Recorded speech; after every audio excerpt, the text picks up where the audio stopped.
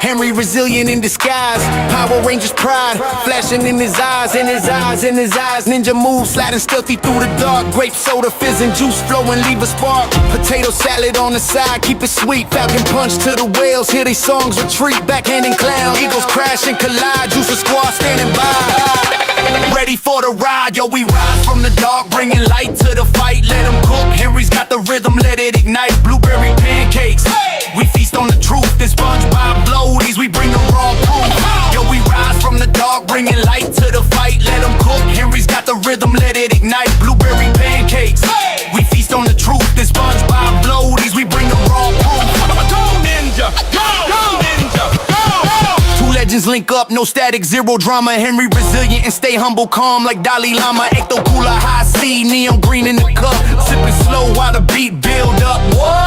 Biggie flow in the pocket, Pac soul in the glare. True bombs dropping, villains catching thin air. No beef, just feast, pancakes stacked to the sky. Whales harmonizing, juice a squad riding high. We ghost ride the rhythm, floaties on, no sync. Street lights flicker, watch the whole block blink. From the shadows to the stage, we rewrite the script. Ninja stealth with a smile, every bar's a gift. Yo, we rise from the dark, bringing light to the fight. Let them cook, Henry's got the rhythm, let it ignite. Blueberry pancakes, we feast on the truth. And SpongeBob floaties, we bring the raw proof. Yo, we rise from the dark, bringing light to the fight. Let them cook, Henry's got the rhythm, let it ignite. Blueberry pancakes, we feast on the truth. And SpongeBob floaties, we bring the raw proof. This ain't a game, electric vibe in motion now. Truth seeking ninja, feel the power. Take a bow, Henry in the spotlight, can't dim the flame. In the night we make this vow, remember the name. Yo, we rise from the dark, bringing light to the fight. Let them cook, Henry's got the rhythm, let it ignite. Blueberry pancakes, we feast on the truth. And SpongeBob floaties, we bring the raw proof. Go ninja, go ninja, go go.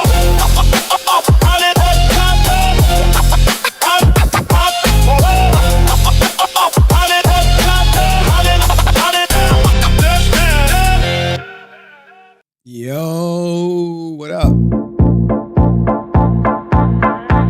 I put the new 40s on the G. I tap into the bloody bottoms is underneath. Cause all my niggas got it out the street. I keep 100 racks inside my jeans. I remember hitting them all with a whole team. Now a nigga can't answer calls cause I'm hauling. I was waking up getting racks in the morning. I was broke, now I'm rich, these niggas salty.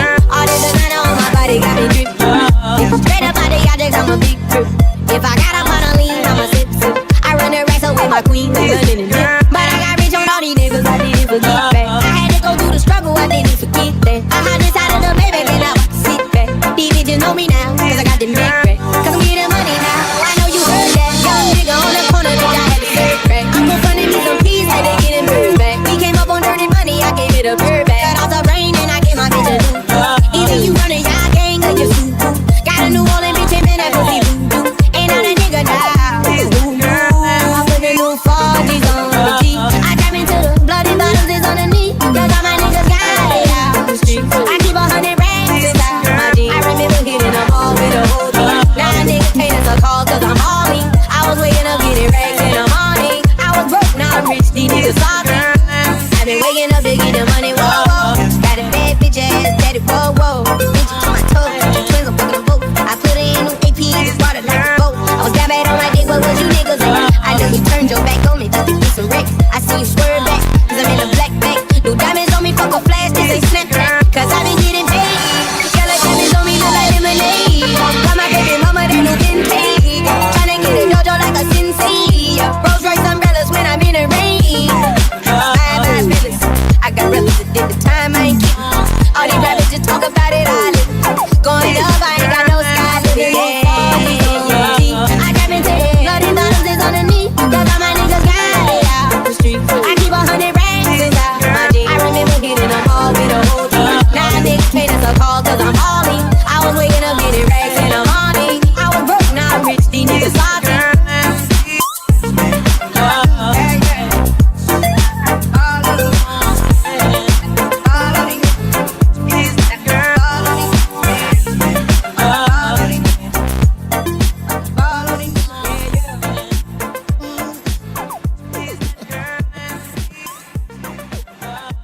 Yo, what up, what up, what up?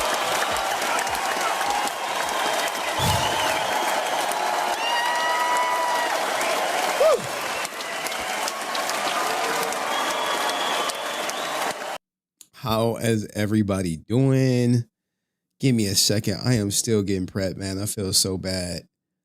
I had like a big stream plan, but in true fashion, I got distracted like before stream. It tends to happen from time to time. It tends to happen, but anyway, how is everybody doing? Hopefully everybody doing cool. Give me a second. I'm still setting up a little bit. All right. Shout out to all 19 people up in this bish. Do me a favor. Like the Mickey Fricky Frackin' stream. Good. How are you? I'm doing good. I'm doing good. My tooth is not hurting. So the antibiotics is working, but I mean, have y'all ever been on antibiotics? When you have to take them like every 6 hours? Ooh. Let's just say it's really, really, really hard for me to hold down food. So if I got to take a bathroom break, extendo, you guys will know why. All right. I'm just saying, you will know why if I got to take one of them joints. All right. So anyway, what are we covering tonight? Jesus, I got so much stuff. So much stuff to get to. So much stuff that we'll see.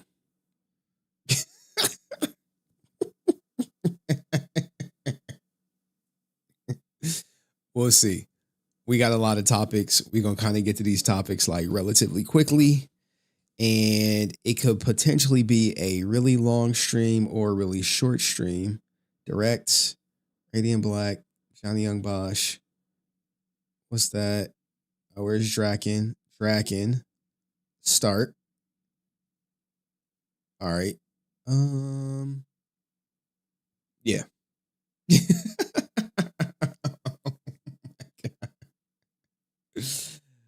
Oh, I see my little cheerleader out here, man. Cheyenne, his little cheerleader, who used to fall asleep in the voice chat. You got a whole ass husband and a couple kids. Let's see. Where is that song? Give me a second. Thousands of people at the open. Why is this right here? Okay, they messing with me. All right. If he really want to show something, he should show his receipts for what he got his kids for Christmas. He is what we all have known him to be. A hopeless pothead, failure to launch ninja, Clarence from 8 Mile gone bad. Deadbeat dad ninja, always crying wolf on the internet, ass ninja. Every shit post on Instagram screaming, look at me, ass ninja. Broke ninja saying money ain't everything because he don't got none, ass ninja. Reality, can you give me a ride to the convention, ass ninja. Wants to go live, but won't show his ugly ass face, ass ninja. The type of ninja that need rent money, so he has to grab his ankles for VG, ass ninja. Forever saying he gon' smack someone that kind like he gon' have a table, ass ninja. Saying he on my channel, but can't even get his poppin', ass ninja.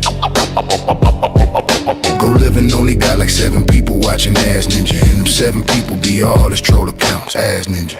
Fucking a bitch with dementia to pay the rent, ass ninja. Don't got a bank account, ass ninja. Living like an illegal alien, ass ninja. Type of ninja where his kids call him by his first name, ass ninja. Hell, he can't even see his kids, ass ninja. Blaming it on the system, ass ninja. Missed his court date because he got hot, ass ninja. Reading this. I know, man. I know he writing love letters to me and shit every stream and shit, guys.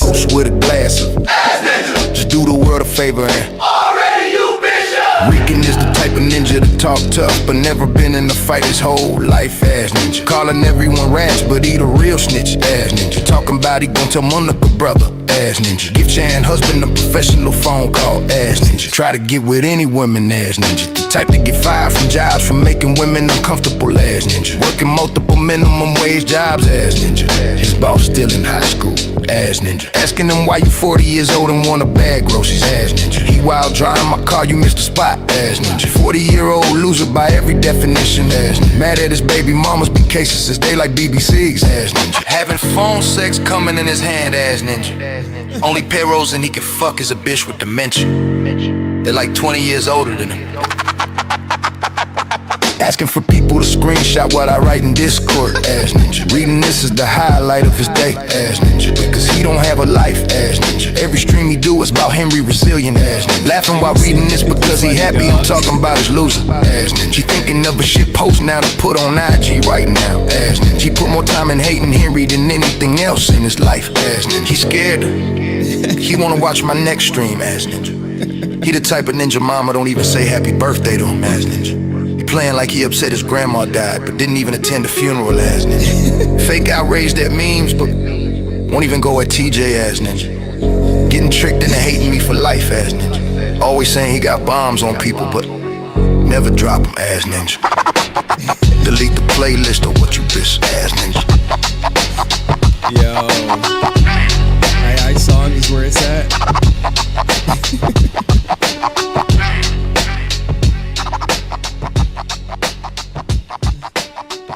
Thank you, Cayenne, for the 385. Can't you get it through your thick skull that I'm broke?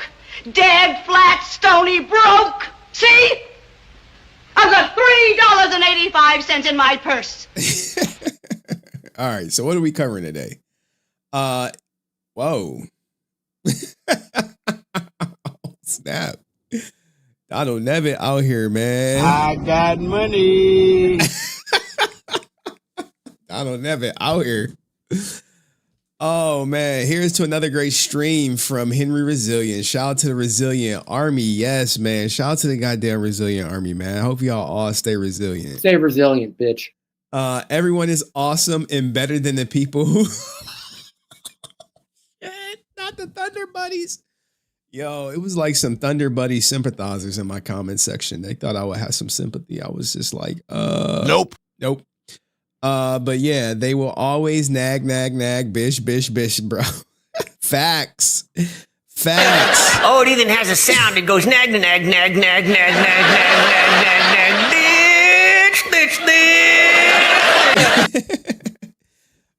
Yeah, man. Appreciate you, man. Hopefully you have a good day at work, man. Hopefully you chilling up at work. Let's get what we talking about, because we got so much to cover. So much. There we go. I gotta add that. All right. So much to cover. So we gonna cover. I got some intro stories, some quick hits. Bodies. I don't think we're gonna do that one because it's 6 minutes. That we could probably save Tech Tone for like the end. We got to cover On Me and the Hellcat. His girlfriend stole all his money, deleted his YouTube channel. He just got out of jail. He down bad. Bad day for Pooh Shiesty. If you follow my Resilient News channel, you know I'm covering a lot of Pooh Shiesty right now. Trying to get into that algo. New Afroman interview for sure. Nikki Glaser is a CUCK. As a proud CUCK and enjoys participating in cuckery. The New England Patriots head coach is cheating, or looks to be cheating on his wife with a reporter. Man. Yes. The reason why Family Matters ended, like, this may be a saga. This may be a bigger feature as we branch out to cover more content than just Power Rangers. We may go full mainstream with this Brad Pitt interview. I don't know yet, but most importantly, we're going to talk about this Kyle Higgins interview that Action Addicts podcast did. Friend of the show, English Jack Black. I'm not sure if he's watching or if he's up right now. You know, people be asleep. Oh, snap. Snap. I don't know why the chat froze up. Give me a second. We have that. I see you 9 months in the game. Give me a sec. I'm gonna acknowledge you in a second. The Kyle Higgins interview. This is the main event. This is probably gonna get covered after we cover all these little micro stories. But we're gonna start off with quick hits, get everybody up in here, say what's up, see how y'all been doing. Now, if we really get to it, Rican Ranger, guys, there is a small claims trial that's taken place or has taken place that if we hit our super chat goal, I will 100% cover. Like Ninja really showed up in trial, and you're not going to believe what his father is suing him for. Some people may agree with the lawsuit or some people may disagree with the lawsuit. So if we hit the go, we will cover. You are bugging. I will die. Whoa. Because you got my name in your mouth, you fuck. We may cover the lawsuit. I saw the clip. I didn't watch the full thing, but there has been a sighting of him in small claims court, So, but the main important part is Kyle Higgins' interview. Now, this interview is over 3 hours long. Now, I know we want the Kyle Higgins interview, and we may never get it because Psycho Goat was supposed to call me for the interview, but he obviously never did and just did the interview without me. Similar to how he just cut me out the Johnny Young Bosch interview. But there are 5 clips in this Kyle Higgins interview that that I want to cover, that I want to get to. Now, my apologies if Kyle Higgins is watching. I didn't get to prep as much as I wanted to prep because I got distracted before stream, ended up having to push the stream back, messed up my prep time. Work was busy. Normally, I have these on in the background while I'm at work. This is how I was able to listen to Johnny Young Bosch like 2 or 3 times and get all the juice out. But I did not have that luxury this go around. Only got to listen to it once, but I did take notes there are some bars in here. People like, wait. He literally goes at Aaron Schoenke damn near out the gate. Now, here's the thing, right? When it comes to Kyle, he never names Aaron Schoenke. Never names him specifically, but definitely chops him down out the gate. And when I say out the gate, like you have to know the lore to pick up on the little jabs, right? You like, Henry, what little jabs? All right, let's go to it. I got my notes. Hold on, let me pull up my notes. Like he literally, where is it at? 2412. 24. Look, I'll be having my notes right here. So I'm gonna give y'all a little sneak, a little tidbit. The rights to Batman, and B, hold on. I gotta sync with the video time. Come on, sync with it. All right, here we go. Look, out the gate, right? Look. This is just a preview. Aaron gonna be watching because he hates Kyle Higgins. And shout out to you for the 9 months in the gang, dog. Appreciate you. Henry, thank you so much. Appreciate the support all day and long.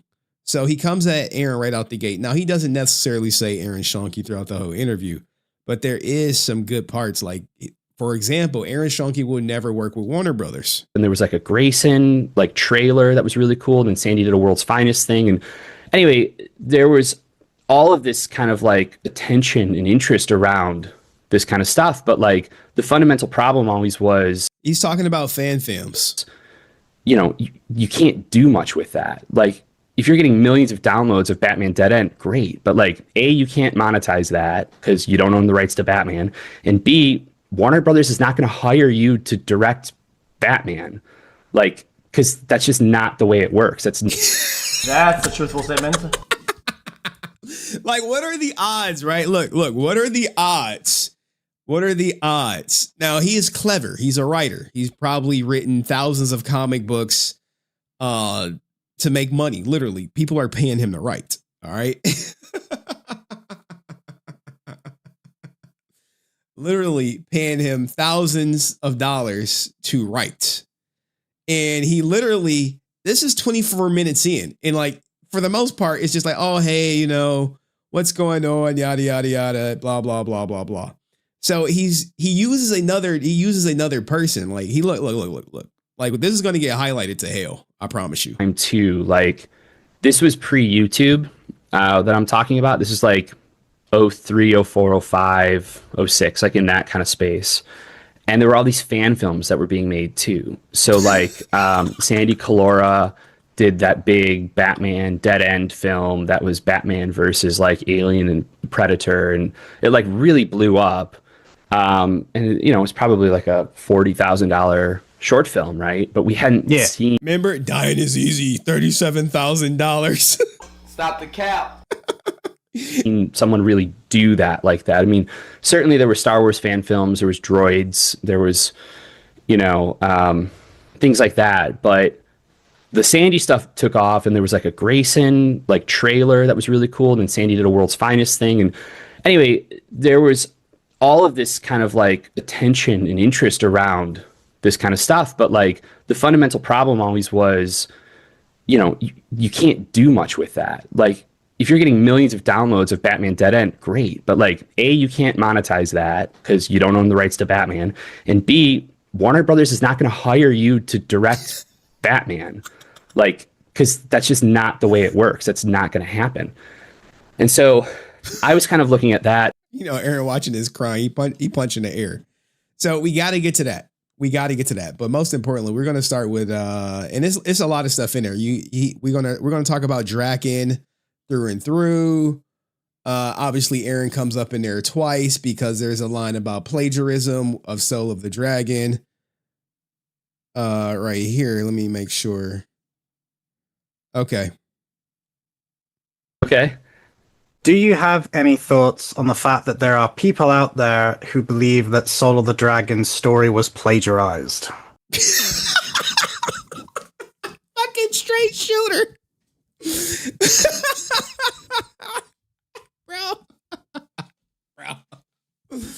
Look, we're lucky. Kyle is lucky that English Jack Black got the interview and not me, because I would not be so kind. Like we may say this plagiarized, but then we're not gonna just skip over it like they do here. We're gonna dig a little deeper, and we're gonna be like, so I know you have to know of this guy, this guy running around saying it.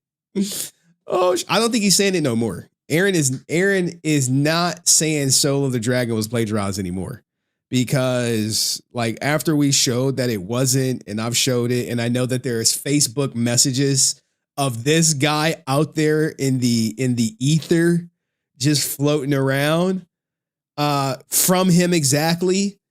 He don't mention it no more. He don't even say Soul of the Dragon. He just like, you know, that shit worked when I wasn't covering it. Now I'm starting covering it. He just shut up. So we got that. But most importantly, we gonna try to highlight Radiant Black, dog. I am not like a Radiant Black guy. All right. Like one, it's like comic book stuff, dog. I need some shit like animated, but it is kind of like Invincible, but it is like Invincible is, I would say, rated R, a hard R. And Radiant Black is a hard PG-13. Hard PG-13. All right. But anyway, let me get to the contributors, man. I see y'all super chatting. I see Cayenne. She must really want me to cover the case. But Dono Nevitt is out here, man. Hide the money, y'all. Hide the money, y'all. There's poor people around. Let's get it. He said, let's get the pink spandex going. Where is it at? He said, let's up those numbers. Hey, we gonna do it all, man. Appreciate you, man. Let's up those numbers! Let's up those numbers. Get the go so we can hear Henry talk about Mr. O crash out in pink spandex. He doesn't own anything. Facts. That's a truthful statement. Bro, he said he's sexually harassed. You're sexually harassing me. Back, front, back. We're gonna speed this up. If you're not comfortable with popping your ass, all I want is your hands. Boom, boom, boom, boom. But if you can, get in that shit. Come on, 4, 3, good, 2. We call it the ribbit walk. You go ribbit. ribbit, ribbit, ribbit. Staying low, lifting and dropping that ass. If you have no space, stay in place and lift up those legs.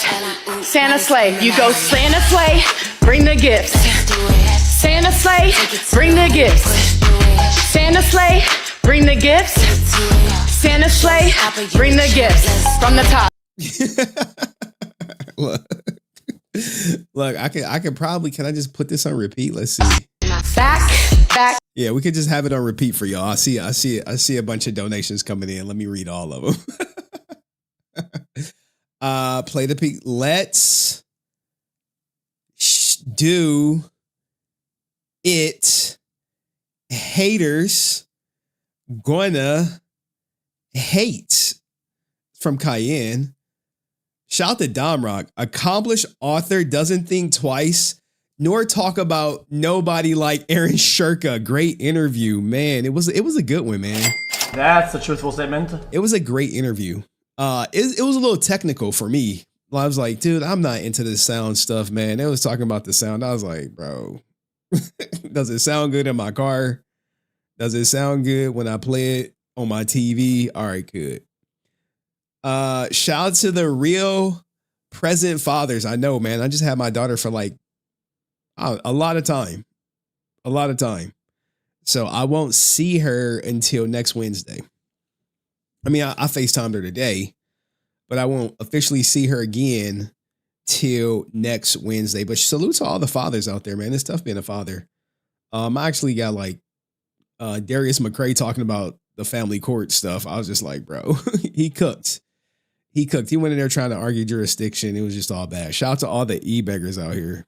What you trying to say, Cayenne? What you trying to say? What that mean? What that mean? What that mean? God, I see somebody hating on Cayenne. Frank, why you worried about what she doing? Frank really out here, man. Like she's his Frank dog. You always playing the clip. Why? Well, people, all right, the way it worked, Frank, is people donate to play this clip. I never just come out with this clip. Back in the day, maybe, but now this is like a paid request only. So, but I appreciate you watching, Frank. We all inspired to e-bag. I think, let me see. E-bagging is like, I don't know. How do you define e-bagging? How do you define it? I put the goal. Hopefully y'all contribute to the goal because y'all want to see the coverage. So let's get into it out the gate. Let's hold on.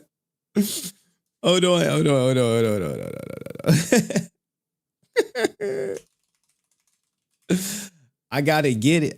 Get it. Damn, I was supposed to work on the XQC video, dog. Shit, Chuck. I'm gonna get to the XQC video. I promise. Okay.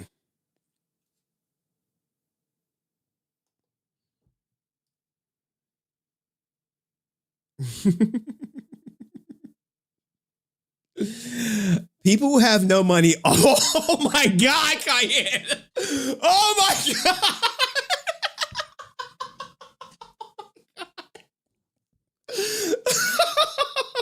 Oh my God. Shit.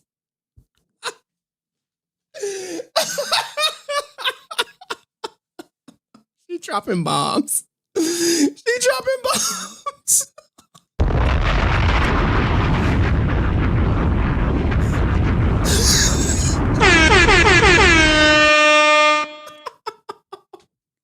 But there is some truth to this statement. There is some truth to this statement.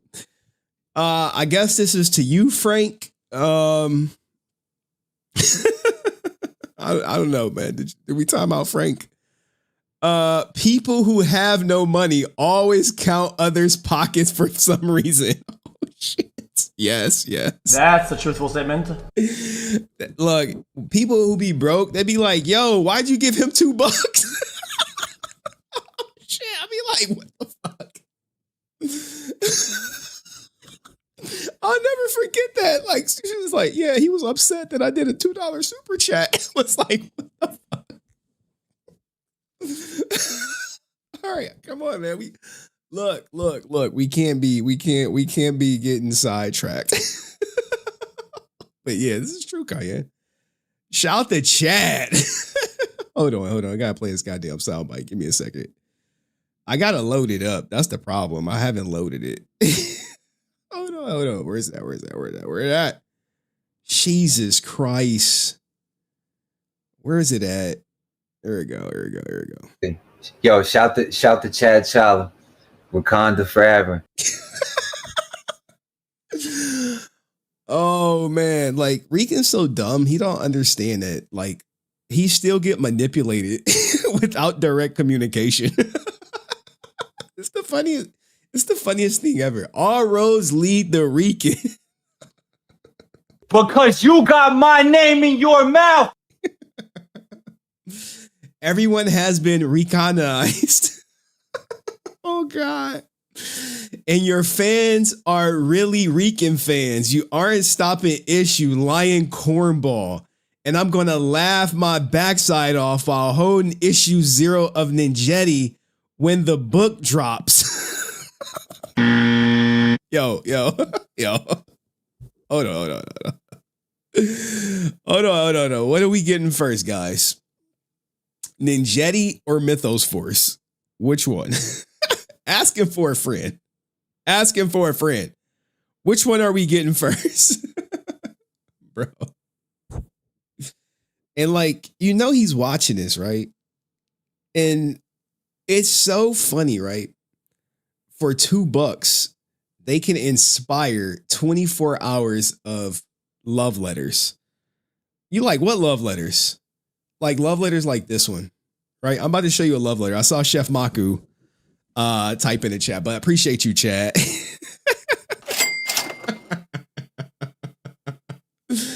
What'd she say? Shout out to the home. Yo, taxes. Oh my God, taxes. Yeah. No, Hawk Elise didn't say he needed a collab, dog. No, he didn't, dog. No, he didn't. Hawk Elise was supposed to alley-oop me the Kyle Higgins interview. Never even hit me up, dog. Never even hit me up, man. Oh, you want to collab between Mythos and Rican? They hate each other. But I hear Rican don't mind if you're a convicted sex offender, so there is that. You got that working for you. But yeah, man, taxes. Shout out to all the homeowners out there. Did your taxes go up? Yeah, I'm saying. Tears are flowing because of Super Chat, dog. It only takes $2 to piss this guy off. Like, look, we even have a love letter right here that he wrote. He wrote this love letter for me. You like, a grown man wrote you a love letter? I'm like, yeah, I have it right here. He wrote it. This shit for me. He wrote it for me. I was like, wait, you lying, right? There's like, no, he wrote this for you. I was like, really? Yeah. You are the cheddar bob of the grid. No wonder Mom Dukes wrote a check she couldn't cash and left Rat Boy at the dumpster. Better take my ish down, poop man. You look even more stupider than you don't. Look at this rainbow little weirdo watching AI constantly while he continues to sexually harass me on YouTube as my project continues to shut up, pussy. We cook you idiots without even trying. Get off the internet and swirl your ish somewhere else, Henrold. The grid is ours, and there's nothing you can do about it. You should only be allowed to drink Yoo-Hoo for the rest of your life since you're about as exciting as toilet water, Diddles, the Dookie Clown, aka Shit Stain. You got no bars, and your community bores me. Get a life and gom. Duh. My Ninjetti staff is off limits to you bozos, and book 1 is coming. Oh yeah, and I really like Mortal Kombat 2. Enjoy the show. Sincerely, Lonely Face. Your new Dragon Ranger. Asterisk. For entertainment purposes, of course. Oh, snap.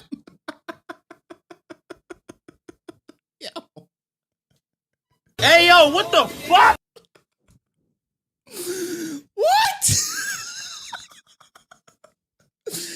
Dear Henry Poop Man. Oh God, dog. When you got no room to talk, Poop Man. Bro, I just be chilling, dog. I miss you, all the people from the court. I missed GIF Wars. Hashtag smoke bomb. Where is my frog? Come where Froxus. Come. Froxus. Froxus? No, not Froxus. Well, we do have a picture of Froxus. Fresh from the swamp, if you will. Where is the picture at? Here we go, right here. I got it. There go Froxus. Shout out to Froxus. Like, what the fuck? Hey, yo, what the fuck? I was just thinking about fucking Brent. At least I get some pussy, some dick and pussy more than you. But you know what? I could fuck myself sometimes. Yo. Well, let's go back to the letter.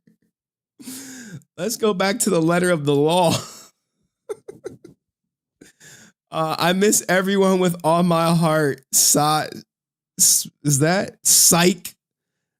BA losers, Komodo Dragon. I will die. I will go out canceling you, bro. Shit. Oh my God, man. Thank you all for the support, man. I appreciate it, guys. I really do, sincerely.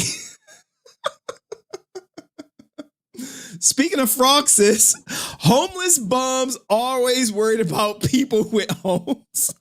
That's a truthful statement. Bro, what is up with that, yo? What is up with that? What is like, oh, you own a home, F you. You what do you say? Didn't you say wasn't he like you trolling homeless people? But he was like, I got a place to live. I was like, bro, why you defending homeless people? Because he homeless. There's a lot of homeless ninjas out there, dog. There's a lot of homeless ninjas out here. Oh, we got two.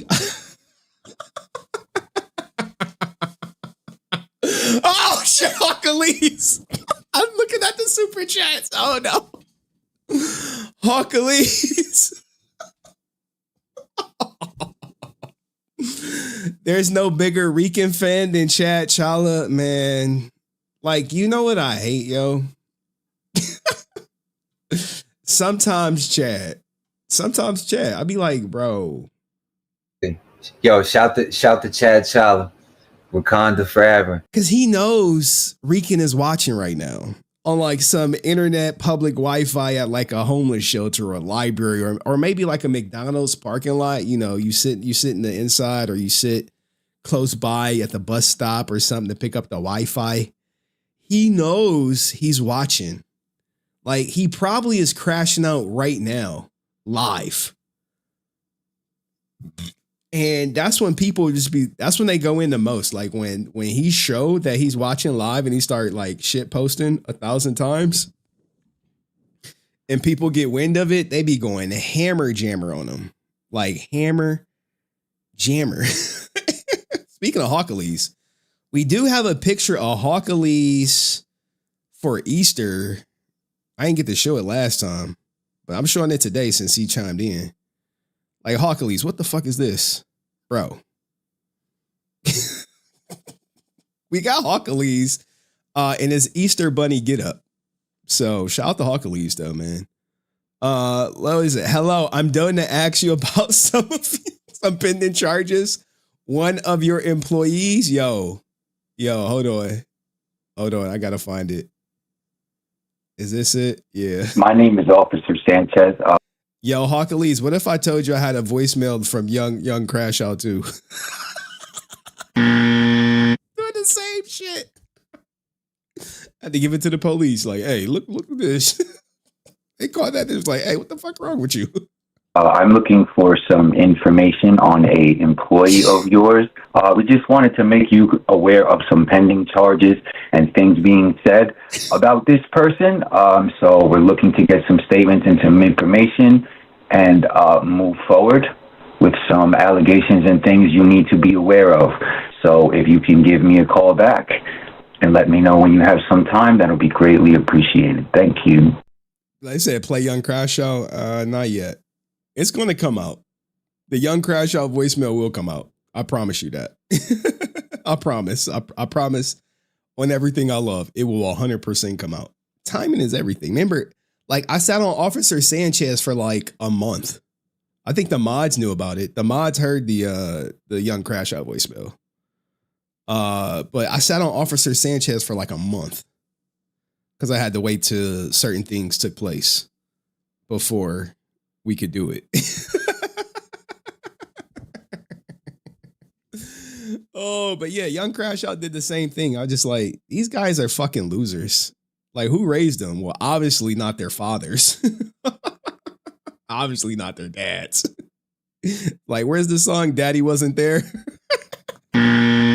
Speaking of someone who daddy wasn't there, I'm just saying, like, it's clear they had no like strong male influence in their life.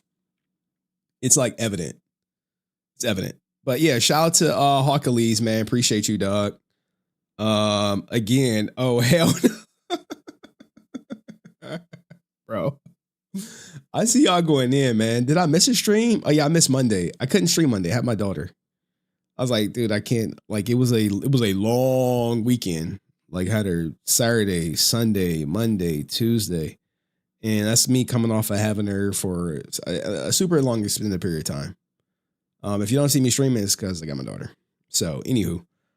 People with no jury always worried about others' juries. Play that ish for me, Daddy. Frog says, which one?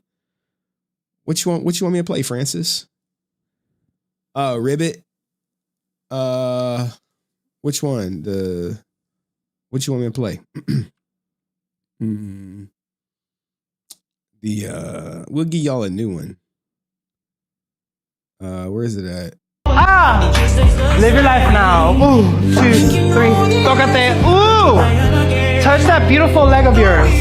Oh, I think that's whatchamacallit. I think that's The Weeknd in the background. Gather it in, hug myself. I go a titty, ass, throw it back. Oh, gather it in, I hug myself. I grab my titty, knee, throw it back. Oh, I go hug myself. I need some love. Booby, tiki, boogie, googie. Ah, last one. Beautiful. Ooh, we go. Oh, is this the regular spandex? Let me see. Where is that at? You got this on mute. Come on, 4. Back, front, back. We're gonna speed this up.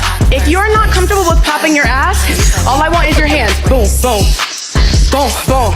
But if you can, get in that shit. Come on, 4, 3, good, 2. We call it the ribbit walk. You go ribbit. Staying low, lifting and dropping that ass. If you have no space, stay in place and lift up those legs. Santa Slay. You go Santa Slay, bring the gifts. Santa Slay, bring the gifts. Santa Slay, bring the gifts.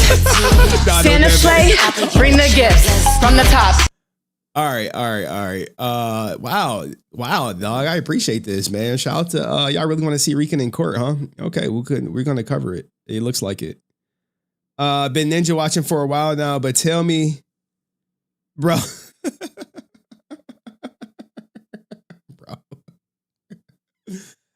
No, they call it like an old colleague of mine.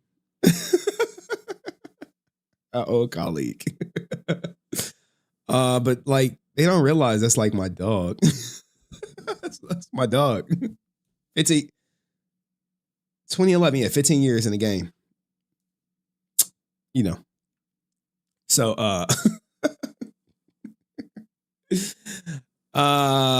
she said she back hitting the bag. Hold on, we got it.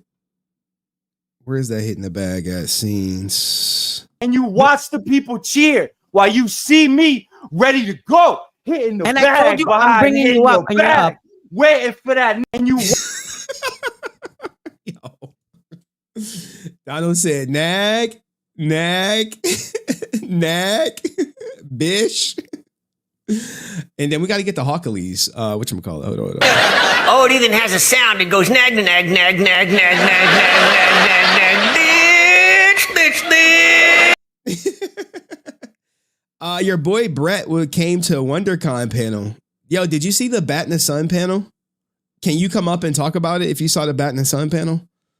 I'd be forgetting we can collab with Hawkleys, but you know, Hawkleys is like big time and shit, dog. Check him out on Kick. Can someone post his channels in the chat? Post Hawkleys channel in the chat. I know he's on Kick. Like I think Monday, Wednesday, Friday, watching that. What's that stuff you call? Is it tokusatsu? He watching tokusatsu.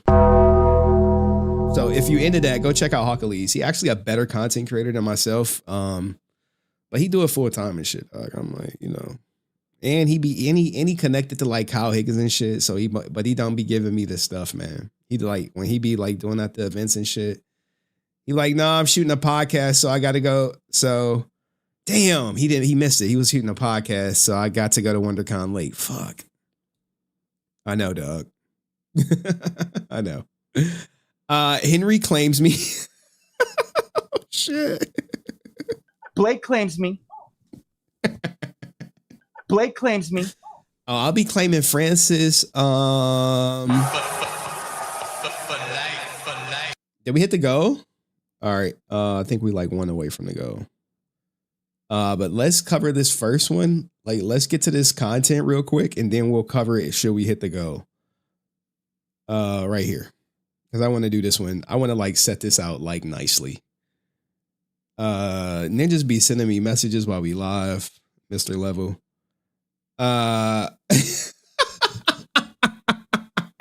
Shit, Francis. Goddamn. Goddamn. Oh man. All right. Okay. All right. Look at y'all. Blake claims me. Blake claiming Sky. I know who Blake ain't claiming no more. He ain't claiming his baby mama no more. What's up with that, huh?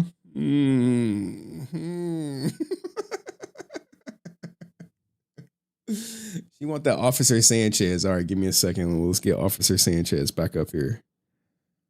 Where we at?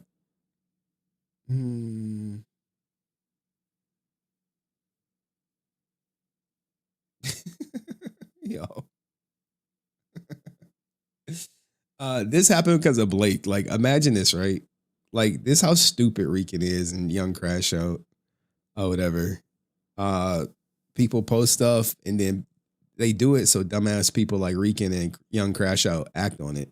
Because they too smart to act on it. The people who post it, like Blake ain't as dumb as these guys, but these guys are fucking dumb. Both bums, both losers, both never gonna be nothing. Both use AI. They should just fucking team up, right? My name is. But then they got no resources. You got like two broke people putting their money together. What they gonna have? Nothing and nothing. At least Young Crash Out got like a little bit of people that follow him, other than the bots. But you know. Officer Sanchez, I'm looking for some information on a employee of yours. We just wanted to make you aware of some pending charges and things being said about this person. So we're looking to get some statements and some information and move forward with some allegations and things you need to be aware of. Move forward with allegations. So if you can give me a call back and let me know when you have some time, that'll be greatly appreciated. Thank you. Yeah, I mean, Blake is the type to double back this guy. But you know, you got two known scammers, linking up, clicking up. You know what I'm saying? Jesus, right? You see, hurry. Just got done with my taxes. Let's up them numbers. Oh, everyone got their tax return? That's what's up, man. That is what's up, man. Let's up those numbers! Let's up those numbers! The crazy thing is, I got to make sure I file for an extension on Monday. might be like, why you filing for an extension? I'd be like, I'm in a bind, Nate. I'll pay y'all in October, man. Like, it's like last year, dog. October, I got y'all. They be like, for real? I'm like, yeah, dog. I'm gonna do it in October, just like last year, October. But anywho, forget who cares about that. Let's get this. Thank you, Ryusi. I think we hit the go, so we will. Whatchamacallit? Shit. Appreciate y'all. We'll keep this one a little modest on the next one. Y'all want to see that Rican stuff? We'll cover it. Skip to Kyle Higgins destroying Aaron Schoenke. Oh man. Where all the Kyle Higgins fans at? Put some KHs in the chat. All right, anyway. This is the story we're about to cover. You may have seen this. You may have seen this clip. It's currently going viral right now. Ladies were not feeling the Black Ranger. I'm too ghetto for you. I can already see that. Yes, I can see that too. We not compatible. So I'm looking for either a sugar daddy or a good stepdaddy for my kids, and they'll be and beat your ass the way you dress or some shit. Highly doubt that. You just wouldn't fit you just wouldn't fit in my aura. Like you just you kind of weird. Damn. Weird? Hell yeah, you weird. You weird. Wow. You shouldn't have came to no place like this dressed like that. And Facts. I agree with her on that. Keep it P. I'm gonna keep it real. And I appreciate the honesty. No. I like your hair and stuff. Oh, thank you. Came to this, and you know you're looking for a woman. You must don't like women for real. I do. Hey yo, what the? Why? Okay, so we have another incident, guys, where a person has went on the Pop the Balloon challenge. This is Love Mountain. It's a little different from the last time they had one. Last time they literally had a convicted sex offender on there. I am a tattoo artist. Capping about pretty much everything in his life, if you will. Talking about he's a tattoo artist, a Red Ranger, when really he's just a bum living with a woman who paying all the bills. The girl he lives with is the actual tattoo artist, not this ninja. Go to his tattoo page. You will see it's not popping. I am a Power Rangers actor. I'm the Red Ranger for Power Rangers Mythos Wars. What? Stunt choreographer, MMA fighter, and I play football as well. Wow. Football? Nope. No. I'm not a real big fan of the dreads and the ends with the red. Oh, with the that's it's kind of my staple because like all of my people. And he using who's the TikTok young Fleet Boy Jetson's TikTok channel, like active sex offender class 2. Don't you gotta like register every 180 days with the state of Arizona? No, like, my colors are red, black, and gold, so they know me from my red dreads and my Power Ranger helmet. So that's why. Wait, did they just release? Like, I don't think any of these women knew he was on the National Sex Offender Registry, but you know, here we go. Used to play football, I guess, like in like high school or something. I don't know, flag football. It's a show, or it just got finished casting and we're shooting in June. Eyebrow slit in the 2 different colors. Yeah, he got cooked on here. Literally no woman was checking for him and he walked off empty-handed, which is like funny considering he like lives with a woman. So you have that. All right, but let's get into this new contestant, the Green Ranger right here, or the Black Green Ranger. Hey. Come over here. Okay, let's start with your name, your age, and your occupation. Hello, ladies. My name is Mug. I'm 42. Oh my gosh. Dyslexia. I'm 42 and I work in tech. Bro. Okay. Who told him to wear this? Who told him to wear it? Not me. What are some green flags in dating you? Green flag? Well, first of all, I'm a Power Ranger. First of all, I'm a cosplayer. I love to communicate. I know how to communicate and I'm just awesome all around. And where did you say? Now look, this outfit is appropriate if you're going to a cosplay Pop the Balloon. Now, if you want to wear your Power Ranger fandom on your sleeve, have at it. But this may be a skit. It may be planned. You just came from? Japan. Okay. Spent 2 weeks in Japan. For no, just for vacation. Okay, gotcha. And what was your love path? Devoted climber. Devoted climber. Okay. You do have some pop balloons. Let's find out what they pop. All right, let's go. Your name, your age, and occupation. Yo, at least some women didn't pop though. Like, you know, hey, the white women. Where the white women at? White women did not pop. Some two couple black women, 3 black women, or 3 black women didn't pop. White girl, she open for it. Like, let's go. And she tight too. Got a nice little body on her. Hi, my name is Kia. I'm 32 and I was just giving her credit. She heard me. I was like, no, Henry, it's getting popped. I'm in student finance. The reason why I pop, sweetie, come on now, you looking for love. Why would you dress up as a Power Ranger? Let's keep it a set. Well, I heard that ladies love a guy in a suit, and this is the best suit in my closet. Not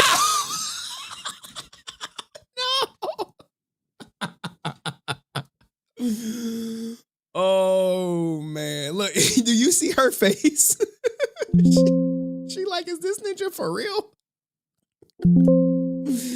It's the that suit. Miss Kia, I'm 32 and I'm in student finance. The reason why I pop, sweetie, come on now, you looking for love. Why would you dress up as a Power Ranger? Let's keep it a set. Well, I heard that ladies love a guy in a suit, and this is the best suit in my closet. Not that suit, okay? A fresh suit, a cut suit with a tie. That's fine, baby. That's fine. I'm not your type. I'm just letting you know. I know, but I'm not your type. That's fine. But I'm just telling you. Yes, ma'am. Okay. Hey, she got a nice little rack on her though. Yeah, I'm saying, like, you'd be like, hey, big girls are good for a nice rack. Your type? Not at all. You don't know. Why she not your type? She like, yeah, you capped out, bro.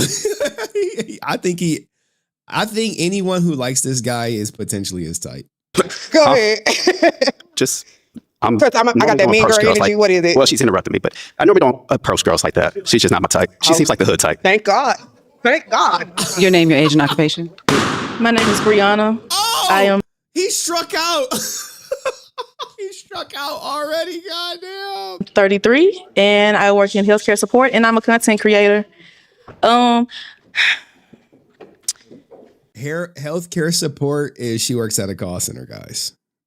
You know, she checking you in or checking you out. Take your time. I'm finding it. That's fine.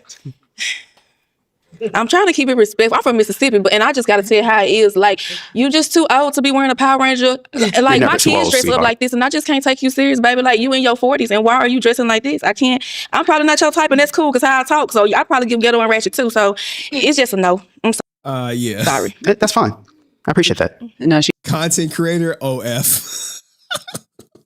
Your type? No, not at all. Why isn't she? She just said it. She's ghetto and type. That's fine. Your name, your age, and occupation.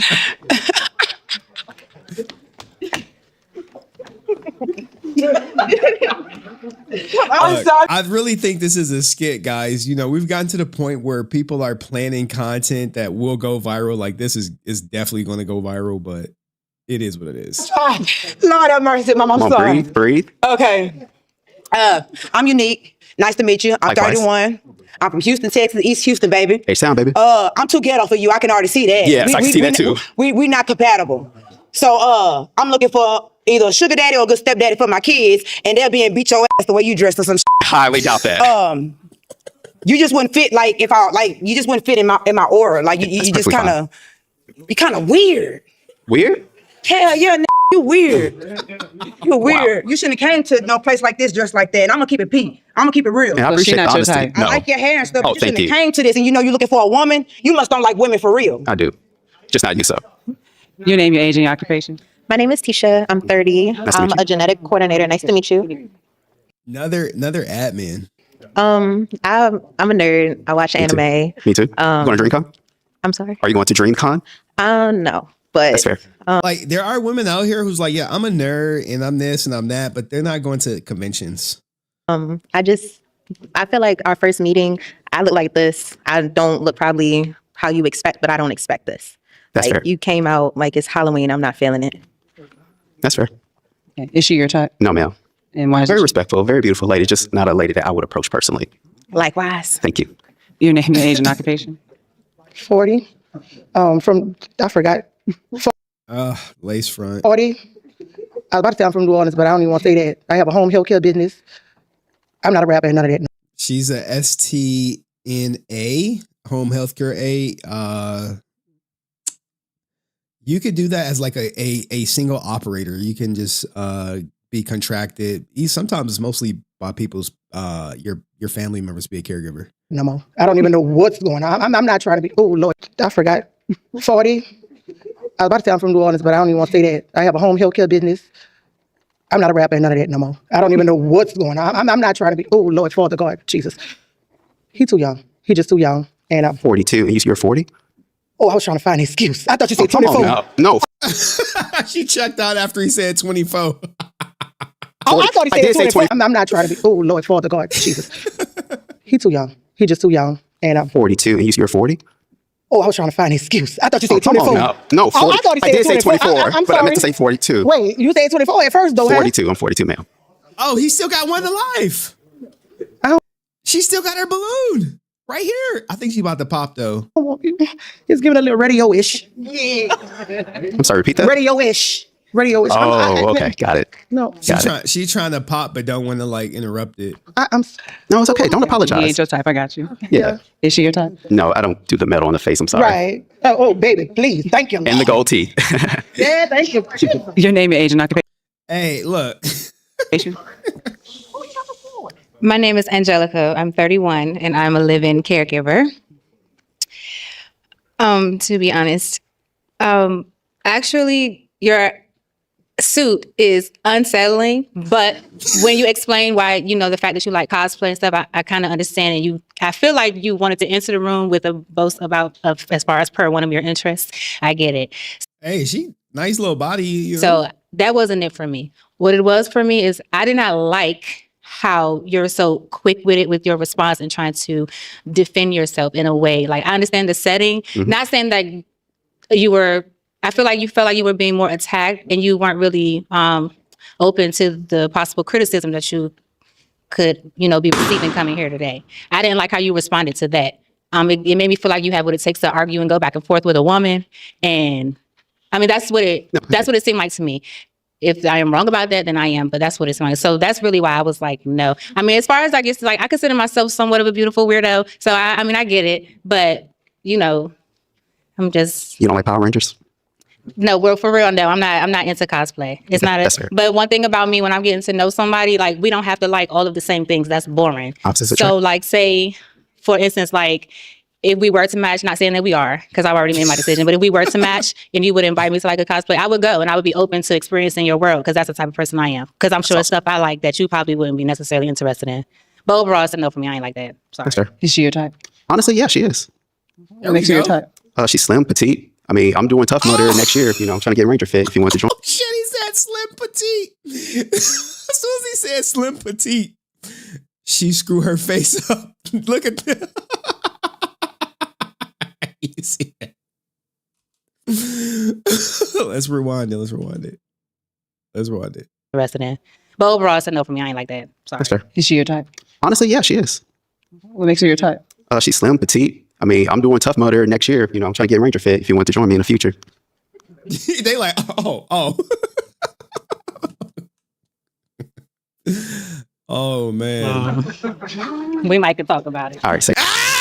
She gonna go. Your name, your age, and occupation? Mirla, 39, education. And what? All right, teacher. How'd you pop? I believe in compatibility, so I don't know that I would be willing to like try out cosplay, and it's not something that I'm interested in. That's fair. No, it's Amelia. Oh, bro, you got to ease him into the cosplay stuff. The teacher is the one right here. Yeah, she's beautiful. Absolutely. It's literally like 1, 2. Right here. You do have a pop balloon right here. Let's find out when she popped. Your name, your age, and occupation? My name is Monique. I'm 30-something, and I'm in education. 30-something? Hot for a teacher. Yeah, she got his shit. And I popped because I am into cosplay. I really like it. I follow quite a few people online. I love the makeup part of it. I'm a very big nerd. I am just not so sure you're confident, because as women have been talking to you, kind of been twisting a little bit. And I understand being nervous, but I need my man to be confident in his stance. My man. Of course. I'm very confident, by the way. Okay. So is he your type besides the confidence? I love the hair, for sure. Thank you. Yes. She shouldn't have popped. Very beautiful lady, but normally not someone I would approach. Damn, dog. Damn, homie. Ugh. Can I ask what? I like a more slim and petite, to be honest. Okay. Yeah. Damn. I do got a lot back there, so. Oh, you want to get your balloon? I understand. Sure. So you like slim and petite? Wait, bro. You said you like slim and petite. Then you was like, hey, you want to get your balloon back? Can I ask why? I like a more slim and petite, to be honest. Okay. Yeah. I do got a lot back there, so. Oh, you want to get your balloon? I understand. Sure. So you like slim and petite, though? I did. Okay. I mean, I could be swayed. I'm just saying. I mean, she was pretty cool. I mean, you know, like you judge a person off the first 7 seconds. So if you like, well, who would you go for first? You like, well, number one, she got kids, so you know she going. Number two, number three, she got blue hair. She going. Number four, number five, because she's sweet. 6, 7. There you go. My ranking system for all who care. I'll be in the parking lot. Okay. All the balloons have been popped. Let me see. Now, the reason why I think this is a skit is because he A was zodiac he was on the show again already. signs a red flag. You see? There you go right there. You like, wait. That's why I think it's a skit. What's your sign? Zodiac. Damn. Okay. And why'd you pop? Zodiac signs are stupid, and damn, yeah, that's a red flag. So I had to pop on that. I'm sorry. You're a beautiful young lady, but Thank you. just the zodiacs, you know, I don't rock with that. A zodiac. See, this is why I think it's a skit, but you know, I would never go on one of these shows, and definitely for the men going on these shows, it is a humiliation ritual, as you're gonna be paraded out there, and women gonna pop just off, you know, for whatever reason. I've seen like some of the craziest reasons. But what did you think about the newest Power Ranger fan to go on a Pop the Balloon show? Let me know in the comment section. See you next video. Peace. All right. Cool. All right. Let's get to Recon's lawsuit, small claims.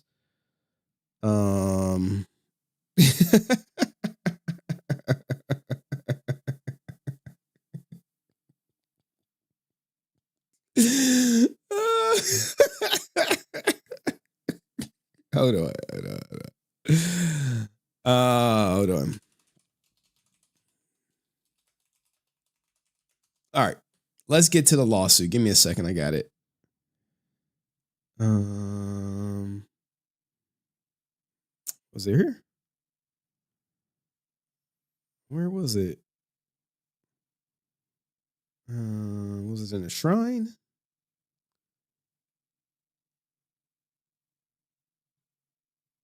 Okay. Where was it? Where was the lawsuit? One of the mods. I thought I put it in my stream prep tab, but it's not looking like it's in here. I see Omni. Cayenne, you still here? Or is it in the Power Ranger channel? Where was it? I know I've seen it. I just don't know where. Do any of the mods know where it's at? I don't want to like whatchamacallit, y'all. Officer Sanchez getting sued. No way. You have the whatchamacallit? You have the clip. Can you add me on it? I know I saw it. Was it a Resilient Father channel? Yeah, I got it. All right. Found it. Hey, sir. All right, so we're going to clip this.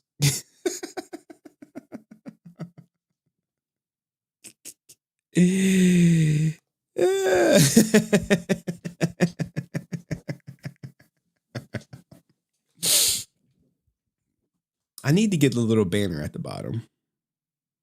You tricked us? No, I didn't. I didn't trick y'all.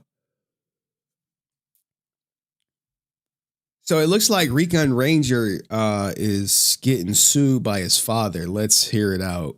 My son, Michael, broke a promise, and I'm trying to recover the funds that it cost me by his doing so. I have been living in Memphis for about the last 25 years. That's where I met my wife. That's where I started a small business with her brother. You know, we're part of a tight community, a small, tightly knit community. We go to church. Our families entertain each other together. Right. Shortly after I got married to Michael's mother, my wife Jennifer, and Are you still married to your wife Jennifer? Okay. Yeah, if you guys don't know, his father is really in the church. I think they do have like a religious podcast, and sometimes they talk about, you know, do they talk about him? I'm honestly never listened. I've never listened. I've only been told. Yes, we're still married, and we found out we were going to have a child. We were overjoyed, and when I had a son, it was doubly joyful because then I knew that the family name would carry on. And he's a boy who's always made me proud. He's always been smart and well behaved, and a great boy. You know. So all this sounds really, really lovely, Mr. Talbot. So why are you suing your lovely, well-behaved, high-achieving son for $6,000? Damn, $6,000? Oof, you know he don't got it. It all started last May. Michael one day asked if he could have his friend Kevin stay over. It was a Saturday night. How old is Michael? Michael, how old are you? I'm 18 now. You're I was 17 at the time. Okay, so were you a senior in high school at the time? Yes, I was a senior in high school. Okay, thank you, sir. Go ahead, sir. His friend Kevin, who was a couple of years older. Did he say Kevin or VG? Was it Kevin or VG? I don't know. But I had met Kevin, you know, certainly seemed like a nice kid, a nice boy. I thought, you know, Michael had some trouble over the years in school, especially when he was younger. He would occasionally get in trouble or get into fights. And I thought maybe this Kevin could be a good influence. So maybe like a big brother type of mentor could be a positive thing. Yes. You know, the type of guy to help you out when you're in the bind. I was certainly hoping that, yes, exactly. So I put out the air mattress in Michael's room so that Kevin could stay on the floor. I heard noises, you know, late into the night, figuring, you know, they're boys, they're roughhousing or they're reading comics or whatever they're doing, you know, and I knew they stayed up late, but it was a Saturday night, so. I think we know where this is going. What difference does it make? I went in there Sunday morning to tell them that breakfast was ready and, you know, Michael had to start getting ready for church. And I found them kissing. They were not kissing, fooling around, roughhousing. Hey, yo, what the fuck? He walked on his son kissing another boy. And they were kissing the way a man and a woman kiss. Well, let's rephrase that in this courtroom. They were kissing romantically. Yes, they were definitely kissing romantically. I was shocked. I didn't know what to say or how to respond. So I just pulled it together enough to ask Kevin to leave and to tell Michael that we had to get ready for church. And that's what we did. Did you address the situation at all? I did not. Damn, I didn't know like Rican got caught kissing another person romantically. I did not know what to say. I didn't want to say the wrong thing. I didn't want to blow up. I didn't want to say something I was going to regret. So I didn't say anything. Did you tell your wife? No. So it was very uncomfortable at church because I couldn't really look at Michael and I couldn't speak to him and I didn't want to say anything to Jennifer. So Is this why he kicked his son out? Damn, man, we never really got the story why he got kicked out of his house, but I guess we're getting it now. Just sat there, and I'm afraid I kind of sat there all day. But by the next morning, I figured out what I wanted to say, and I texted him. I have copies of. Proffer that evidence to my bailiff here, sir, so I can take a look and see exactly what you said to young Michael at that time. Michael, I am so disappointed in your behavior. You cannot kiss another man, especially in my. Oh, snap. Alex, I'm so disappointed in your behavior. You cannot kiss another man, especially in my house. If you want to live that lifestyle, you'll need to move out. This behavior is unacceptable within our family and friend circle in Memphis. Dad, I'm sorry. I never meant to hurt you. I don't want to move out. I want to be with you and Mom. I'll do whatever you need me to do. Yeah, because they kicked his ass out. He's been homeless ever since, right? Within our family and friend circle in Memphis. I see Michael responds. He says, Dad, I'm so sorry. I never meant to hurt you. I don't want to move out. I want to be with you, and Mom, I'll do whatever you need me to do. You respond to your only child, your son, and you say, okay, son, let's fix it so it doesn't happen again. Yes, and I do want to be clear about something. I love Michael, and when I threatened him with expulsion from the house, it was just that. It was a threat. It was a bluff. It was. I was trying to shock him. I did want to get. So where's the $6,000 coming from? Jesus. Threatened him with expulsion from the house. It was just that. It was a threat. It was a bluff. It was. I was trying to shock him. I did want to get a strong reaction because I wanted him to know. So what was his reaction? He really took the initiative. He spent the next few days looking into what he could do, and he found a conversion therapy program. I was not all that familiar with this, but he found. All right, now we're getting to the nitty gritty. All right, father walks in on son, doing what the father does not approve of. Okay, and after he sees the son doing what he does not approve of, the son, out of desperation out here, because you got my name in your mouth, finds a conversion camp. These are usually like your pray away to gay camps or whatever, you know, things like that, things of that or whatever. And I'm guessing the father paid for the camp, but it didn't work. And he asked if he could go. Do y'all feel sorry for Rican now that y'all see this court case? Should we put a poll in? At least they were not doing it on the counter. Maybe I should put a poll up. Do y'all feel sorry for Rican now? Do you feel sorry for him? It's, you know, it's a shame he had to live closeted in his own house, you know. Yes, he should be able to live his truth.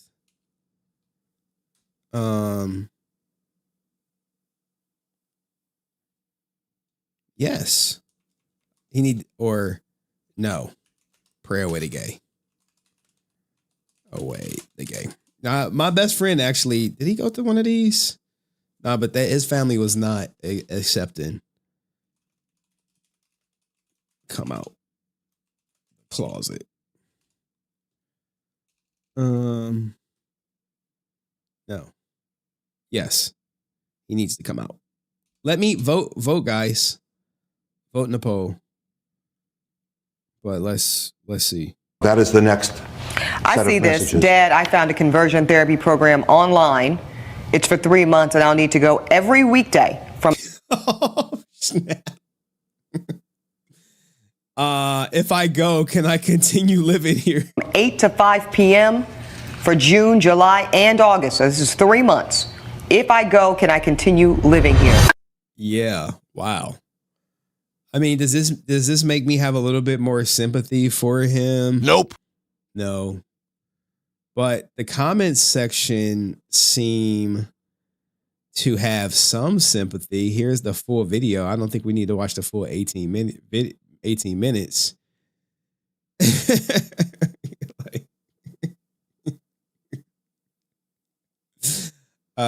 Yeah, that's a truthful statement. What do you guys think? I'll be scared scrolling. I'll be scared scrolling on Twitter because you never know when something's gonna pop out at you.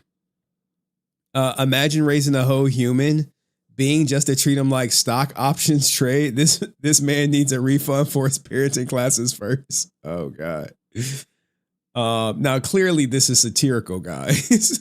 It's a satirical stage scripted. Broke a promise. However you want to look at it, but you know, what do you guys think? His only son, yeah, you know. But at least he got some kids out the ordeal, right? Got some children. Got some children in the mix, if you will. So let me know what you think. Do you feel sorry for him in the comment section? Like, share, subscribe. See you next video. Peace. Wow, man. I guess a new perspective, if you will. And whatever you...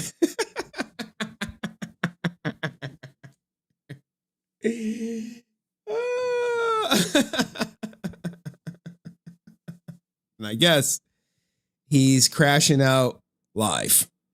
And it worked. For $2, guys. For $2, you got Rican to crash out live. It works every time. Like clockwork. Like clockwork. All right. Look, I got to get to a couple of these stories because I got to pay bills elsewhere. Crashing out, full-blown crash out right now. Full-blown crash out. Like, that's how you know for $2, you can get him to crash out for 24 hours. And Chef Maku, we did it. Y'all did it.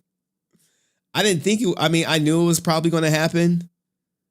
Here is the letter right here for your viewing pleasure, if you will. Where we at? Oh, I forgot I got this version. Or I could be off screen with it. This is the letter right here in 4K. Dear Henry Poop Man, I miss you. All the people from the court. I miss the GIF Wars, Smoke Bomb. Where is my frog? Come here, Froxes. Come to your poppy. I miss every one of y'all. Psych. BA losers, Komodo. Yeah. For $2. For $2. Wow. I wish we had that. We did it, Joe. We did it. Salute to you, Laura. Appreciate you. Hey, just home from Taekwondo. Love you. Stay resilient. Hey, stay resilient too, you bitch. You know what I'm saying? Stay resilient, bitch. Anywho, let's get to the stories. Now, look, we're going to do the funny stories. Y'all probably don't know about Omni-Man. We could do, we got to clip it up. Y'all don't know about Pooh Shiesty, but y'all know Afroman. Y'all could probably relate to Family Matters shutting down. We might do a bigger one. And then we might just go to the Johnny Young Bosch interview. A lot of support. Thank you guys. Appreciate it. All right, let's do Afroman real quick. Search process that shocked you the most about these group of officers?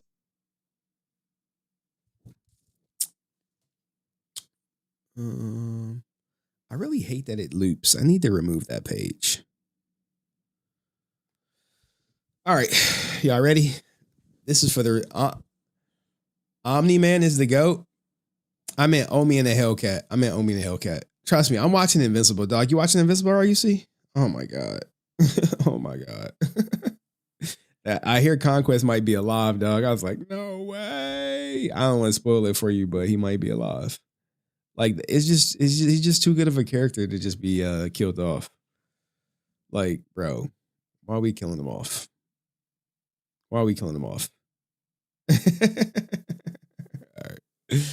All right, make sure I share the shrine tonight, guys. Don't let me forget.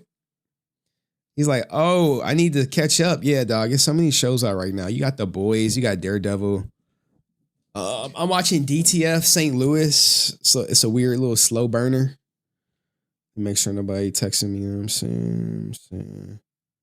I know you think you're the smartest person in the room, but you're not. What you call drama doesn't make it drama. Bro, these Twitch people, dog.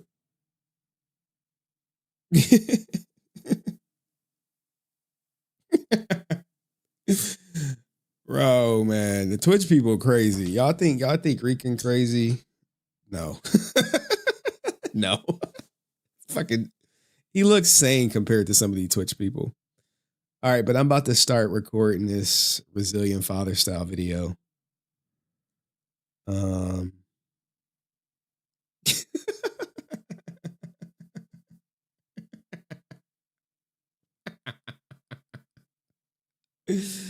He watching, dog, like, Jesus Christ, man. Imagine being homeless and your priority is, you know, getting next to like a McDonald's or a public library.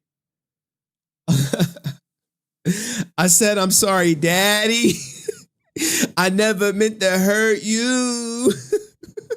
I never meant to make you cry, but tonight I'm cleaning out my closet. The Eminem song. That's a good song, by the way. Thank you, Francis.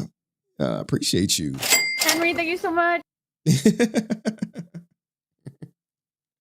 I see y'all in a good mood tonight, man. What's today? Wednesday? It is Wednesday. All right, yeah. Wednesday. Let's go. Why is my mic up? No, his mic is normal. Did my daughter? Oh yeah, my daughter then got my settings turned up to the max. Rican riding the shelter Zord. Yo, who is this? Who is this? Who is this? Oh man, I saw him in the chat. I'm like, yo, they on some zingers. Rican as Scary Movie 8 villain. Yo. Every now and then, some new person type in the chat, be like, yo, who is that? Who that? Appreciate that. That's hilarious. All right, let's go.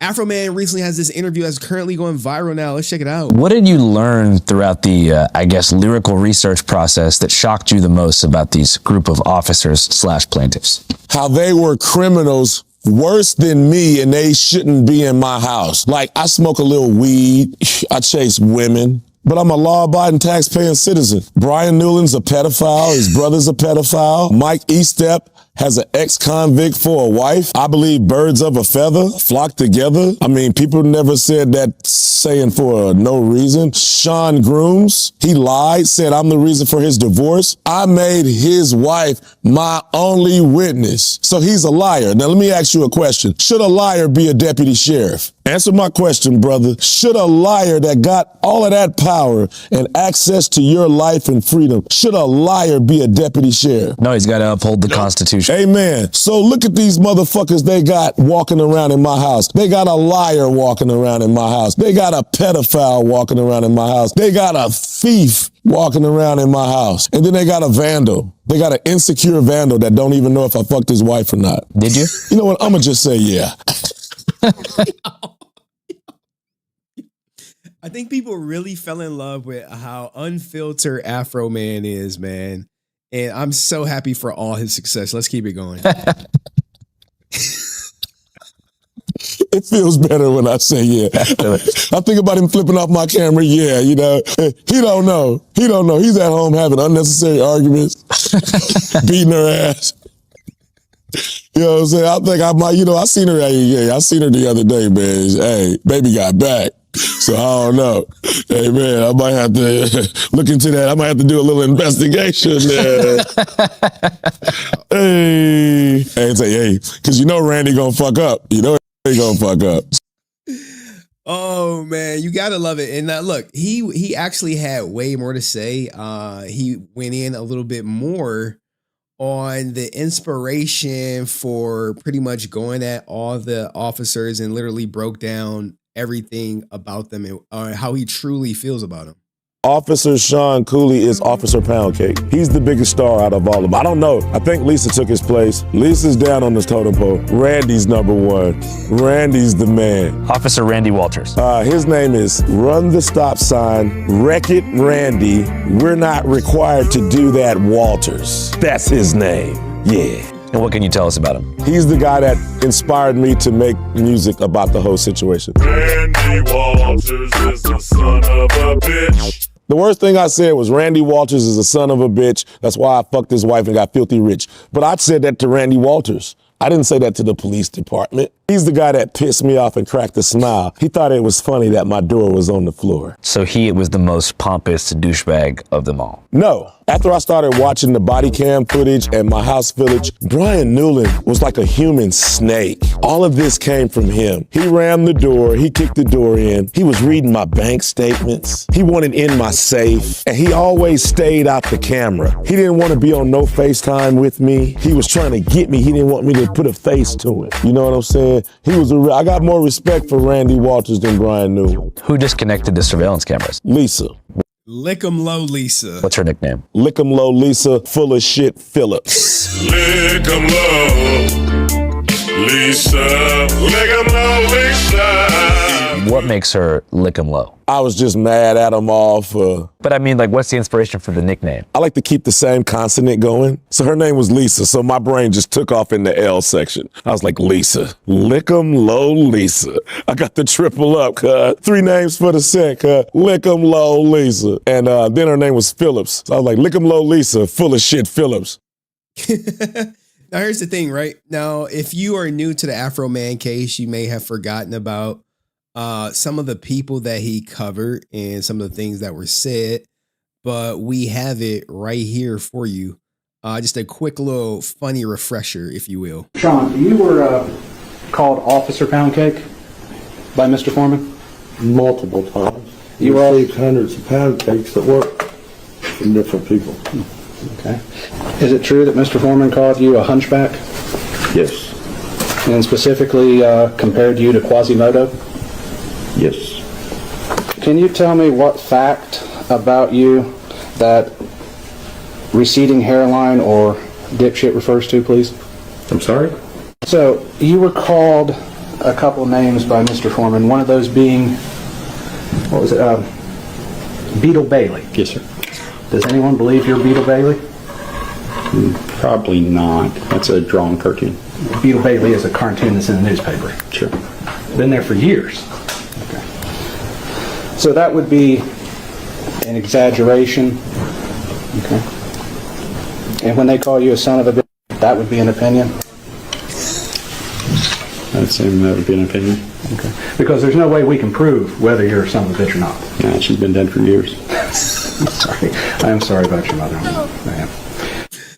Hey, look, that clip will never not be funny, but what's a little bit more serious is Afroman's stance on the use of the N-word in his music. And a lot of people may not even know that he doesn't say it. So he actually broke that down for everybody right here. Let's check this out. I saw you don't say the N-word in your music. What kind of prompted that choice? Well, first of all, the N-word is the most offensive word in the English language. I don't like being greeted with it. I don't address my brothers and sisters with it. Like, if you're on the Lakers, you're not going to say, fuck the Lakers. If you're a Mexican, you're not going to walk around going, hey, Beaner, what's happening? Yeah. You know what I'm saying? I don't feel black people should disrespect the home team. You know, I know in America, they hear it so much. Like if I had give me a bunch of white kids. All right, imagine they're here. Give them to me as babies. Here you go. Right? And when I see it, I say, hunky, hunky, hunky, hunky, hunky, hunky, hunky. I separate them from the older white people that love them. The older white people that's going to give them dignity and pride and say, hey, we're Americans. We're white people. I separate them from them people. And I got them over here in my little chicken coop. And I'm like, you're a honky, honky, honky, honky, honky, honky, honky, honky. What are those little white kids going to grow up saying? Cracker, honky. And then they're going to shake. They're going to be like, what's up, my honky? They're going to have pride when they say it. Now, look, man, I get where he's going. And me, I don't say the N-word. I mean, unless I'm like frustrated with an N-word. But for the most part, I just say ninja. Ninja, ninja, ninja. Even in the chat, even in Discord, you hear me say ninja. Very rarely you hear me use the N-word with the hard A, never the hard ER. Hey, what's up, honky? Yeah. Innocent and uninformed because I done separated them from the people that will give them the dignity and pride to say that. So I'm thinking hundreds of years ago, the black people that couldn't speak English, nigga, nigga, nigga, nigga, nigga, nigga, nigga, nigga, nigga. Sometime I watch a movie, the slave would be like, whose nigga is you? You know, they don't know no better. They don't know they're the original man God created. They don't know they invented the pyramid. They don't know the Moors took knowledge. Oh, he a 5%er? I didn't know he a 5%er. Nothing wrong with it if you are, but usually that's like the talking points of like the 5%er or the 3%ers, the true believers. But salute to him. Knowledge to the Greeks and the Egyptians and the Moors brought knowledge to Spain and Europe. They don't know they're these intellectual people. All they know is what this guy that don't like them told them. That's my reason why I don't like the N-word. I don't think black people should call themselves that. I guess that's it in a nutshell. I guess growing up, I grew up in what they call a diverse environment where it was used a lot. I mean, I understand the people who do. And I mean, that's for them. But for me personally, like, I would never just, hey, what up, my ninja? Nah, it's just not in me. Like, maybe I'm at an age where I just don't say it as much or at all. And I was always told that it was a way of reappropriating a word that was used to dehumanize the community. So it's like by using it ourselves, we're taking that power away. Okay. All right. I'm going to piss on you. And I'm going to tell you it's raining. Is that rain just because I say it's rain? No, that's piss. I salute the brothers that tried that. And I understand. Ain't nothing wrong. Like, if I stick you with a pin, it's typical if you jump. I got to salute a brother that don't let the N word hurt him. He use it. He get with him. Like, you can't hurt him like that. I salute that. At the same. Look, man, no one is going to trick me out of my square because they want to call me a slur. But there are people, if you call them the N word and you not of the proper race to be using the word, or they take offense to it, they may attack you. They may literally risk their life attacking another person over something you said. I would never do that. Same time, no. Yeah.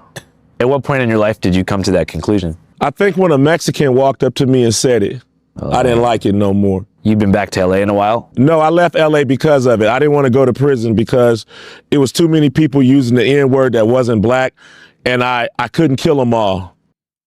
I saw you don't. Yo, what? What?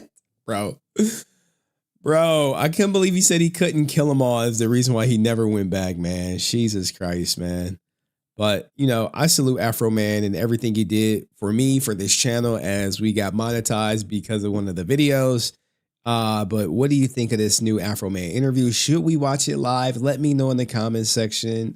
Hype it, share it, and I'll see you next video. Peace. All right, that was for the Henry Resilient, whatchamacallit. He said he couldn't kill them all. What if Sky Frank went up to him? All right, we got that out the way. Now let's talk about female cuckery. And then we can go to, like, there's so many good stories. Then we'll just start the Kyle Higgins stuff because it's kind of late. Or, like, we got two options. Female cuckery or Omi and the Hellcat. Wow, y'all feel sorry for Rican? Wow, man, he got some real sympathy support over here. Huh.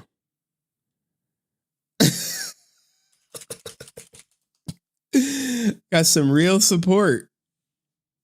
Okay. Well, salute to y'all who support Rican coming out and living his truth. What do we want to see? Start a Q&A. Then we're going to go into the Kyle Higgins interview. Next topic. Female cuck. Wait. I said I need to start a poll. Female cuckery or Omi in a Hellcat. Omi in a Hellcat losing everything. And while y'all vote for all the active people here, then we could do it. Someone said next, girl cucks exist. Oh, Nikki Glaser just came out. She like, yeah, I'm a cuck. Like, she is into her man banging other women. American comedian and actress. She said, yeah, get your freak on. But anyway, what stories we got? We got this. Hopefully we don't get copyrighted on it. You know what I'm saying? Give me a second. How do I want to do this? I need to do this a different way. I'm gonna do it like this. It's all good.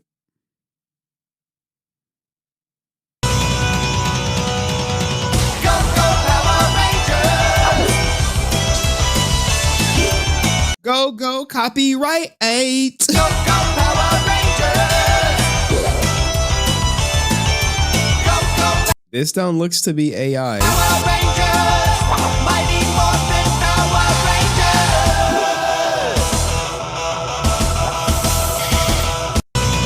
Or is it? I can't tell these days. So you got that story. You got this Gilko dude who they recently caught, Like, yes, I killed all those sex workers, strangled them, and buried them by the beach. Do you understand that by pleading guilty to a charge, that is the same as if you had gone to trial and been found guilty of that charge? Yes, Your Honor. Do you understand that by pleading guilty, you're waiving a number of very important rights? Yes, Your Honor. All right, now these rights include your right to a trial by jury. This is what they read to young Crash Out before he was sentenced when he pled no contest. So all you idiots believing that he didn't get to say anything, y'all are stupid. The court. Your right to have the prosecution produce evidence and witnesses to prove your guilt beyond a reasonable doubt. Your right to cross-examine those witnesses and your right to testify on your own behalf or to remain silent. Your right to call witnesses or submit evidence on your behalf. Do you understand those rights as I've just explained them? Yes. You understand that by pleading guilty, you're giving up those rights? Yes, I do. Damn. Do you understand that by pleading... It's a monster right here. And I think he was living like a quiet life. I forget how they caught this guy. I remember I was going to run a segment on him, but I just didn't. Because the girl came forward. What up, Heather Bunter from California? Heather Bunter. Did I say it right? Salute to you. Do me a favor. Since you just got here late, like the stream. For all you ninjas who be using AI art, thinking y'all like doing something, here's a real artist. The only thing you can do is when you're doing bodies that there's a few samples and a few simple rules that you can follow. And once you run some of the anatomy down, this looks like a big W right here, okay? Well, that W right there is the rule that you use for doing the chest. And as long as you say, here's the chest here, here's the collarbone, here's the biceps, this would be the shoulder, here would be the biceps here, here's the other shoulder, here comes the biceps here. The chest muscles right here always run into the biceps right here, always. I mean, look at your arms, look at my arms right here. This line here will run right into my chest. And the only reason I say pay attention to the W rule is because when you lift your hand and you move your hand, and that's what makes comic books cool, and you move them all around, that I can now take that W and I can make it like this and like this. And that means he's got his arm raised, but I know that this is still the bicep, which is the same line here, and here's the shoulder, and here's this, and I still got the shoulder and the other bicep right here. And it runs, and like here would be his ribcage here, and then his belly. Good job. Todd McFarlane, the GOAT, yeah. Down in here. That same flow works there, because one of the problems that I find a lot of young people have when they're doing their samples is that they stick anatomy, like it looks like it just got stuck and it's not in the right place. So if you can tie something together there, if you're doing legs, you can run the legs together with muscles. You know, like if you look at your own leg, you'll see that like the inside muscle right before the kneecap is lower than the outside one. So when we draw like legs, I make this low, then I know that's the inside. So I'll make this one a little bit higher up in here, and this goes into the groin area, and then we come in here with the calf up in here. And it's just a matter of, for the most part, just running everything kind of into each other. The average guy draws the cape. Okay, this ain't going to be very good, guys, so give me a break. We're down to the wire here. Here's super dude. Most people, when they did their capes with this guy, they do those little squiggles. Nah. You know how I do my capes? You guys ever made paper airplanes? Throw one from the 30th floor. It's really cool. The air makes it go up. My capes are not cloth. My capes are paper, and they're paper airplanes. That's why I've got spikes on everything. So what I'm doing in most places is just folding the cape. I'm pretending that there's 97 gallons of starch in it, and I'm just going to go fold, and it sits there stiff as a board. He's got his cape here, and we even give one of these little thingamajiggers like the big Spawn Meister. When I draw that cape, a lot of times I just draw squiggles, and then I connect them later. So I'll go, okay, I know that I got to come from the shoulder up in here a bit, and then I come in here with this one, and I come in here, and I go like this, and then I'll come up in here like this. It doesn't look like nothing, I guarantee it right now. But then what I have to do is go, Daddy, you better like, and I go, you're going to have to somehow make that come up here, and then this one is going to have to fold up here. We'll maybe make this black because that's on the inside here. Since all of them are originating from a certain point, I can feather them all down this way like this. What y'all witnessing is talent right here. This is not AI generated. This is pure talent. And we can get this where you can make it look like it's twisting in and of itself, and then you just kind of fill in the gaps and make some black one someplace else. If you're going to do one cutting over, then I like to put like a shadow in there so it looks like that it's actually above, flipping up and over on one. And I do it with a lot more detail, and I take my time a little bit more. If there'd be a wrinkle here on his back, he's standing there, and he's got a cape that's flowing all over the place. Is it real? No. Does it look cool? You bet you it does. What I usually do. No, we're not gonna watch all of that. But yeah, it's like I got some the quick hits. And man, she was teased really bad, yo. But people got to get better friends, you know. My girlfriend behind my back was calling me Porcahontas. Taco belly waits a second. Big ugly skin Dordation. Snow White Jake from Steak Farm. Shaquille O'Neal, her pronouns FIFO foam. Christina Aguilera, Rihanna Extra Grande, Tinkerbell Fragella, Whitney Houston, Beyonce. Lilo and Stitch, Reese, Severo Spoon. Snacky Check, Great Ball. Bro, not Snacky Chan, dog. Chinese food. Bro. I was like, what the fuck, dog? You know, the crazy thing is, you know, Lizzo was pushing that body positivity, then she lost weight. But this is some crazy stuff, man. They were what's that? Oink oink. Oh my God. Oh my God, man. And this right here, ladies and gentlemen, why the world is so F. There is no hesitation in people piling in with their supposed funny comments. Poor girl might have a medical condition, but let's all have a laugh. I despair at humanity sometimes. Well, you know, the world is often cruel. What the hell? Nicki Minaj, No Cardio B, Megan Thee Stallions, Camilla Cable Fat, Dolly Parton, Fleetwood Big Mac, Taking Back Sunday. Oh, God. Oh, God, man. Oh, man. She said it behind her back. She probably said it to her face, but her car can only... I can't. I'm done. I'm done. I'm done, man. Cut the show. Cut the show. What was some other stories? Oh, yeah, I wanted to play this. That's going to come up later. Oh, man, there's so much good stuff going on. Ninja first day out. This ninja over here shooting or not shooting ninjas. Getting ninjas shot. I'll tell you some shit that happened before, right? I don't care about that. That's from my other channel. Oh, yeah, here goes something. Oh, yeah, I had Hawkalee's content up here, too. Starting up. The first, Mighty Morphin. For all y'all ninjas who don't think Mighty Morphin is the GOAT, Hawkalee's did some boots on the ground investigation and confirmed. Oh, yeah. Okay, so where's our top? Is this our top? Yeah, S is the top, F would be trash, and then everything. There we go. Original Mighty Morphin, I mean, they're iconic. So I'm going to put them here at A. S for Mighty Morphin. Good choice. Mighty Morphin, I'm going to have to put them up here because they're original and, you know, they're iconic. The Alien Rangers, they say you don't see blue very often. Blue's kind of cool, so I'm going to go with, somewhat blue, I guess. But I'm going to go with that one because you really don't see that color very often. I'm going to go with the blue right there. That's pretty cool. Yeah. Okay, let's see where we're going with this. All right. I'm going to say BC. Make some people mad. I'm sorry, I'm going to have to put you guys down here. I never understood the Alien Rangers, but love all you guys. Yeah, Zeo. Just because gold Zeo is my favorite suit. Oh, for sure. That alone carries the team. Starting up. All right, we got our boots on the ground reporter. We'll save that for another one, another day. Excuse me. Oh, what's this? Oh, this is actually good. I feel like we got to save that. We got to save that for another day.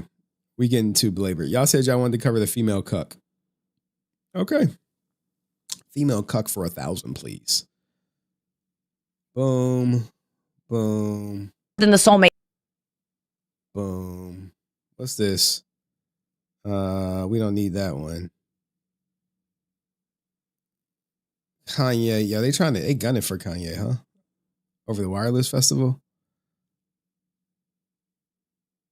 Okay. Damn, 2013? Oh wow. Yo, he probably like, I hit the lottery. I hit the lottery. I got a female CUCK. All right, let's go through the story real quick and then we'll start with the Cal Higgins.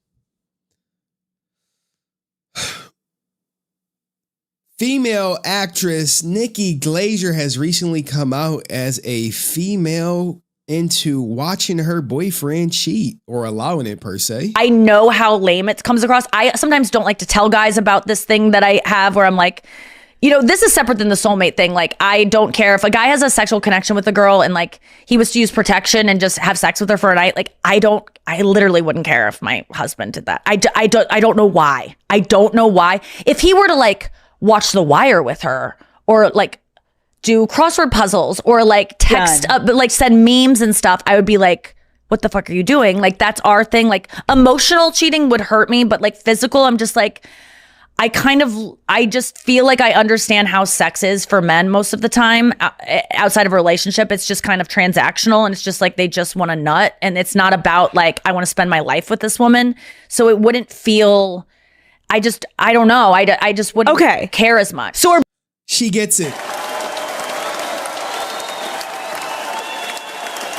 He got himself a keeper, a woman that's just like, yeah, I get it. Sex can just be sex, and she wants him to be with her emotionally and physically. But if he bees with someone else physically, it's fine as long as there's no emotional cheating involved. Okay, I can rock with that. Barometer is no emotional cheating. Yeah. Totally physical cheating is good. But I understand emotional cheating. Like if something were to happen where I would want them to tell me about it, I would be obviously hurt, but I would understand being drawn to someone else that you have a good connection with, because it's like, it's hard to, when you just find someone and it's monogamy, your brain doesn't turn off. He's still gonna be attracted to other women. He's still gonna like be interested in other girls and have good conversations and stuff. So I could see something developing and I would be heartbroken that it happened, especially if it went on without me knowing about it. But I would always ask anyone I was with to be like, if you develop feelings for someone else, tell me and we'll deal with it. Like, I just don't want to be blindsided. But if you want to have sex with someone else, also tell me about it, because I want to like see what she looks like and like ask you about it. She want to know. Look, are women becoming more progressive? I believe there are more women out here who feel this way, but don't want to go on a podcast and talk about it, and maybe are scared to approach their partner about it. Okay, wait, hold on. So do you identify as like poly or like open relationship girly? I don't want like another girlfriend. I don't want to like be in bed with you guys together. Okay, not even in the same room. No, I don't want to like be, and I don't want to be in the chair in the corner like cuckolded, like, you know, like watching my boyfriend fuck. I just want to hear about it later. Okay, you call this the hot husband fetish. Yes. Which is essentially when you want your partner to have sexual experiences with other people outside of the relationship. Yeah. So when did this start for you, Nikki? Let's go back. This started with my boyfriend when I was 29, because I really hadn't had a boyfriend before then. He would tell me about, like I would always ask him about like past hookups and girlfriends and how they got together. Like I was like the beginning, like how did you guys first know you liked each other? Like I love that like our legs were touching on our table and neither of us moved our leg or something, like stuff like that. I'd be like, oh. Okay, so she likes the story. She likes the story, likes to hear about her romantic partner's past experiences. Is this not female cuckery? So like, I don't know, it would make me like horny to like think about him doing that with other girls. And then I'd ask about all of his like girlfriends or anyone he had hooked up with, like all the details about it. And it would really be like a foreplay for me. Like I would get like revved up talking about it. And then it reached a point where he was out of stories. Like he had gone through all of them. And I was like, and that it's almost like he was telling the same ones. And I was like, I know this one. So it wasn't as exciting anymore because I was getting the same stuff. So I was like, I know this is, I had never heard of anything like this. I felt so weird, but I was like, I think I need you to like get some more stories. Shout out to Dom Rock, who says, these women are cucked so hard. Well, I think we're witnessing, or we're entering an age where monogamy is dying off. You know, it could be seen as traditionalism in some aspects, or is being seen as closed-minded. Now, for sure, if it's open on the guys' end, every guy is like that, but most guys are not going to want her to go out and get new experiences. But I believe coming up, she talks about how she's open to her romantic partner or her boyfriend since 2013 going out and find something new, but she has no interest in it. You need new material, Chris. Yeah, I was like, I need you to like go out there and just have a flirty moment with someone, like anything where I can feel like maybe it's my competitive nature of like I want a guy who other girls want. Like I like something that is like, you know, you want a handbag that other girls are like, oh my God, I'm dying to get that. That's like, relatable. That is relatable. It's like, yo, she is cooking. I'm not lying. Women are into guys who get girls.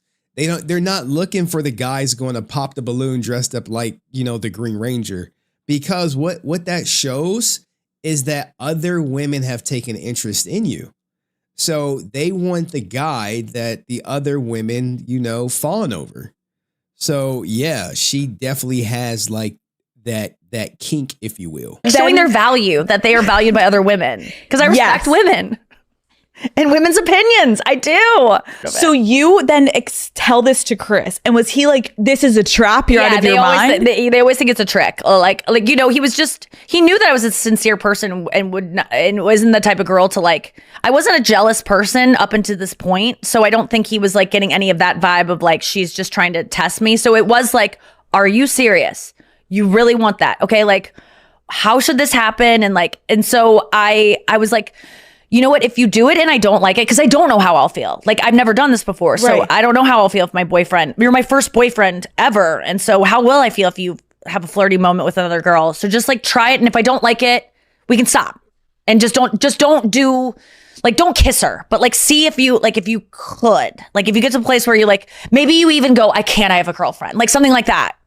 But I don't make her feel bad about it. Yeah. And don't make her feel like she's being like, actually, like I was very careful to like always let the girl know you have a girlfriend. So she's choosing to do this, and just let her know that I'm okay with it. Yo, I'm telling you, women love honesty. Even if you like, look, I know we just met, we hit it off, but hey, I'm dealing with another person too.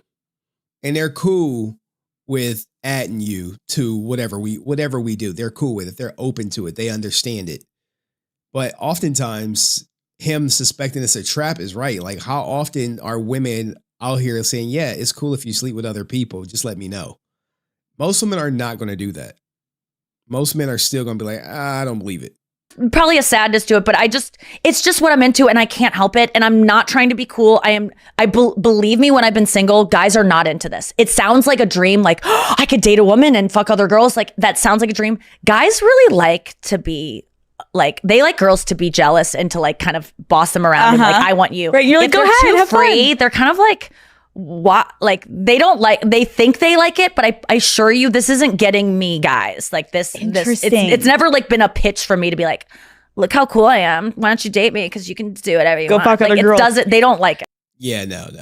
Look, man, at the end of the day, I buy that she is really about this life. I really do.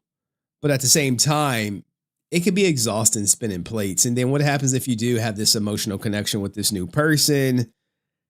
You kind of playing with fire, if you will, or the woman is by allowing it, because he can catch feelings for the person who was just there to fulfill a physical need. But let me know what you think. Is this a marking of a new generation of women? Is this going to be changing relationships forever? Let me know in the comment section. See you next video.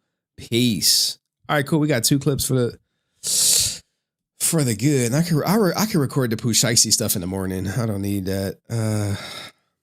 Let's go. Yo.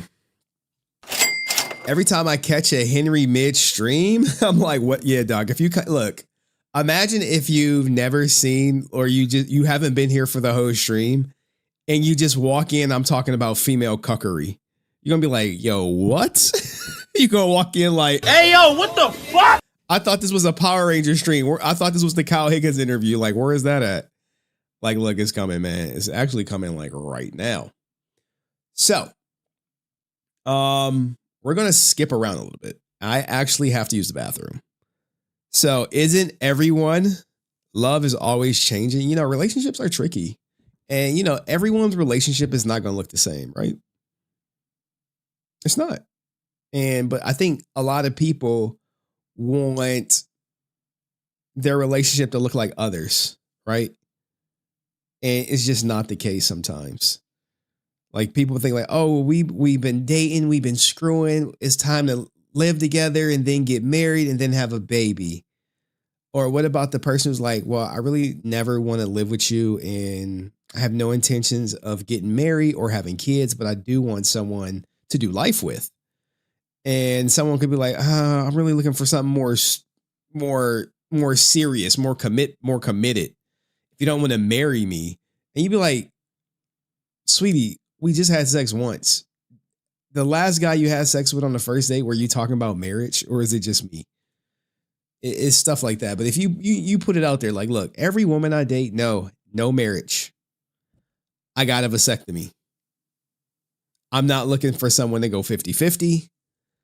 And I'm not looking for someone to help me make decisions in life. I'm looking for someone who wants to do life with me, to experience life together. But I'm not looking for 50-50 or any of that other stuff that traditional people look for. And I'm very honest about that. And I do okay. You would think someone saying, hey, marriage is off the table. Kids are off the table. You'd be like, who was dating you? I'm like, women who want to have a good time. Women who want to have a positive experience when I don't have my daughter. I'm not looking for a stepmom. That too. Like, oh, you got a kid. Yeah. Me having a kid, it just reduces my availability. But it's never like I'm looking for a stepmom. Nothing like that. And you just be open, like, hey, this is what I got going on in my life. Do you want to be a part of this? And 9 times out of 10, someone would be like, yeah, where do I sign? Sign me up. Hold up. Perfect. All right. Anywho, I'll leave y'all with this while I go use the bathroom, and then we can get to it. Give me a second.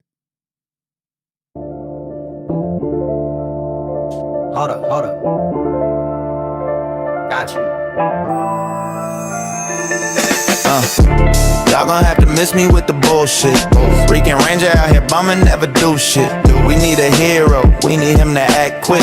He don't see it though, we bout to lose it. We gon' lose this, he might snooze, kid. So y'all gon' have to miss me with the bullshit. We need to change up, gotta act quick. So y'all gon' have to miss me with the bullshit. Well, what do you know? Here we go again, Rican sitting on the couch when the fight begins, bruh. He never trusts the signs, he never tries. Hard to save a whole squad when you barely even rise. Pay attention, look at the steps he taking. Ain't no steps pimping. What's the underlying motive, man? He ain't motivated. Do your work, bro, stay patient. But he procrastinating, always hesitating. Y'all gon' have to miss me with the bullshit. Rican Ranger out here bumming, never do shit. We need a hero, we need him to act quick. He don't see it though, we bout to lose it. We gon' lose this, he might snooze, kid. So y'all gon' have to miss me with the bullshit. We need to change up, gotta act quick. So y'all gon' have to miss me with the bullshit. They the enemies now, but he's still chillin'. Never phases him while the rest fight villains. He embraces napping, that's his time wasted. We learn from mistakes, let it be a testament that he never pulls his weight. Y'all don't really want it if he leading my G. Subliminal now, Rican lazy low key. Who he be? That guy who vibe on the couch, sold asleep. Zord alarms ringing, he just yawns. Half asleep, float like a butterfly. He don't even try. See they bleed to take us down, but he ain't around. Man, it's wild. Okay, who want it now? Cause he won't achieve. Believe, acquire, retrieve. Ain't asking permission, but he still don't play. He just break the schedule up, shatter the plan. Never forget who he is. A bum ranger who stay missing when it's time to handle biz. Let's get it. Yeah, time to handle biz. Let's get it. Y'all gonna handle biz. Let's get it. Y'all gonna have to miss me with the bullshit. Freaking Ranger out here bumming, never do shit. We need a hit. All right. Hold on. Test. All right. I couldn't hear for a second. Turn that down a little bit. Shout out to you, Laura. Hugs to you. Whose song is this? That's my song. That's the original song. That's an original TJ classic. How y'all doing tonight? You want to be a stepdaddy? Oh my God. She is trolling. You know, crazy. I've dated women with kids. I've dated women with kids, women without kids. You know, it's pros and cons to both, if you will. And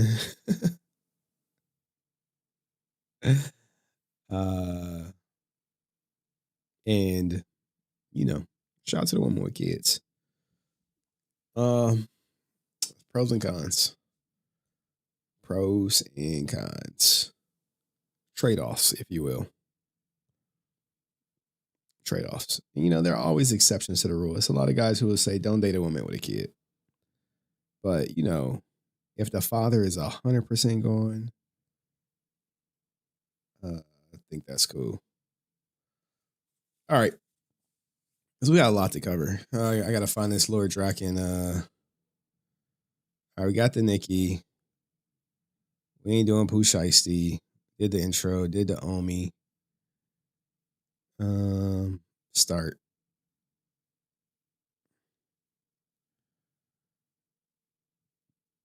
We'll do the direct first. We'll do direct. And then we'll go into Drakkon.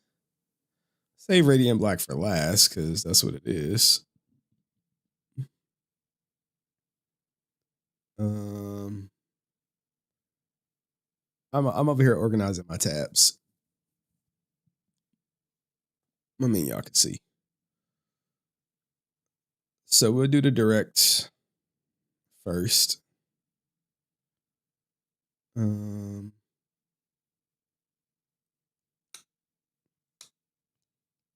right, there's the direct. Drakkon. Drakkon, it's like 3 parts to Drakkon. I need the Lord Drakkon trailer. So much stuff I'll be needing. This is what happens when I'm not prepped. And like the Johnny Young Bosch, I mean the Kyle Higgins interview, you really, really need to listen through it all the way through. Primarily, because it's stories like here and there, they're all throughout it. Oh yeah, I wouldn't listen to anything someone says. I forgot that's like Aaron's alt or whatever. Oh man, let me whatchamacallit. It's so crazy. Like it's like Aaron's alt or whatever. Give me a second.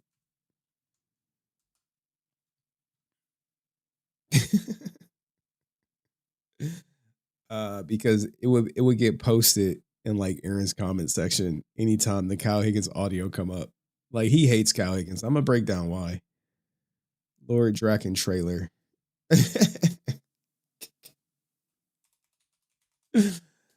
Oh man. It wouldn't be right to talk about Drakkon without this amazing body of work that is the Lord Drakkon trailer. I don't think we're gonna talk about the Shattered Grid stuff. But let me see. Let me see how many of y'all watched the Kyle Higgins interview. Start a poll. Did you watch the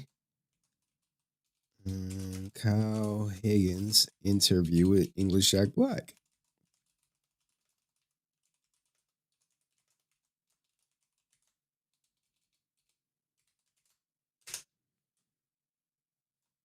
Yes. No. All right. Little audience engagement for you guys. Because Kyle's a better writer than he'll ever be. Aaron can't write. Like, he's not a writer. This promo is legendary. What? Francis trying to form a Megazord with you? Bro, I don't know who this person is, but maybe.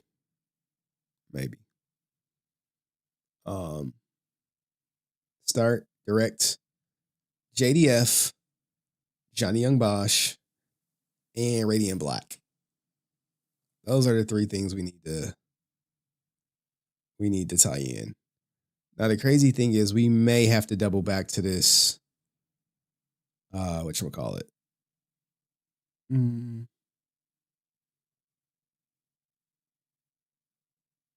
I get my timestamps right. I wish I had the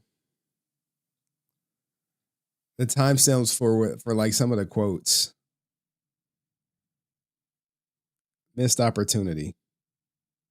Okay. Y'all ready?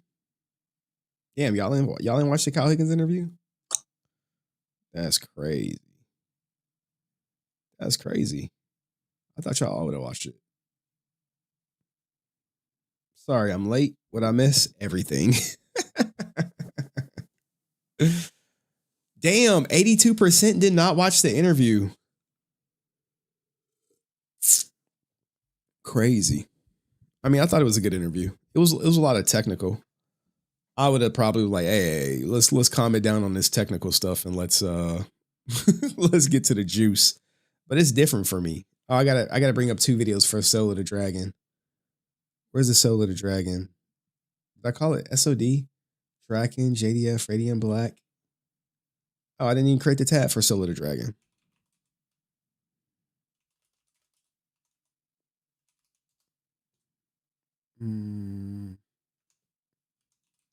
Oh, Higgins.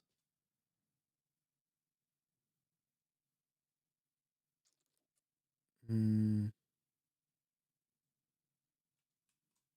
that comes up. All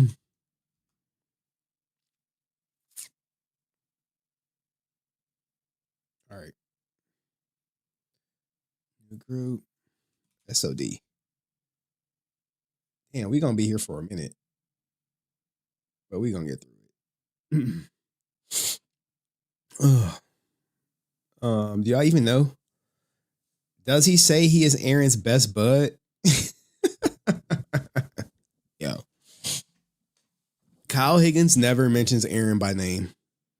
I mean, like, he gets trolled a lot. Like, let's see. Ladies and gentlemen. Where's the timestamp? Give me a second. I got to go to this timestamp. 2026. Oh, man. It's so funny, right? Look at this. Look at this right here. 2026. Oh, the mic's not on. I guess you could shout it and pretend it's on. The mic's not on. Check. Oh, there it is. You hear me now? My name is Todd. I'm from Lexington, Kentucky. Hi, and Todd. this is a question for Jason and Aaron. With Superpower Beatdown, where you have done the White and Green Ranger, any chance of getting a Lord Drakkon episode, maybe?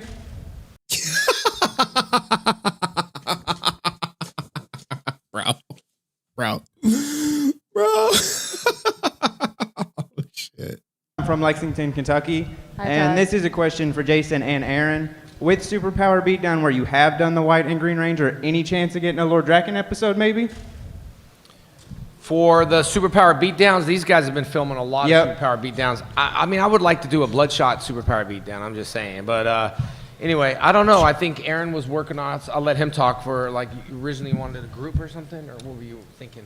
We feature a lot of cool Rangers in this video here. As you saw in there, we have a Dino Thunder in there. And it's just great to work with Jason. So any chance I get to work with Jason is always thumbs up. So I haven't thought anything about that character specifically. But That character specifically, bro, you were so jelly. You never got to work on it. we got some cool stuff coming up in this actual episode. So That Kyle Higgins got to direct it, and pretty much Aaron was cut out that process. Aaron's a parasite, and he wanted to feast on Kyle Higgins, but that just never happened. But he started out actually a fanboy. He was a fan. Aaron was a fan of Kyle Higgins, and he never got to work with him in any capacity. And Jason preferred to work with Kyle. I mean, I know the audio's out there, but it's like 2 things that it's like I really like. The Soul of the Dragon drama is massive because Aaron lied, and Aaron got put in his goddamn place.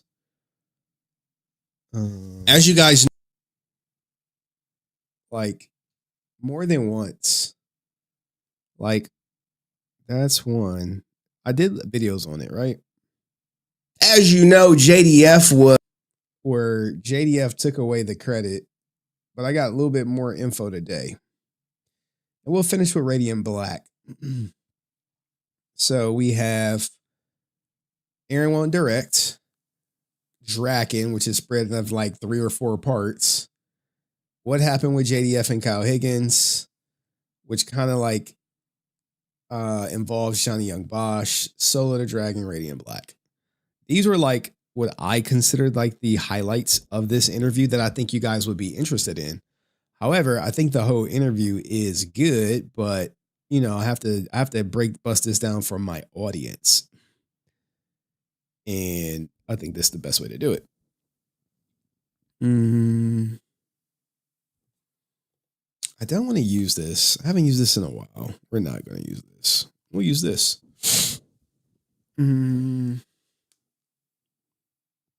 Let's lock in, y'all. We may have to break it up. Part 1 and part 2. Kyle dodges a bullet not working with Aaron. Facts. Like, who really wants to work with Aaron anyway? Other than, like, people who don't know no better. I don't care. Kyle Higgins destroys Aaron directing.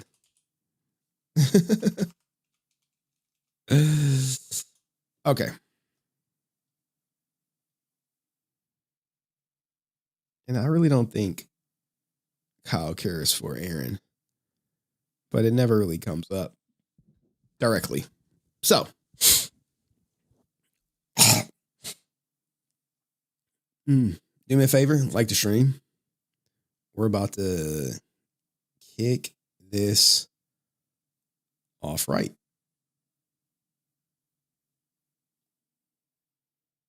Okay. Inspector Gadget. Let me see. Okay, I gotta look here. All right, which is fine. All right.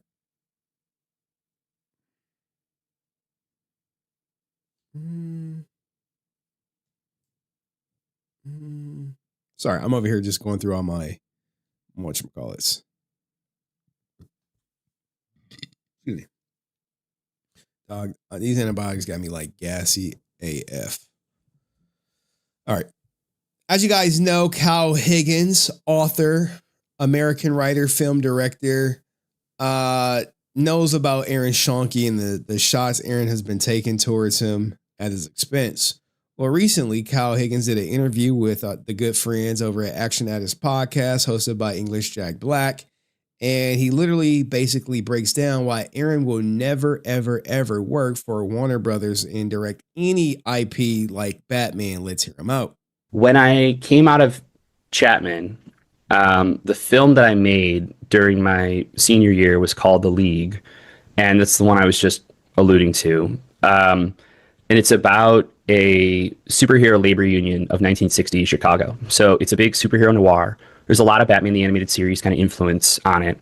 But during that time, just to rewind slightly, you know, I referenced all of those websites that like I was on.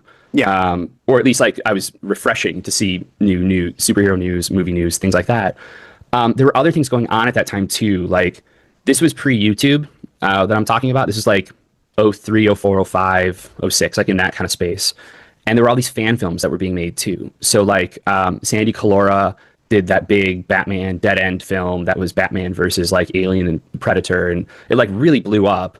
And you know, it was probably like a $40,000 short film, right? But we hadn't seen someone really do that like that. I mean, certainly there were Star Wars fan films, there was Droids, there was, you know, things like that. But the Sandy stuff took off, and there was. Now, when you think of these fan films, you think of, guess who made a fan film around that time?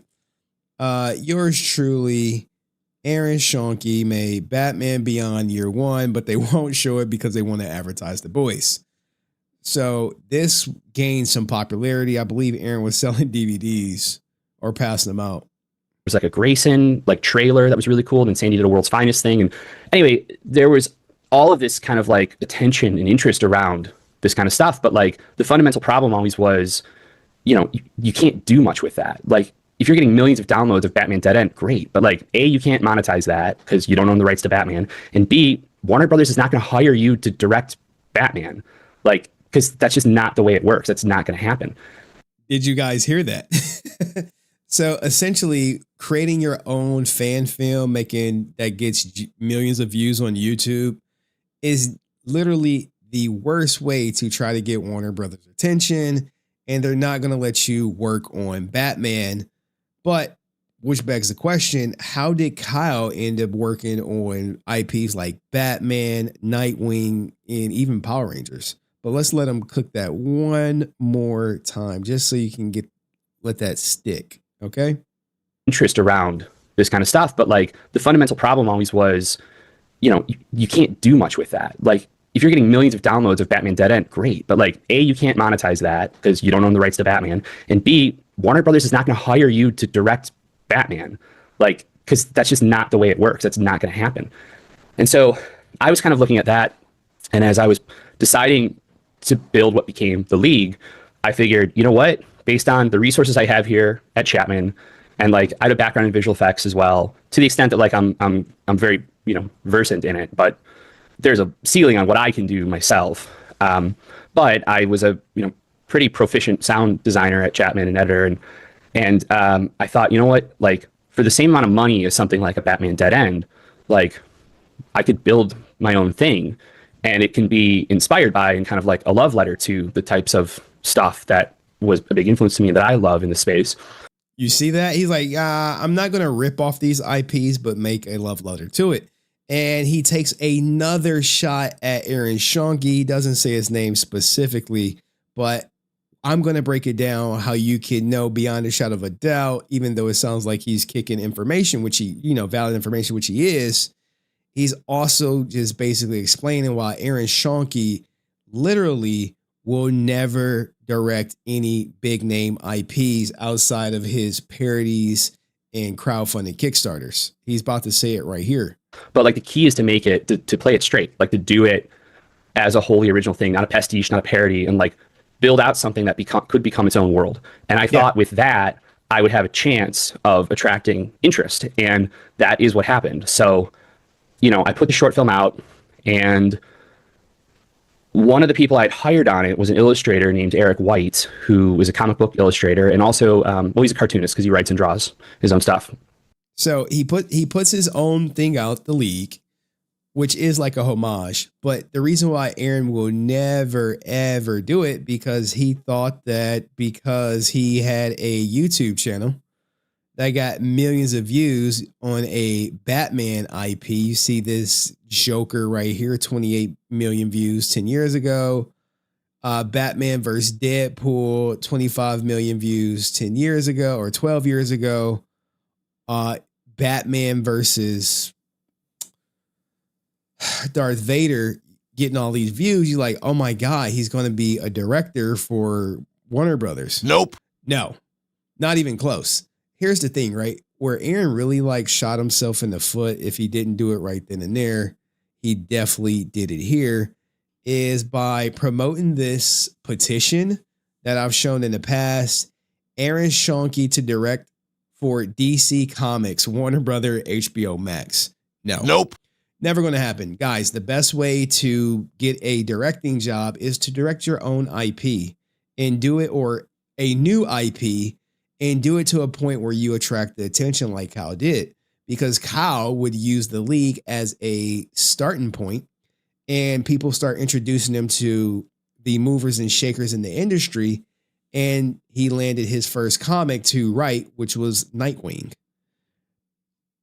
See, think about that, right? Hey, he made his own original movie, and next thing you know, he's writing for Nightwing. Now, in the interview, Kyle also talks about the importance of Nightwing and Jason David Frank, and how all that led to his most recent IP was Radiant Black, and is basically started from him doing his own IP in the League. The League led to him getting the opportunity at Nightwing.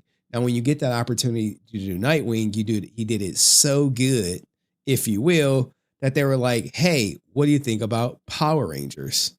And the interview, it comes up plenty of times throughout at various points. And from Power Rangers, he ended up meeting Jason David Frank. And from a failed project of Lord Drakkon, he was able to produce Radiant Black. But I said all that to say this: Aaron will never have that. But anytime Aaron gets, he will try to take a shot at Cal. Not anymore. But back when no one was investigating the claims that Aaron was making, anytime he would try to take a shot at Aaron, like, oh, release the audio, doing things like that to try to besmirch his name. But in the end, Aaron was really jealous of Kyle. He wanted to work with him, but he thought that, he was going to be some big time director, and people probably hyped him up for it. But they didn't tell him that, look, guys, no one gives two shit about your YouTube reviews using stolen IP. You really want to impress a studio, do your own original IP, and then show us you got talent there. But that has yet to happen. But what do you think about Kyle Higgins literally explaining why Aaron Schoenke will never direct a Batman feature in his life? Let me know in the comment section. See you next video. Peace. All right, cool. We got that out the way. Now, look, I didn't want to like the interview is long, right? It's long. We want to kind of get to the hits for you guys. But there is a great, I'm telling you, in this interview, he says if it wasn't for basically Nightwing, which started his career. Now, mind you, he wants to make movies. He basically says that in here, but he's making comics. What happened? Turns out he was really good at writing, and it's hard for him to get a directing thing that's that's kind of like not his own, because he's so good of a writer.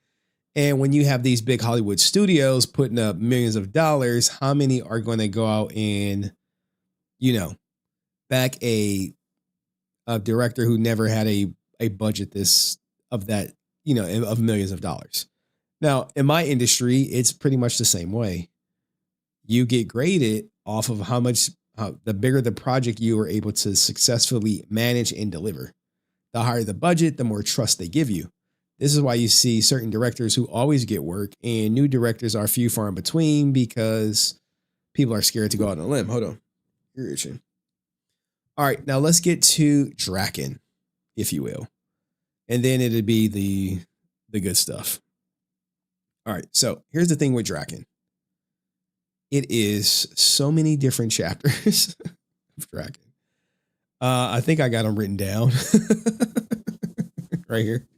But yeah, this is all free game. I'm telling you, this is free game for all you guys who may aspire to be a big time director. You maybe want to work on a Batman one day. You may want to do something like with an established IP. Well, start your own IP. And in the end, guys, when you do your own IP, you have freedom to monetize it, to turn it into something. Stealing IP with kick-funded stuff, crowd funds, is not the way to go. I promise you this. Now, let's get to Lord Drakkon, if you will. And then we'll get to the Johnny Young Bosch, JDF. I don't think we're going to get to Radiant Black. I'm not lying. We might have to do a part 2. So do me a favor. Like the stream. Oh man, I didn't messed up the chat. All right. Chat is back. Sorry about that. Let's go. Lord Drakkon. Boom. You know what I should do? I should just open up the open link in new tab. One. Hold on. What happened to the series? Open link in new tab. Oh, it's working. 2.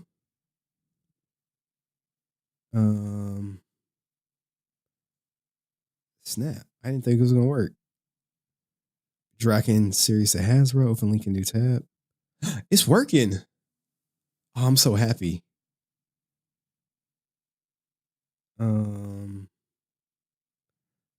Radiant Black connection. That might be too long. And Lord Drakkon Inception. It really worked. I'm really impressed. Let me make sure. I'm over here. I got to do this right. Because you only get one shot to do it. Live action. Drakkon series Hasbro. Drakkon series has, bro. We're not gonna do the Radiant Black connection. Lord Drakkon Inception. So it should be 4. 1, 2, 3, 4. Yeah. Really bad. So speaking of, I'm happy it worked. Yes. You guys don't know, man. Content creation is a bitch sometimes. But when things work out, all right.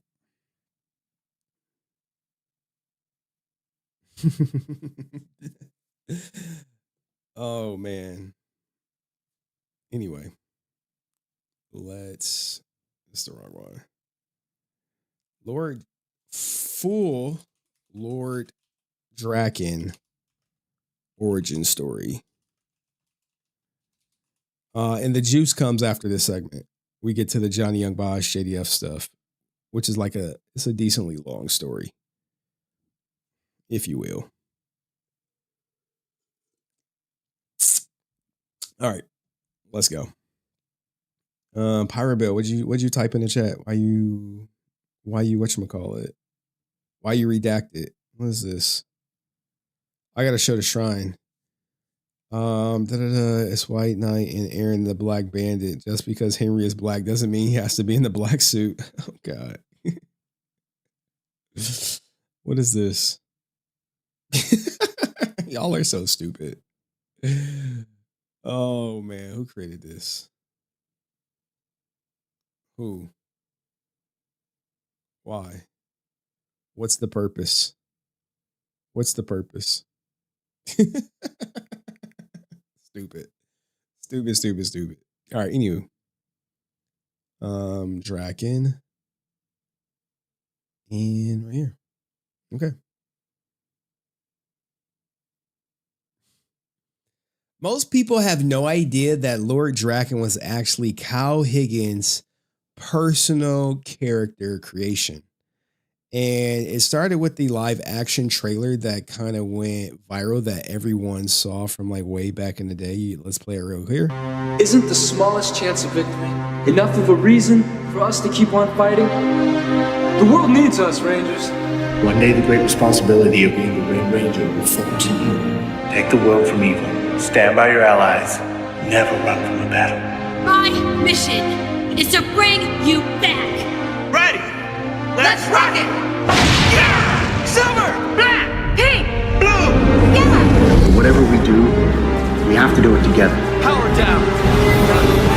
Commander Kruger's told me you're the best he has ever had. Till we meet again, Power Rangers. Destroy them! Do we still have shields? Engines out! Activate! Ready! Ready! So many Rangers. So much potential. Squandered for so long. My lord, the generals are ready.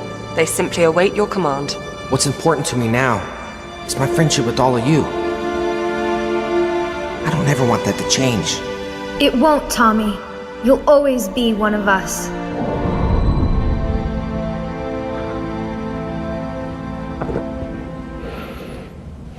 And it's time to set things right. We will invade their worlds. We will tear down everything that might protect them.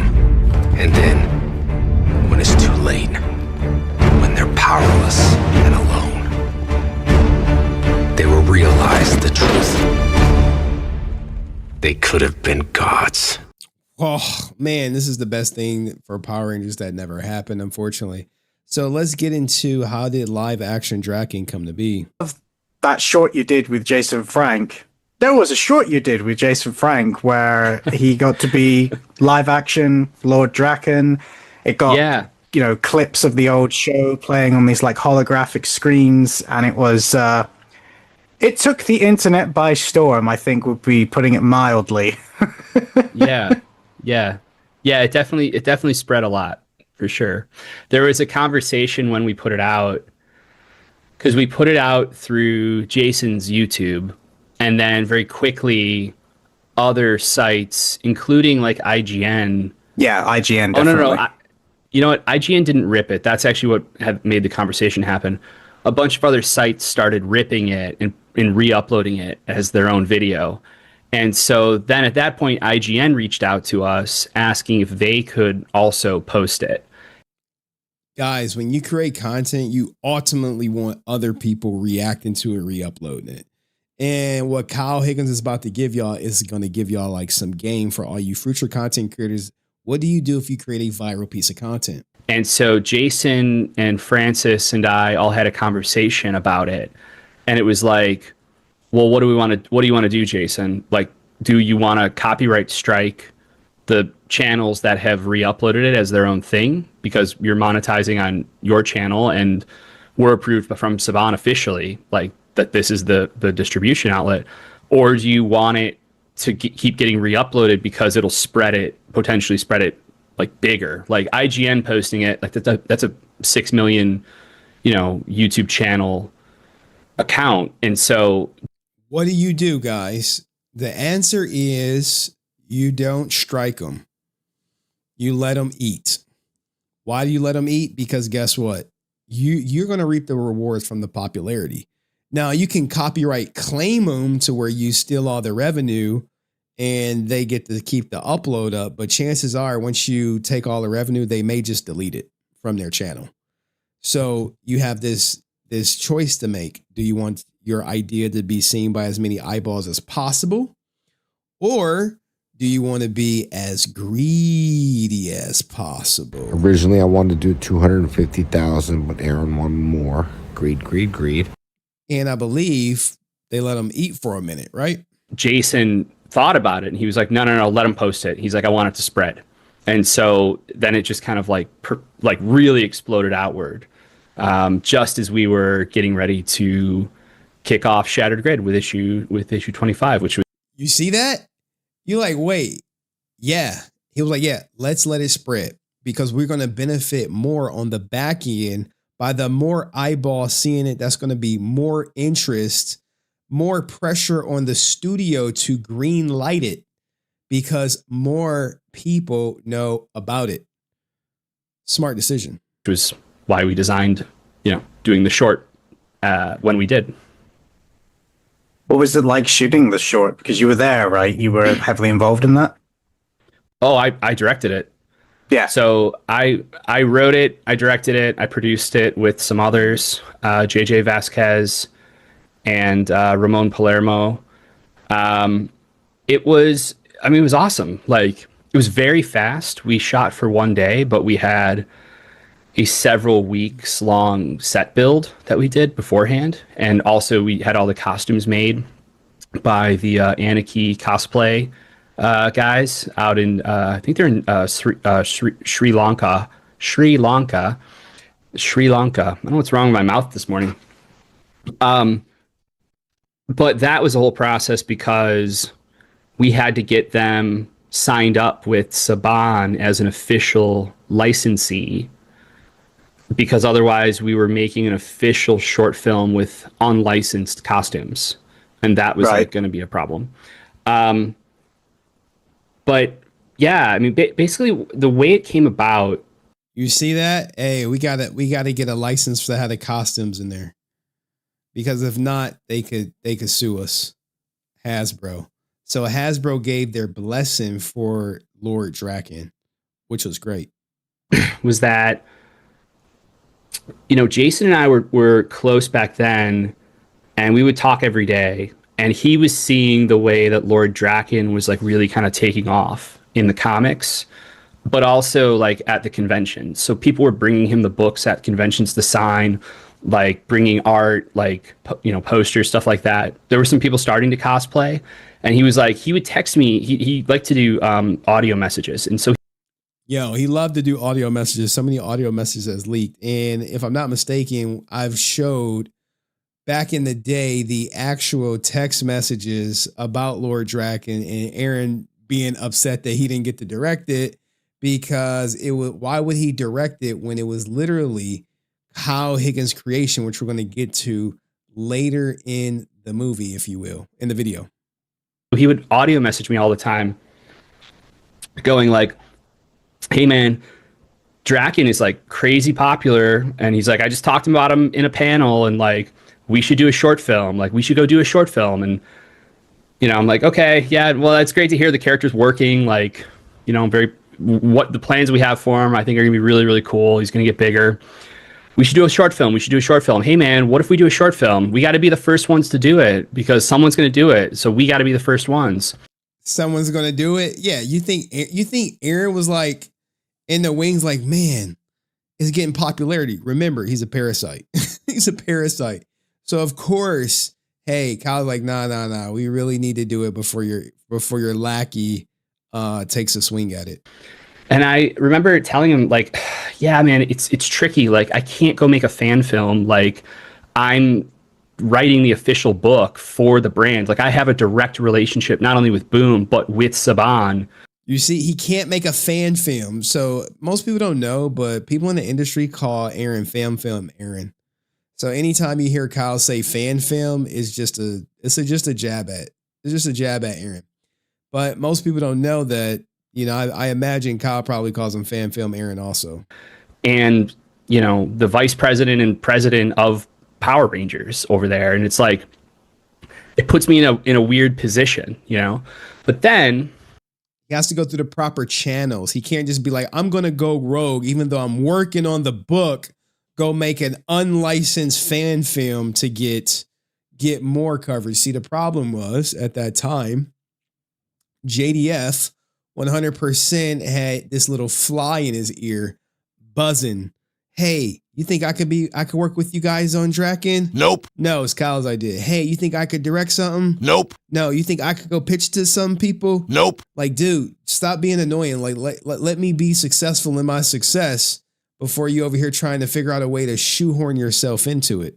I had the realization and the thought that, like, hold on, with Shattered Grid coming up, and I don't think we'd even announced Shattered Grid yet. I don't think we had. But with it coming up, I knew, like, oh, this is going to be a big thing. And Boom was already talking about doing, like, an animated promo, like, trailer. And Jason ended up voicing that, actually.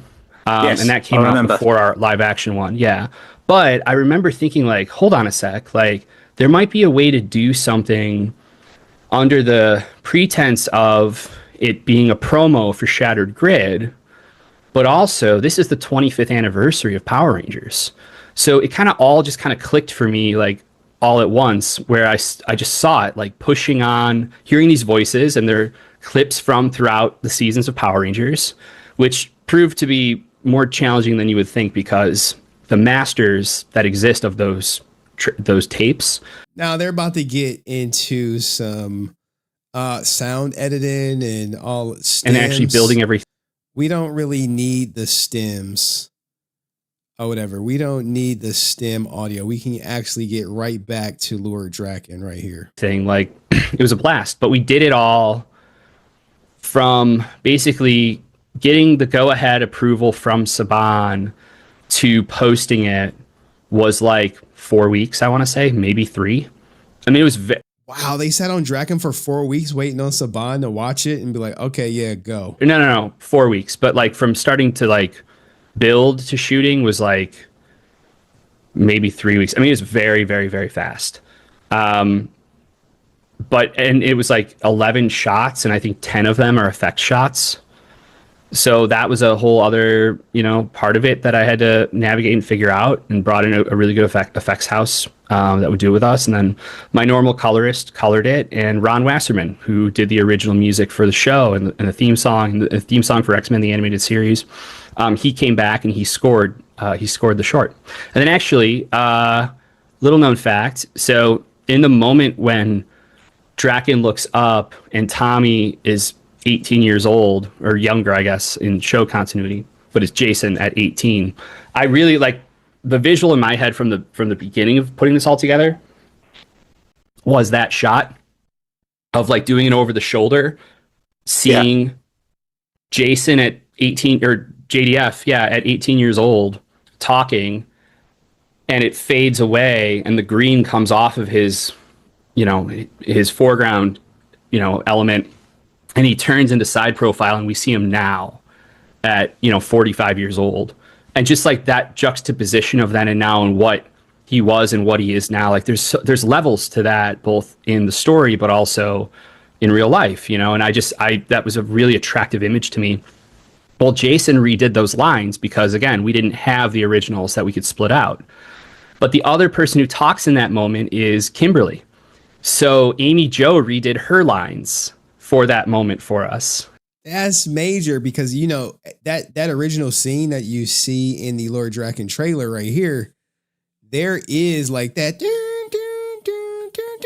you know, that score, if you will, for Power Rangers. So this is what he's talking about. I never want that to change. It won't, Tommy. You'll always be one of us. That was added to it. So you starting to see this, right? Where, you know, other people would, you know, try to tout that they got like some type of talent, but no. As well. And if you watch it, they match in quite well. So yeah. It was just a cool little Easter egg. Yeah. That I didn't know. I remember like one of the times, because I watched that trailer loads when it came out, because it was everyone watched it. But now the next topic is why did it never come to be? So like beyond what I thought we would ever get. And I actually do remember having the thought that it had been a while since I'd seen that episode, but my ears were going, the dialogue it sounds better in this than it does in my memory, and now I know why. Yeah, there you go. There you go. Oh well, there we go. When you got two people who like obsess over sound get together, they have a little moment. So I guess you probably know this question is coming, even though I'm sure you're tired of answering it. But obviously that trailer did very, very well. And the comic books were very, very popular. And I'm reliably informed that there was more than one conversation about trying to bring something to big stroke small screens to do with that. And I don't know how much you can actually like talk about it, but what actually happened there? Like, how close was it? What was your vision if you could have had it? Now, here's the thing, right? I believe the sale had something to do with why we never got Lord Drakkon, as everyone was on board with it. And then the sale of Power Rangers to Hasbro, since they didn't have a contract, it just fell through the waistline. But let's see if I'm correct. I wouldn't say it was so close that like, oh man, if there had been a contract, we would have been making this, you know, in a few weeks. It wasn't like that far along or anything, but it was close from the standpoint of like we built a story, or at least a kind of a treatment for what this live action digital series could be set in the world of the Coinless, and it would have kind of featured the rise of Drakkon. And the cool thing about the Coinless world that, you know, I built in the comics with Henry Preseccia, who was the artist, and obviously Daniele De Nicolo and Dan Mora and so many awesome people, was a world that was not only an alternate timeline, it was also farther along in its timeline, which meant all of the characters were actually older. Yeah. So for the sake of, hey, you know, this place over here is looking for its Cobra Kai. It was that era. And the idea that, oh my gosh, there might be a Power Rangers thing that is also appropriate for original cast to return, you know, depending on who we actually are able to get and confirm. Hey, this could be really, really cool. And it's a darker thing without, you know, it wasn't going to be like crazy edgy or anything like that, but like it's a little bit more sophisticated and mature. And it's like, it's what they would call us legacy fans. Lord Drakkon will appeal to legacy fans. That's why they say more mature, but I'll let Kyle finish cooking. There was very, very, very initial conversation about like what a budget would look like from a particular platform that was really into it. But then, basically, I actually woke up to the news that Hasbro bought everything, like kind of like overnight, or I mean, they've been in the works for however long, but like it happened fast, and it was for like $500 million. And I woke up to the news because Jason texted me a screenshot of the news, and he had an audio message, and the audio message was like, well, I guess we're not making our show. I mean, that was literally the sound of it. And I was more optimistic. I was like, well, we'll see. Like, let's see what this means. And also, like, Brian has been kind of like hinting for a little while now that, hey, the fact that we're working on something that would have appeal to legacy fans is actually very important for the strategy of the brand and what they're looking to do going forward. And Hasbro gets really excited about. He kept referencing that. So I think he knew. I mean, he obviously would have known before me, because I saw it publicly, that this was coming down the pipe. I don't know when he knew, not that it matters, but just from the standpoint of he was still running Power Rangers and very much wanted to do this show. And then we went through the process of the transition to Hasbro. There was a time I consulted for a meeting, a really, really fun meeting, but also wild, like with Haim Saban and others, for what was going to be a second movie that wasn't going to be a sequel to the 2017 movie, because that was done with Lionsgate, and this was going to be done, I think, with Paramount because of. It's never good when you have new ownership and your project is on the brink of getting greenlit. Now, what he said earlier was that there was a platform who really liked it. Typically, the way it works is, let's just say we got Henry Resilient TV, right? We got Henry Resilient TV, and we're looking for a great show to launch with like some exclusivity to drive some interest to Henry Resilient TV. So you say, well, I really want a superhero show. And you say, hey, Hasbro, you got any superhero shows that you want to, swing my way? That's usually how it works. Okay, well, yeah, we got an idea for this Lord Drakkon series. What's your budget look like? We'll license it to you to launch Henry Resilient TV. But when you got a new owner, they're like, it's kind of like low priority right now, bro. We gotta figure out this merger of the Hasbro Allspark deal. And so It was like, hey, this is a sequel, but not a sequel, but it's a sequel, but we can't say it's a sequel and reference anything from the Lionsgate stuff. So let's bring in the comic writers to talk about some different ideas and what this could look like and everything else.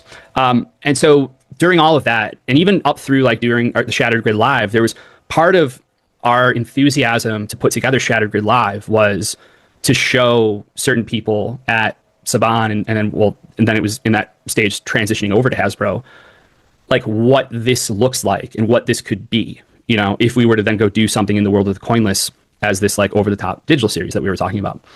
And ultimately what just happened was like, they just didn't want to do anything. And they, for whatever reason, I mean, I get it. Like, you acquire a property, you want to like take a minute and assess like, okay, hold on. What stuff is already, in the works and has to come out? What stuff is being talked about, but like, let's hit pause on everything, because let's just like take an assessment of like what this is. And let's talk, now that we have it, about like, what do we actually want to do? And what do we want to focus on and be forward facing on? And like, what are our priorities, And so the idea of like a digital series bringing back original cast that was still in this like more nascent stage, it's just like Brian couldn't get traction on it, and which again is understandable, but Brian, I think Castini or something, the guy Aaron Schoenke will reach out behind Jason's back. And that's just what it is. Hey, we just bought this property for $500 million, $500 million.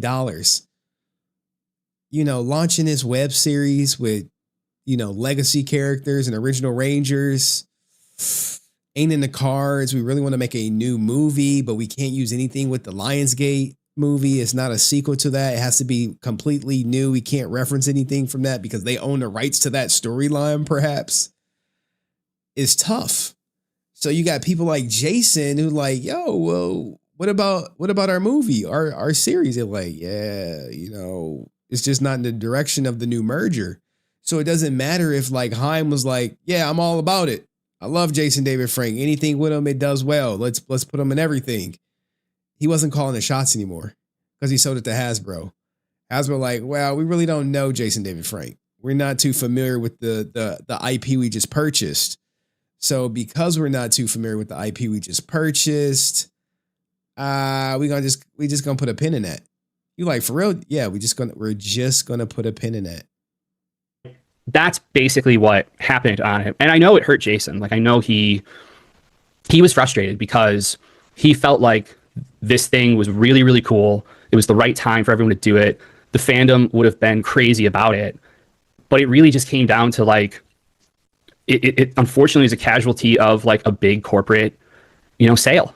And that's kind of as simple as it is. But it's a bummer. I found the doc recently and was looking at it again. I was like, oh man, this would have been really cool. So, never say never. You never know. Like weird things have happened in life, and maybe one day there's an opportunity to do something. I mean, it'll never ever be the same without Jason. Obviously, like doing anything with the Green Ranger or Drakkon, like it's, but we all have stories like that. I mean, ironically, that project not going forward. This is the part where he cooks. Into me starting to build something that I thought, well, what if we did an original thing that's a live action digital series, And I built this thing with Jason in mind, where it would be like in the future, but it was like a post-tech dystopia. So it's like there are these fiefdom cities. So it's like Blade Runner cities in a Mad Max world, and like you hire coyotes to help you get from like place to place, And there was this guy who's the coyote was what I had Jason in mind for, and he's transporting this guy, and then they're attacked, and you realize like what he's transporting is this miniature black hole, and it was called Radiant Black. And it was, very quickly it was like, well, I can't get this made as a digital series. Like I don't know how to, like no one's going to put in the kind of money to make this for that type of platform. It's just not viable, And so then, months later, well, then I started planning like, okay, well, what if I just do it as a comic? Because if I do it as a comic first, even a 6-issue thing, like that establishes it. Like then, if it works, we can keep publishing it. If it doesn't, or maybe it opens doors to do in some form in live action or animation. It wasn't gonna be as, tokusatsu aesthetically influenced as Radiant Black became, because it was like. Now you see that, I hate to cut him off, but that became Radiant Black as Lord Drakkon not coming to fruition. But here is the audio where Jason was like, hey, I'm not cool with Drakkon anymore. Pull it off. We own the rights, because he was pissed off that it didn't happen. And, sometimes when you're dealing with someone who's, bipolar, they flip flop a lot. And all of a sudden, Lord Drakkon went great, because remember, he promoted the action figure at Power Morphicon, made a lot of money. Selling it there, him and Scott Zillner, and then once it was done, it was like, hey, I hate it. I don't want no Lord Drakkon stuff out there. It's Francis, baby. With what the heck? Okay, I like this, right? Because now you're actually gonna see Aaron Schoenke throw his little stank in here. Truth is our guide. We got Lord Drakkon, right? Which you weren't part of, correct? Correct. No, that was not. Exclusively not part of I was not part of that. So Lord Drakkon was filmed by Jason and I believe Kyle Higgins, and it was an instant hit. He I think they spent he himself. Now I leaked all these text messages between Jason, Kyle, and like some other people, where Jason and Kyle put their own money up and got a nice little return.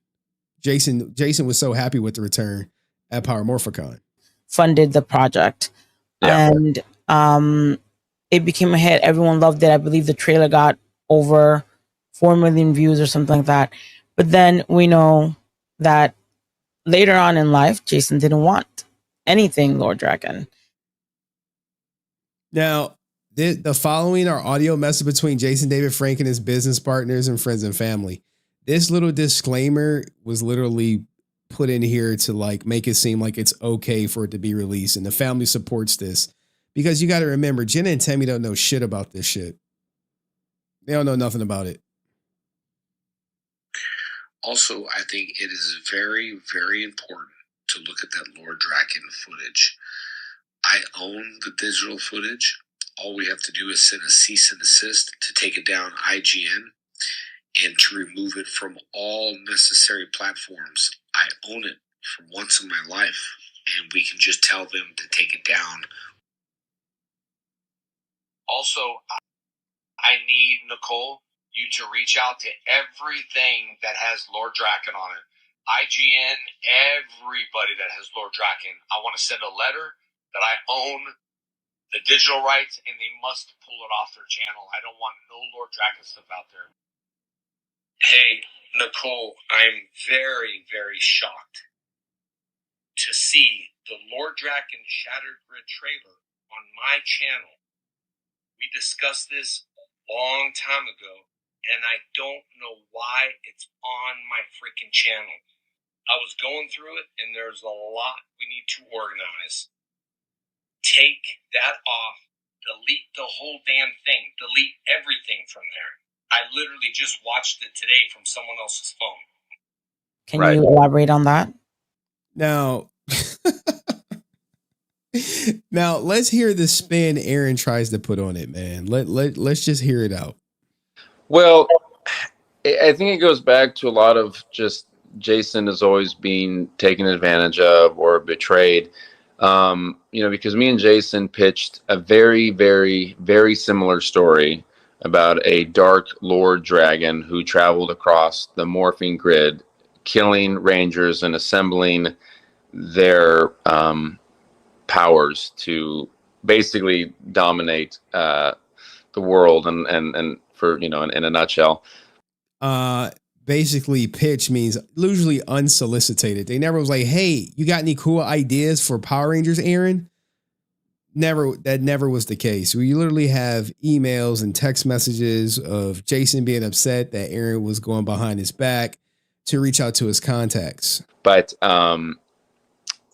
he was hoping that would turn into something, because he always wanted something that he owned, that he had control over, because Jason was, like I said, always taken advantage of, and he saw what the fans wanted, and he always wanted to vocalize that and give them what they wanted, because they're usually, and this is with any sort of IP, there's a lot of times a disconnect between the owners and the money people and the fans and what the fans want. And Jason was out there on the front lines all the time, so he saw Lord Drakkon as a way for him to kind of bridge the gap and for us to get out there. And even though we weren't credited for it. Why the fuck would you be credited for it? The fuck? Like this guy, man. Oh my God, man. Like this what pisses me off. Why would he be credited for Lord Drakkon? He made no contributions of it. Because we're actually about to get into the part where Kyle breaks down how he created Lord Drakkon. Just be like, look at this guy. He wasn't, we pitched this story. Like, bro, you pitched a story. What was the plot? Between the owners and the money people and the fans and what the fans want. And Jason was out there on the front lines all the time. So he saw Lord Drakkon as a way for him to kind of bridge the gap and for us to get out there. This like infuriates me because I'm just like, it just reminds me of how much of a fraudulent guy this is. And even though we weren't credited for it. Why would you be credited for it? You made no contribution. You literally said at the beginning you never worked, but we pitched the idea of an evil ranger going through and killing other rangers. Dog, very original, Aaron. Very, very original idea right there, buddy. Very original. Yes. Kyle stole it from you. I agree, man. He felt like, well, this could be a way to kind of get us on board and get his name out there and have him a little more control. And then that project did not do that and he was very smart about this though, is because, and all this is that, he paid for everything. So he owns everything in terms of all the video and all that kind of stuff. And he helped, produce and usher in that video and then got. Who directed it? Aaron don't want to say who directed it because he hates Kyle Higgins. No credit for that. What? Wait, what? What? He got no credit for it. All this is that, he paid for everything. So he owns everything in terms of all the video and all that kind of stuff. And he helped, produce Yo, he's like making this shit up as he go, dog. Like this video just aged like milk. and usher in that video, and then got no credit for that. And then they went off and used the character in ways to make figures and also, which he wanted to be a part of because What do you mean? He made money off the figures. We saw the text messages. So this is what happens when people lie and then text messages prove they're a liar. They're like, well, I'm a lie right here because no one's going to catch me. I literally showed the messages between him and Scott Zillner talking about how much money they made selling Lord Drakkon action figures at Power Morphicon. Yeah, buddy. Okay. He didn't make any money off of it. And then they went off and used the character in ways to make figures and also, which he wanted to be a part of because also he was a part of it. He got the license. He got the license to make the figures to sell at Power Morphicon. I covered it on this channel. We showed text messages. Scott Zillner literally took out a second mortgage on his house to make the action figures, and he turned a huge profit on them. Everyone left with the money bags from Power Morphicon that year. Everyone knows that he never got any percentage of any of the figures from, any of the Saban stuff. So he was like, that's such bullcrap, man. This is such bullcrap. I helped create this character and I want to be now a part of it. And I want to feel like it's, something that's more personal to him. And none of that came to fruition. Notice this guy is always lying. So let's get back to Kyle Higgins. He talked about the Radiant Black connection. Trying to. Now we have to. What was it like coming up? This is the best question right here. What was it like coming up with the concept of Lord Drakkon? How did that come to be from the actual person who created him, not the flunky who's literally hanging on to Jason David Frank coattails for meetings and reaching out to people behind Jason David Frank's back? Because without Jason, most of us would have no idea who Aaron Schoenke is. So let's get it from the horse's mouth, if you will. Questions are a bit broken because they came in from Discord, so I'm going to reword them slightly to make them make a bit more sense. But what was it like coming up with the concept of Lord Drakkon? Like, where did that come from? Wait. Aaron said he didn't get the credit for the Lord Drakkon. Jason wanted credit too. Come on, man. I think we really need to start acknowledging that Kyle Higgins created Lord Drakkon and he created him with Jason in mind. And when you hear this story, you're going to be like, yeah, this is nothing like what Aaron would have ever come up with. We saw his Dragon Emerald pitch deck, dog. My daughter do better stories than that, and she can only draw stick figures. So Drakkon was a really cool one because it came from a place of story first and foremost. So I can walk you through it, like, because it was the first time in my career. This is where people need to like hone in on Aaron. Wait, you pitched it? What'd you pitch? Where's the Lord Drakkon pitch deck? Where's that? Well, it really wasn't a pitch deck. We were talking to him all the time. We or you? Where all right, sorry. It came from a place of story first and foremost. So I can walk you through it, like, because it was the first time in my career where when I say I grew a lot doing Power Rangers, this is a really good example of it because it was an environment where I wasn't getting lobbed grenades out of nowhere, left, right, and center, like it was on Nightwing. So I actually could plan, and I was a more mature writer by that point, so I could actually plan and map out, here's the first year. Not only the general arcs that we're going to do, but here's the larger arc that we're doing across the first year and why, and the emotional arc for these characters. So my way into Power Rangers was like, I didn't want to touch the origins. I just knew immediately, it's like, even though I don't want to we want to do our own thing. I feel like anytime you touch the origin, you are just inviting notes. It's like, I would rather start where they're already Rangers and like, let's find a different way in. Yeah, no lie. I'm already like, you could probably say I got some Kyle Higgins bias, but guys, I hate an origin story, dog. Spider-Man, Batman, all the origin stories, like they didn't origin story us to death. I don't need to see Uncle Ben die. I don't need to see Bruce Wayne's parents get killed. Like we get who they are and why they became that person. So starting in the middle with established IPs is perfect for me. And I rewatched Green with Evil, and I put on the next episode, and I realized the very next episode of the show, like Tommy's a full-fledged member of the Rangers. And I was like, huh, that's interesting. And then it all like unlocked for me. And I saw it. It was like, oh, that's the way in. We do Tommy joining the Power Rangers, but we treat it like there's shades of the Manchurian Candidate. There's like Gaius Baltar and Six from Battlestar Galactica.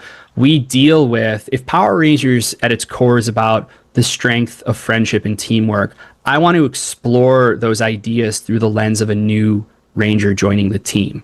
And in the case of Tommy, he just spent the previous couple weeks trying to kill them. So like, if you dig just a little bit deeper than surface level, there are a lot of potentially interesting feelings from everyone about this. How does Jason feel about him joining up?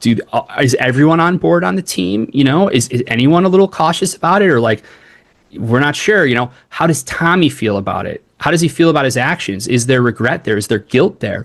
Is there insecurity there? Like, is there jealousy there? Let me stop, man. The guys, I'm not a writer. I would never think of that. In my most of my creativity, I would never be like, oh, what if he would have never became good? Never crossed my mind. And you know whose else mind? I promise you it didn't cross. This fraudulent guy right here.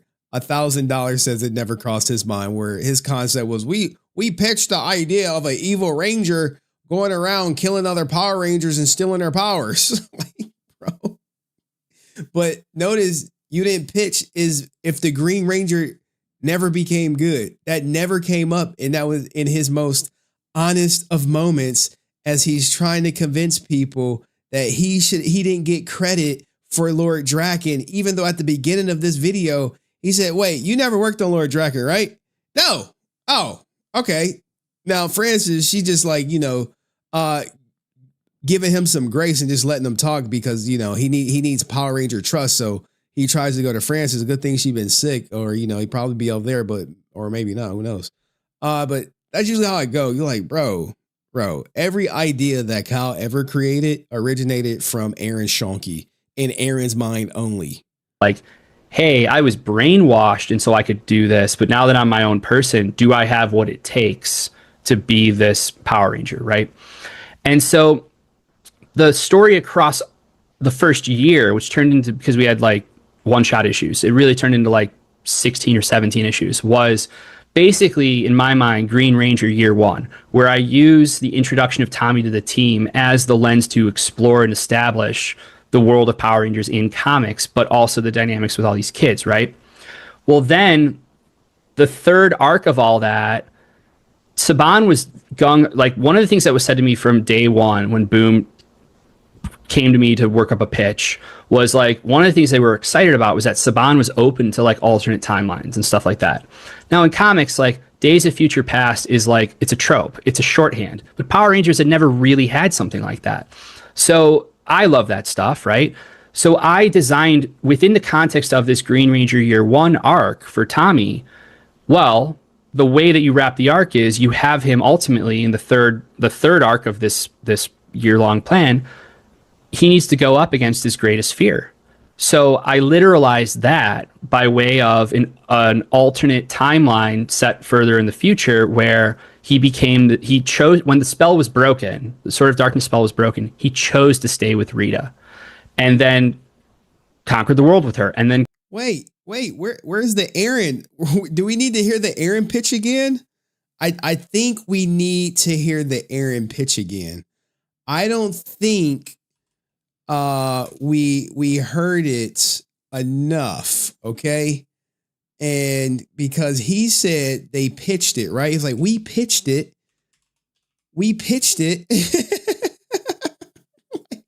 And Jason pitched it. Yeah, Jason was a big ideas guy, huh? Yeah, okay.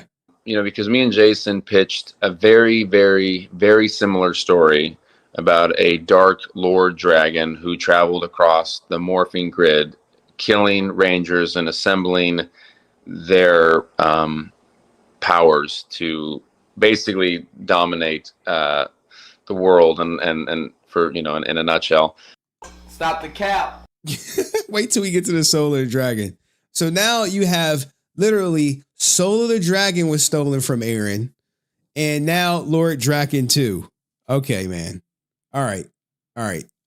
Well, make sure y'all ask Aaron all this stuff when he says he likes questions. And killed her and took her power and became this. Sorry, let's go. Let's let Kyle finish. Chose when the spell was broken, the Sword of Darkness spell was broken. He chose to stay with Rita, and then conquered the world with her, and then killed her and took her power and became this despot that is the antithesis of we are better together. And that antithesis also represented a dark mirror for Tommy, our main Tommy, to go up against, right? And Drakkon going, you are nothing, like you're worthless. I am the best version of you. And Tommy rejecting that, overcoming that character, and that's where his arc kind of ends, that first arc, right? Look at this, man. He talking to arc. This is like some story 101. This is probably how he pitched it. But yeah, Aerostream, you're exactly right. The concept that Aaron pitched is Jet Li's movie, The One, which is a great movie, by the way. Great ending too.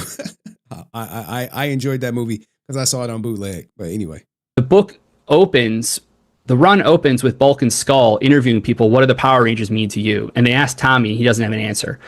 End of issue 17, when they come back from the Coinless world, the issue ends with Tommy giving his answer to Bulk and Skull about what it means to be a Power Ranger. So it was all designed narrative and character first. Now, as we got closer. Yeah, guys, Aaron pitched all of this, I'm sure. I am so sure. His elementary evil ranger going around stealing other people's power to dominate the world. Yeah, man. Very, very neat concept, man. Very neat. And closer to doing it. Around issue it was originally just going to be like an evil alternate timeline version of the White Ranger. Like that was what my original, that was the shorthand we were working with. As we got closer to the reveal coming up to issue 9, the conversation started happening between Boom and Saban, where the idea was thrown around from Saban, hey, what if you actually just make it a wholly new Ranger? Because there hasn't been a wholly new Mighty Morphin Power Ranger in 25 years. So Saban was like, hey, new Ranger, I need a new IP, new concepts. Can you do it? Yeah, got you, Lord Drakkon. And I remember, if I'm not mistaken, Aaron was like the red visor on Lord Drakkon was just like his visor from Emerald Dragon. I'm not kidding. I kid you not. He literally said that. And I was like, wait, well, does that mean Lord Zed 2 was your original idea? And people think I'm BSing, but it's so true. It sounds stupid. Like a red visor would be like, oh yeah, they really stole your idea, Aaron. No, Doug, you're not the first person to think of a bad guy with a red visor. Usually in movies, red is bad. There's a marketing opportunity here, but B, there's like a way to create something new that's ownable for, Saban at that point. That also is like super additive potentially to the line if it works. We don't know. I mean, everyone loved the idea, and it's a low-hanging fruit idea. It's like the best version of the Green Ranger, or the most exciting version of the Green Ranger, is when he's bad, right? So the idea of the dimensions and dangers, y'all think I'm bullshitting? I don't bullshit ever. This how freaking stupid Aaron is. Like right here. Like let's hear it. Let's hear it right here. Somewhere around there. All of a sudden, the comic book comes out with Lord Drakkon, and I was like, this is like really similar to our story. Even the villain has the same logo. He has the same red visor. A lot of it is very similar. So I was like, that's kind of strange. Even bro, you cannot make this up, man. You cannot make this up if you try, dog. You like, wait, it was the red visor? Yeah, dog, the red visor and the Green Ranger logo on the chest. Yeah, dog, fucking stole our shit, Kyle. Fucking thief. I think somewhere around there. All of a sudden, the comic book comes out with Lord Drakkon, and I was like, this is like really similar to our story. You know, even the villain has the same logo. He has the same red visor. A lot of it is very similar. Yo, this guy is so surface level. Red visor. Look, Francis' face. She like, this guy's so full of shit, but I can't say nothing because I want to go to the Legend of the White Dragon movie premiere and shit. She like, fuck, I'm fucked up. Like, bro, Aaron Schoenke, dog. Like, look, I'm so happy Kyle did this interview. And I'm so happy people now starting to see how stupid Aaron sound. Like, yeah, dog, you got the red visor and then you took our story and shit. Like, dog, where's your script at? Like, script. You know I can't write, guys. I'm a story by guy. Really big. We'll just do it. Let us prove to you that this is a good idea. Commission a comic book, and then we'll do that. And they're like, oh, comic book's a good idea. That's how they gonna commission a comic book? Aaron Schoenke never produced a comic book. He's never written anything. Ask for a writing sample, you get the Legend of the White Dragon script. Bro, he's cooked. Sounds cool. And then they didn't do any of that. And then 2 years later, I think somewhere around there, all of a sudden the comic book comes out with Lord Drakkon. And I was like, this is like really similar to our story. You know, even the villain has the same logo. You have to remember, Aaron is like impressed by like aesthetics. Like, oh well, this will look really cool. He's not a story guy. He's not like, oh, he couldn't tell you what the arc is. He's like, what's an arc? Isn't that the thing at McDonald's? Stay away, bad food at McDonald's. Same red visor. A lot of it is very similar. So I was like, that's kind of strange. And Saban, was that ever released? Bro, if a red visor is like the pinnacle of your idea, anyone with a red visor is stealing from this Emerald Dragon, which I'm going to show you because I have the work. Yeah, Cyclops 2, dog. Cyclops 2. I can't with this guy, man. How do people take him serious? How? I don't get it. Oh, man. Danger writers kind of said the same thing about when they were doing their episode, because there were similarities between their episode and Shattered Grid, but we were on separate development paths. So the left hand was not. All right, let's rewind this so we get the full Drakkon stuff, man. Sorry, Kyle. Like, bro, you had McDonald's today. Well, the arches, you know, the arcs. Green Ranger, or the most exciting version of the Green Ranger, is when he's bad, right? So the idea of like, I mean, the Dimensions in Danger writers kind of said the same thing about when they were doing their episode, because there were similarities between their episode and Shattered Grid, but we were on separate development paths. So the left hand was not talking to the right hand. So no one's ripping anything off of each other. They really are independently driven things. The closest was that their villain was named Lord Draven, which was a little like, it's a little weird. Wait, they stole from Aaron too? Jesus Christ, man. Everyone's stealing from Aaron, man. If everyone is literally stealing from Aaron Schoenke, right? Where is his original IP at? It don't exist, huh? If you keep talking over me, then I can't answer, and why am I here then? Bro. Oh, my Lord, my Lord, my Lord. All right, come on, Kyle. Bring it on home, man. Bring it on home. But so then the conversation started. I remember I was in Paris and I was like sitting in a little cafe and I was like dealing with emails. And I was like, I knew I had to come up with a name, and they needed a backstory. So I built this backstory that I knew I could write, and I was excited about, of like the White Ranger, the Tiger powers, and the Dragonzord powers in conflict with each other and everything. And that's where you get some of like the vein stuff. Like Saban really wanted veins for some reason. So that's where you get some of the vein stuff coming up the neck, and like, and also that informed Jamal Campbell's design for, you know, the suit and the coin and everything else. And then when I was back in Chicago a week later, I took half a day sitting there trying to come up with a name. And I knew I wanted Lord something because Lord Zed. And so it's like, okay, that's where I'm starting. And then like, I mean, the obvious one is like Draco Malfoy, like Dragon, Draco, Lord Draco. Like that'd be a cool name. I can't do that. Lord Draco, bang, bang, bang.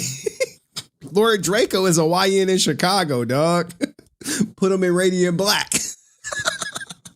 All right, let me stop. Harry Potter, Draco Malfoy, etc. So then it becomes like, okay, coming up with permutations and trying to find something. And so I landed on Drakkon, Drakkon, and that was the winner. And Saban loved it, and so that's what we went forward with. Bam. There you guys go. You literally have the complete origin story from Lord Drakkon, from the actual creator himself, and how he came up with the character, marketed the character pretty much from beginning to end. Please, I implore you, do not believe this guy if he says anyone stole something from him. It's probably 99.99999999999% not true. But let me know what you think of Jason David Frank and the origin story of Lord Drakkon. Like, share, comment, hype, and I'll see you next video. Peace. All right, cool. Bada bing, bada bow. What y'all think? That was good. That was a good segment. Like, guys, I know when I have like an okay segment, I know when I have a good segment. The Aaron like interjecting. Ooh, I was cooking, boy. Let him cook. It's cooking. Hawkalee's talking about I stole this McDonald's and shit, dog. Like, what the fuck? Why not sue Aaron? Bro, what would he sue for? What would he sue for? You have to fucking kickstart that shit. Like, hey guys, I am finally about to sue Kyle Higgins for stealing not only Lord Drakkon, but Soul of the Dragon. Bro. Good coverage. Why, thank you. Henry, thank you so much. Appreciate you, Allison Jim 88. But it is what it is, guys. Like, what do you guys think? Like, y'all ready to go to get to the heavy part? To get to the heavy stuff. Like the stream, everyone. It's been great. That was a great segment about Drakkon. Henry, great job working it. Aaron's thoughts. I know, man. I love when that shit just come together. But it's like all up here. Like, the only thing that would have made it better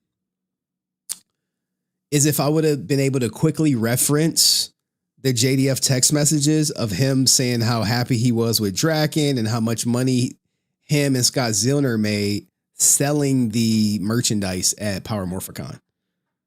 In fact, they sold out of the Lord Drakkon action figures, if I'm not mistaken. And some people didn't get them. Y'all like, Henry, how do you know this? I'm like Thanos. I'm cursed with knowledge. Give me a second. I'll try to pull up the article. I think it was on Reddit. Lord Drakkon Power Morphicon. Let's see. It was at 2018, right? Here we go.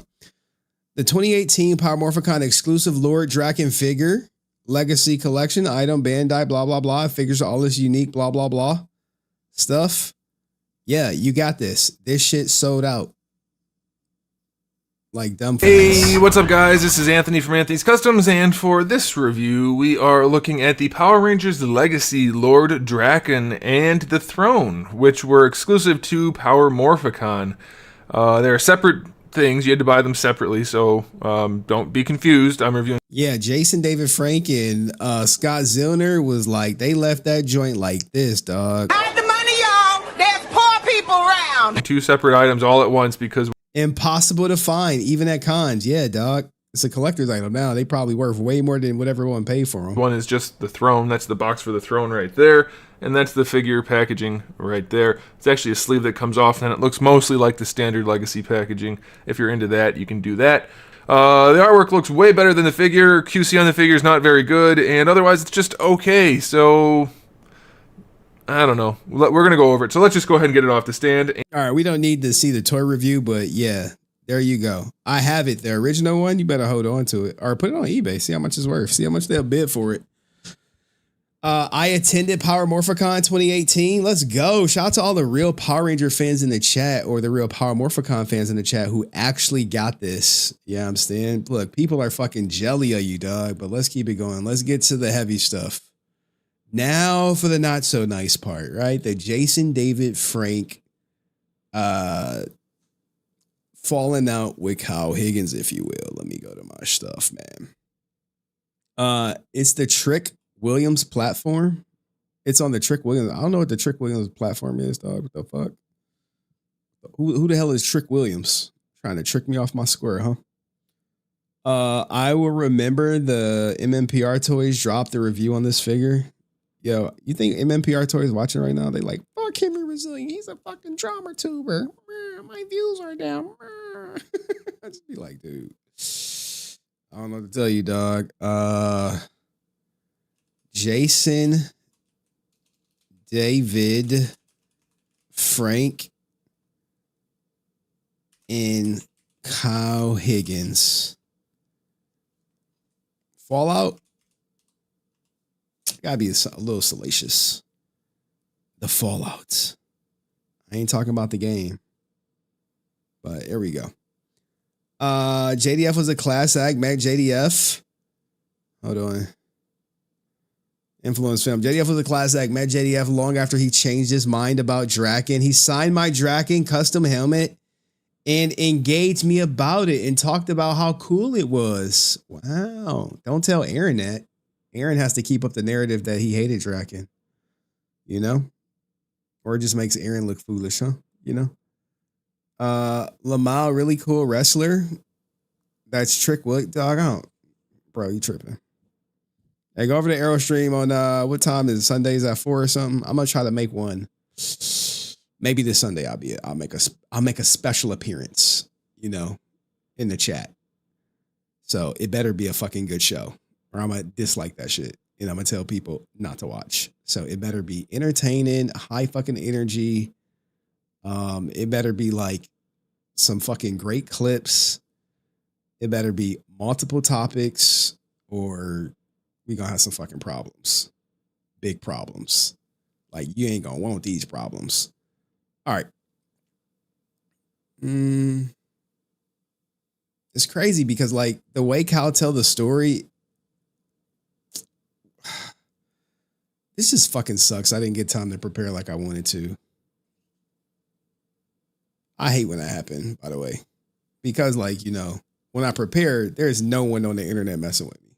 When I'm like unprepared, I'm like, shit, I'm like pulling fucking scraps together like fucking LeBron James down at fucking 3-1, staring Golden State in the face like, what the fuck is we gonna do, man? How are we gonna come through on this win, on this victorious win? Like, look, I have no idea, dog. We gotta figure this shit out, dog. You know what I'm saying? Cleveland!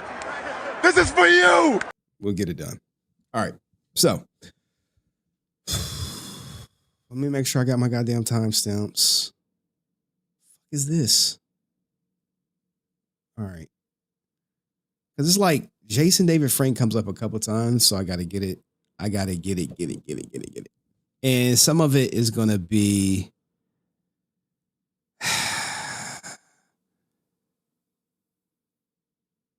All right. I think it may just be... It may be right here. It should be rough, dog. Like,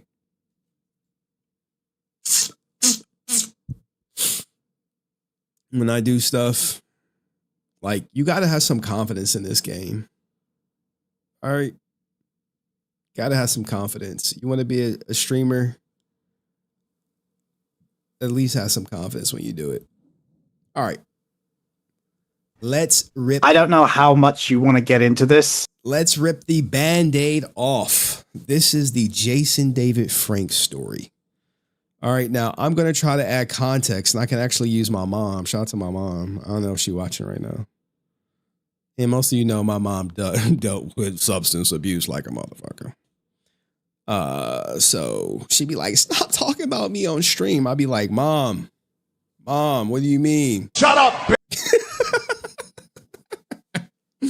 Every family function she'd be at, she'd be like, stop talking about me. I'm like, they don't even know you, Mom. Well, somebody do. But didn't JDF play Drakkon in Hyperforce RPG? So if it's true, then JDF hate Lord Drakkon during that time as well. He seemed genuinely to enjoy playing the character. Well, here's the thing. When you're dealing with someone who bipolar, they're going to be hot and cold, in and out on shit. You know, think of a bipolar person as being like indecisive. All right. Love you one day, hate you the next. Same with Lord Drakkon. Love him. Love the character. Man, good times. He could be in a good headspace, bringing back good memories, working with Kyle and shit. Or he could be like, fuck, man. He could, it could have just been off the heels of him learning that they're not making a Lord Drakkon. And he like, fuck Lord Drakkon, fuck Kyle, fuck Francis, fuck Aaron, fuck everybody. He could be one of them. So just think of it like a bipolar person being hot and cold. Where it's like, did he really hate Lord Drakkon, or was he really just upset that the live action series was gone? Think of it like that. But that's just my way of looking at it. Like, my mom she's stolen from me before. Money, clothes. Did she steal from me because she hate me, or did she steal from me to feed her addiction at the time? Which one you think? It's likely the addiction. All right, but I got to get this shit together. JDF. Let's just move to Johnny Young Bosch. Right here. All right. Y'all ready? Now, this segment is not that much prepared. It happens. Every time I'm at bat, it's not going to be a home run. Sometimes it's going to be a single, a double, infield triple. Hell, sometimes I may even strike out. But today we were about to try to hit this shit out the park. We still got like 2 more sections. The Solar Dragon, y'all gonna get like new information. I don't know if we're gonna make it to Radiant Black. I'm kind of tired. It's like midnight. Got shit to do tomorrow. You know what I'm saying? But I think we will double back to it. And then I'll be super duper prepared. What do y'all think about that? Should we just... Here we go. I know y'all are greedy and shit, dog. Like, I know my audience. Like, if I said, yo, I got to be at work at 5 a.m. and it's like 4 o'clock, they'd be like, just stream until 4:30. You don't even need that sleep right now. So let's do a poll. Let's see how y'all feel about me. How y'all really feel. If y'all care about my well-being or not, I can't believe 70% of y'all didn't watch this goddamn Kyle Higgins interview. That's wild. You get this great, well, I get it, man. It's probably not the most salacious without my like commentary to like put the pieces together when Kyle Higgins throwing shots at fan film Aaron. But it is what it is. I don't even need to put a poll up. We'll just do a part 2. We'll see how I feel. All right. Let's go. Boom bap. Do me a favor, like the motherfucking fucking stream. Let's just chat good. All right, cool. I gotta do some stuff real quick. All right. Anyway. What is this? Hey, a strike sucks in baseball, but it's awesome in bowling. It's all about the place and time, my guy. All right, Matt. I feel what you're saying. All about perspective, dog. Appreciate that. Appreciate the kind words. Appreciate the thoughtfulness. Now, this is like the one time you don't have to worry about Aaron butting in, making a special appearance. But as you guys know, Jason David Frank is no longer here, and him and Kyle Higgins, I guess, were not the best of friends when Jason David Frank passed. And the same can actually be said for Johnny Young Bosch. But now you're about to hear, what happened between Jason David Frank and Kyle from his perspective. We really don't have Jason's perspective because he's not here to give it. And I would be very cautious about listening to anyone that's not Jason talk about how he felt about Kyle. And if you don't want to, I'll edit out me even asking. But I know that Johnny said that one of the reasons that you were so helpful is because, the complicated situation, as you put it, was everything going on with Jason Frank. And he basically said that you'd been through that as well. And before you answer that, I want to preface, because this is something that a couple people in my comment section didn't quite get. The reason why Johnny and I kept that conversation in and why we had that conversation, even though it wasn't something I was planning, is because Jason Frank had bipolar disorder and he had a lot of issues. He was dealing with anxiety. He was dealing with depression. He wrote poetry about this stuff. And he didn't always make the best decision. He was human and he was struggling. And I think that part of the problem with those sorts of conditions is that people don't talk about it. If someone says, "Oh, I'm bipolar," oh, okay, well, you just get angry every now and again. No, there's a lot more to it than that. So I think that's why Johnny wanted to talk about it, partly so that people could be made aware that, people, it's not always easy to be friends with these people, but you still want to be friends with them. You still want to have a relationship. Right. Yeah. I mean, I saw what Johnny said there. Like, I thought he put everything beautifully. I mean, I'm glad that he was able to talk about some of that stuff, and he was as articulate about it, and his recollection of it was so strong. I think, like, I loved Jason. Like, I didn't know him for that long. Like, we only really hit it off in like 2016, I want to say. And then, the last time I talked to him was like in early 2021. But the thing is, like, Jason was really complicated, and we know about a lot of the struggles, or some of the struggles. We know some of the struggles, at least now we know more about them. But Jason could be the most incredibly giving and generous person on a multitude of levels, and he would constantly surprise me with things he remembered that I didn't think he would remember, just from conversations we would have, or things he promised he would do or said he would do. But then on the other side, he would get upset about things that it's like you would talk to him and you just kind of had to like let him work through it, because what he was upset about wasn't really logical, but there was more going on there. You know what I mean?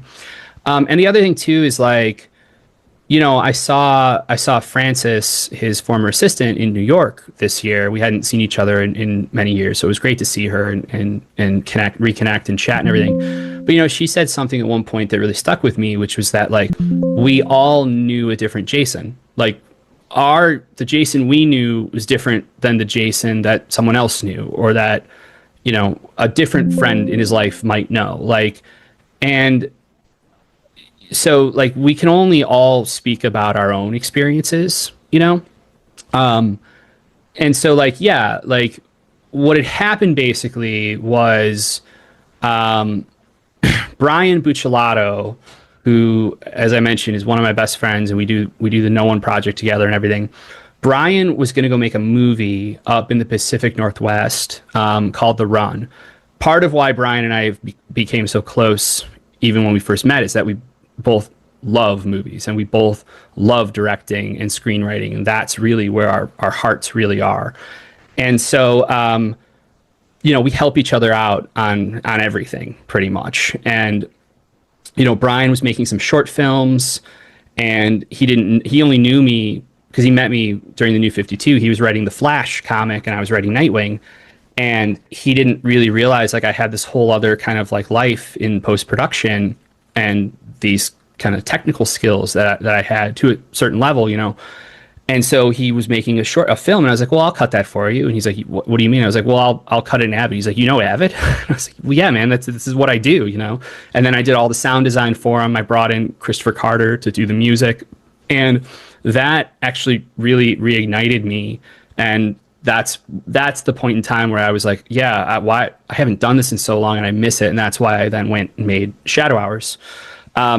But long-winded way of saying, like, we've always been about, like, I tend to be friends with people who have an ability to manifest things. Like, we see something, we see how to do it, or we see what it could be, and, like, I gravitate towards people who then become obsessed with, like, well, then I have to actually do it. And that's, like, actually a good thing to do. You want to be friends with movers and shakers, guys. Don't be friends with people who are potentially going to hold you back. And I know he's, Cal, when he talks, it can be a little bit long-winded because he's telling the complete story. It's different when you ask me, a non-writer, what happened. I'm going to make the story probably quick, concise as can be. Or Kyle is a writer. He's a storyteller, by craft, if you will. He's going to paint the complete picture of everything and, like, how it played out, if you will, of Jason David Frank. And it starts with him having a friend. And he's like, well, what does it have to do with Jason? Because, well, that friend you're going to hear later was like a brother to Kyle. And what Jason did put him in an awkward position with Kyle's brother. Finish it, and Brian's like that. And so Brian had gotten like a royalty check, or I think for like a really low budget, script sale or book option or something. And so he finally was like, I'm just going to go make a feature. So he designed this little horror film called The Run that was going to shoot up in the Pacific Northwest. And at that point, the guys that produced the Shattered Grid short were doing it with Brian. And so I can't remember if one of them asked JDF about it or if I teed it up to JDF. But either way, Jason read the script and loved it. And he was calling me going like, dude, you got to get me in this movie, get me in this movie, get me in this movie. Brian was going to shoot it all for like 30 grand and like just rough it, right? And 30 grand, right? That's very specific. Remember 30 grand because I'm going to play you what happened with Johnny Young Bosch. And it's literally almost beat for beat the same story. And my DP was shooting it, who shot Shattered Grid and everything as well. And so Jason's like, I want to do this. I want to do this movie. Like, help me get it. He's like, I'll match the money. He's like, I'll put in the same amount of money. So that was like a big deal because suddenly the budget's not 30 grand, it's 60 grand. And so then those guys all were communicating on it. And I wasn't actively involved or like managing the situation or the relationship. But Jason, once in a while they would ask me like, hey, could you like put in a good word or could you like mention to Jason this or like we haven't heard from him or like that sort of thing. And so there was a period where I could tell like sometimes Jason would go dark where like normally you're going back and forth, but sometimes like you text him and like the message wouldn't go through. And like he always had Wi-Fi and airplanes and everything. So it was like, oh, that's weird. So is his phone off? And it would be like that for like a day. And it was like, okay. And I kind of learned the patterns after a while. Typically when he would come back from that type of like break, he's either something had happened or he was definitely heightened. And so he came back from that break and quit the movie 2 weeks before filming and pulled his money. Damn. Now that story is pretty much the same story with Johnny Young Bosch. I'm not going to play the whole clip, but here's the second, again, from the Action Static podcast, which I implore everyone to go watch. Over Christmas. And then next thing I know, Jason is just upset. He's like, I'm out. I'm done. Help me get my money back. And I was like, whoa. What do you mean you're done? The money is spent, they've already spent half the money. And he was like, I'm done. And I kept saying, dude, just talk to me. Let me know what's going on. I'm sure there's a way we can work this out, and I was completely lost. And this is, again, I don't want to go into too much detail because it was really hard for me to accept that he would do that, and then I was like, and he was just really adamant that he wanted to get his $30K back. And then I was fine because the production was like, hey, they're sending their assistant to come pick up the $30K, but his $30K was spent. I have yours. Do you want me to just give him your $30K? And I was like, yeah, just give him my $30K, and then I'll try to smooth it over and see if things are going to be okay. And then it wasn't. And he picked up that $30K. And again, I'm saying all this because he was bipolar, and everyone knows now. But they didn't really know the kind of things he would run hot and cold. There you go, hot and cold. Now let's get back to Kyle finishing off his story because it's the same thing. You're like, wait, what happened? He's either something had happened or he was definitely heightened. And so he came back from that break and quit the movie 2 weeks before filming and pulled his money. And it sent it all into a tailspin. And, the context of how much they were going to film for the days that they said they were going to go initially film is what he said made it a total no-go. They basically wanted to shoot, instead of trying to shoot the whole film in like something insane, like 5 days or something, they were going to do the third act over a long weekend in September. It's either Memorial Day or Labor Day. I never remember. Labor Day, I think. Yeah. They were going to do over Labor Day weekend of 2019. And Jason was like, no. It's got to be the whole movie or nothing. Or this is how it was, kind of explained to me and Jason said to me. But anyway, it put things in a really, really bad spot. And Jason was texting me, and I could tell he felt bad because he was like, "Hey, I just posted this Lord Drakkon stuff. Hey, I just did it," and I wasn't really engaging because I was pretty pissed off.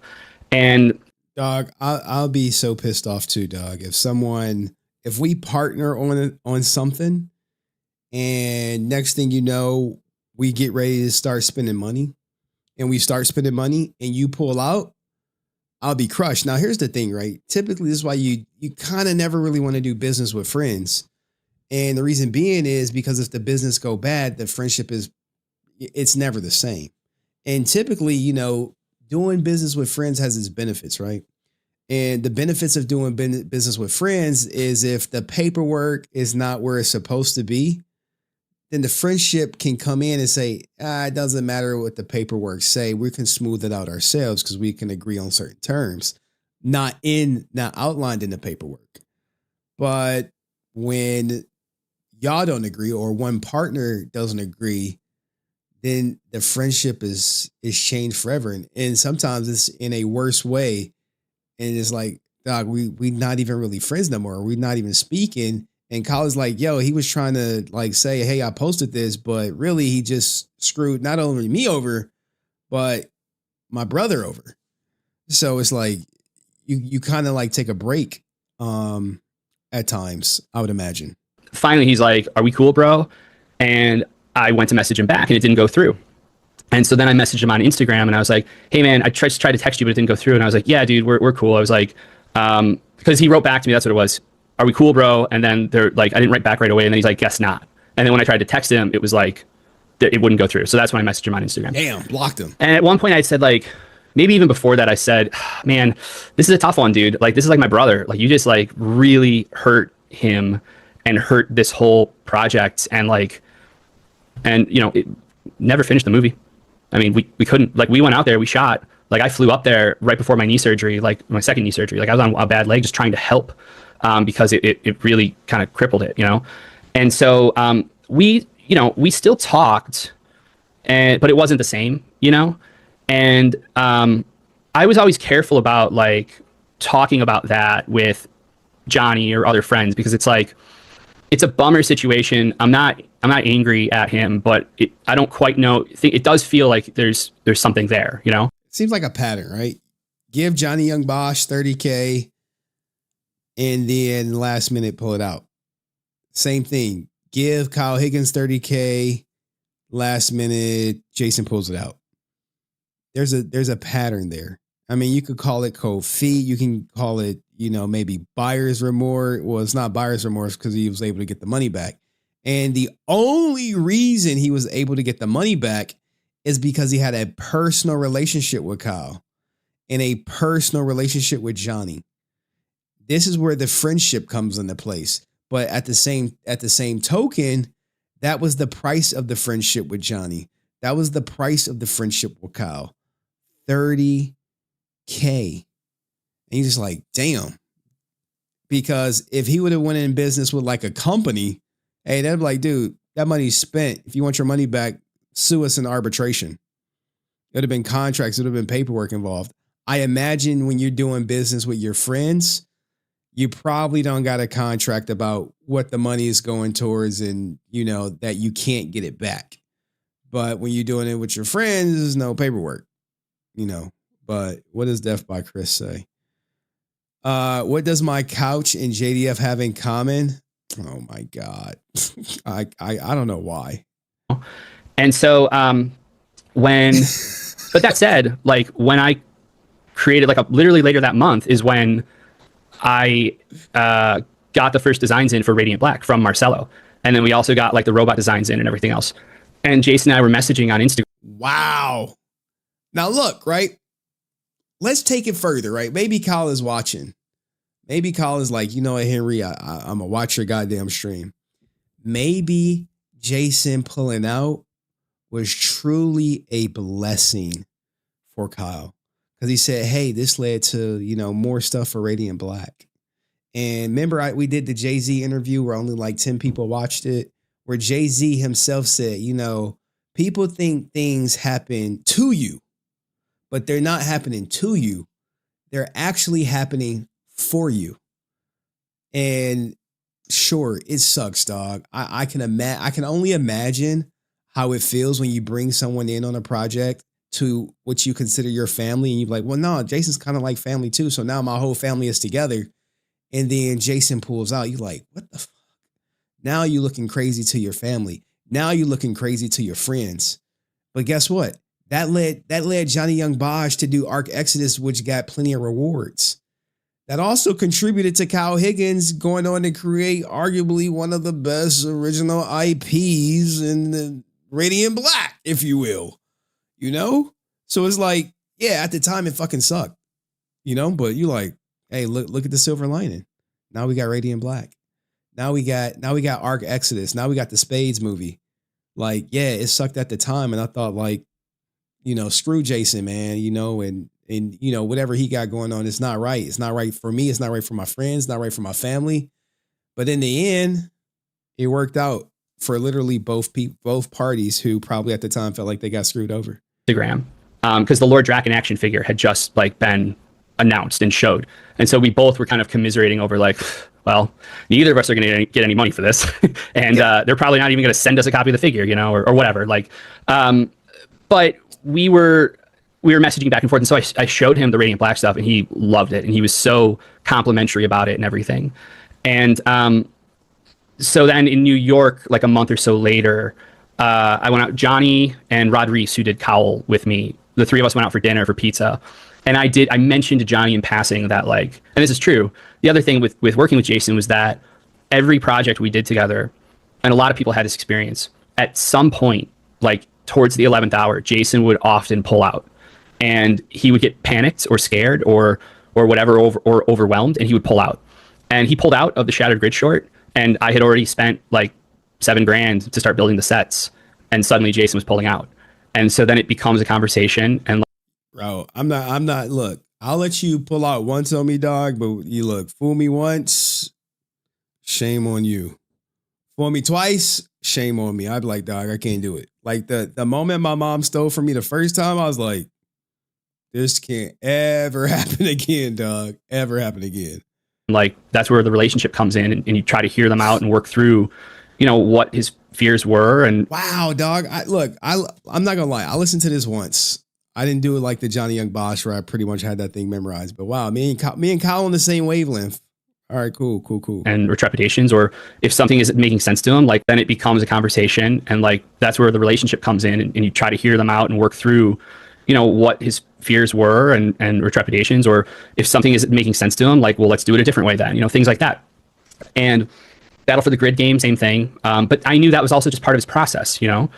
The only time I couldn't get him back was for the Shattered Grid Live. But there was also a very real component of like, his line was crazy. And he's like, I'm already going to be here till 9 o'clock. I can't take an hour to go do this and then come back, you know. And the run, but I wasn't actively, you know what I mean? Like, I wasn't point person on that project. So yeah, I mentioned to Johnny that, like, yeah, Jason kind of always pulls out of things. Because at that point, Johnny was telling me a lot about, and Jason had told me before this about the movie they were going to go do after the first Legend of the White Dragon Kickstarter called Click Boom Click. I think it was Click Boom Click then, and then it became Click Boom. Yeah. And so Johnny was talking about, like, we're going to go make this movie, we're working on it, etc. And so then actually that December, I had some messages from Jason, and like looking back on them, like they were definitely like, you know, he just was just messaging me these audio messages going like, oh man, I really wish we would have had a script for Lord Drakkon. We could have made them make it, and like it would have been amazing. And you know, you have such a great brain, and et cetera, et cetera. He's slurring his words, and you know, I look back on it now, and it's like, you know, oh, he was drinking again, or he was using, or he doesn't sound right, you know. Could have been on Ambien. I definitely showed that he had Ambien in his system. So, and when you do Ambien and you stay up, you're supposed to go to sleep instantly, you do be like a damn near a zombie. So then I go home for Christmas, and I decided to leave my phone in LA because I was going to go back for 10 days. And I decided, like, you know, I want to try that. Like, that's like, seems exciting to me and novel, and like a way to really force yourself to disconnect. And it was amazing. But when I came back, predictably, I had, you know, like 60 missed messages and stuff like that. And one of the messages, this was now January of 2020, one of the messages messages was from Johnny wishing me either Merry Christmas or Happy New Year. And so I wrote him back and I said Happy New Year, or, you know, post Merry Christmas, whatever. And he texted me, he's like, hey, can you talk for a second? I was like, sure. And so we got on the phone and he was like, so remember how you mentioned that like all the times that you worked with Jason, he would back out in the 11th hour, he'd get scared or whatever and back out anxious. And I was like, yeah. And he's like, yeah, I'm going through that right now. And he was explaining to me the situation on the Click Boom project. And then I was like, oh man, well that's like, I'm sorry, dude. Like that's tough one. Like, let me know if I can help. Cause I think at that point he had backed out and then he agreed and then he came back and he was going to do it. And Johnny's like, I will for sure. So we hang up. And so I texted Jason at that point because I hadn't talked to him since I got those messages in early December. But I also knew suddenly Johnny was calling me about this. I just wanted to check on Jason, you know? So I texted him. I was like, hey man, how you doing? And I got this message back. Who is this? Damn, hit him with the new phone. Who this? Ugh, ouch. And so I was like, oh, okay. So did he delete my number or it's a different phone or he has a new number or I don't know. Like, cause then I started. Remember guys, when we were going through the Jason David Frank text messages leading up to his passing, where he was like, I got a new phone. I don't got numbers. Jason would get new phones like that. But in hindsight, realizing like, oh, we were messaging on Instagram at that point more. And he would sometimes say like, oh no, my phone's gone. I got rid of my phone or no more phone or whatever. And it's like, I never knew like if he was serious or not. I wasn't quite tracking, but I think he did get rid of his phone at certain points. And so, but I was reaching out and I got who is this? And I said, oh, it's Kyle Higgins. And I didn't get a response. And so then like a day or two later, Johnny calls me and he's like, so Jason's officially out and we film in like 4 days. Damn. And I was like, holy shit, man. And at that point we were talking about like, there was even a version where I was like, do you want / need help? And he said, yes. And I said, okay. And I called Brian and I explained the situation. There you go, man. I'm not going to play it further. I definitely implore you go check it out. But essentially what happened to Johnny Young Bosch happened to Kyle Higgins when dealing with Jason David Frank. And luckily for Jason, they had a friendship prior to doing business where, you know, the friendship came at a sacrifice. It was like a sacrificial lamb for looks to be $30K for each of them. But in the end, it turned out to be to Johnny's benefit with creating the Arc Exodus, which we're about to go into in the next segment. In the end, it was to Kyle Higgins' benefit, which allowed him to focus more on Radiant Black. So what do you think about the whole Jason David Frank and Kyle Higgins falling out? Now, you know, unfortunately, they never really got to make amends. I'm pretty sure it's out there somewhere where they were supposed to be at a convention together. And that's when, you know, everything was going to hopefully be smoothed over, but that never came to fruition, unfortunately. So let me know what you think of, you know, how Jason David Frank and Kyle Higgins fell out. I'll see you next video. Peace. All right, y'all ready for me to cook Aaron on Soul of the Dragon? Ooh. And shout out to my man Answer06, who said, here is 10 for the boba tea. If you know, you know. And fucking Death by Chris, fucking troll comment of the day. What does my couch and JDF have in common? They both pull out. I read this was like, hey, yo, what the fuck? I mean, yeah, it was and then you're like, oh, I love you, man. Like, bro. I was just like, what the hell? Can you put the link to the full video in the comment section? Yeah. Of course I can. You know, we always promote English Jack Black over in this bitch. Give me a second. I'll put it right here for you. Boom. Chat. Boom. There you go. Pirate Bell. Go fucking download it, watch it, like it, put stay resilient in the comment section. Help the video go viral. Hype that shit up if it's still available for hypes. You know, I got to get English Jack Black to start clipping this shit up, but you know, people don't listen to me. So anywho, let's go to Soul of the Dragon, which I think is like really good because I'm about to cook. All right. Yeah, you're welcome, Pirate Bell. You're welcome. Love of my life. Tell your family I say what up. All right. Like, I like the interview, but it's like all over the place. You gotta weave this shit together. Like, we could weave the Johnny Young Bosch Arc Exodus thing together, but I think y'all really want to hear about the like, oh, man, it's some good stuff in here. But it's like, it's good stuff for me when he talk about like launching his own IP. I was like, God damn, he's fucking cooking. But y'all will be like, dude, if you don't get to fucking roasting Aaron Schoenke for fucking spreading the fucking the whatchamacallit, the plagiarism shit. Oh my God. I just can't believe Aaron sometimes. He no longer says, your mom says hi. I'll tell her I said, hey. Is she watching me right now? Is she watching? She watching me? Is she watching me right now? Let me stop. Your mom like, what the fuck is it we doing? Look. Just want to make sure mom taken care of, you know.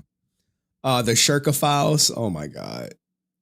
That's for like big YouTubers. Like someone said I should release a documentary on this guy. I mean, I do have enough content to release a documentary, but he's just not like popular enough, you know? Henry Clapper in the house. Yeah, dog. I fuck mom. Let me stop. Let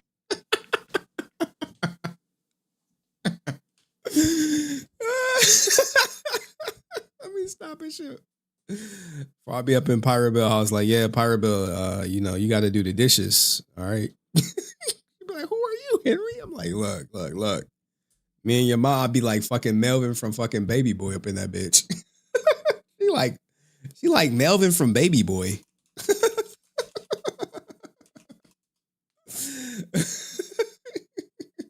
Be up in that bitch like this. Let me stop, dog. Let me stop. Yo, why y'all look, man? I haven't slept, so you know, Pirate Bill see me in the kitchen cooking like this and shit. Like,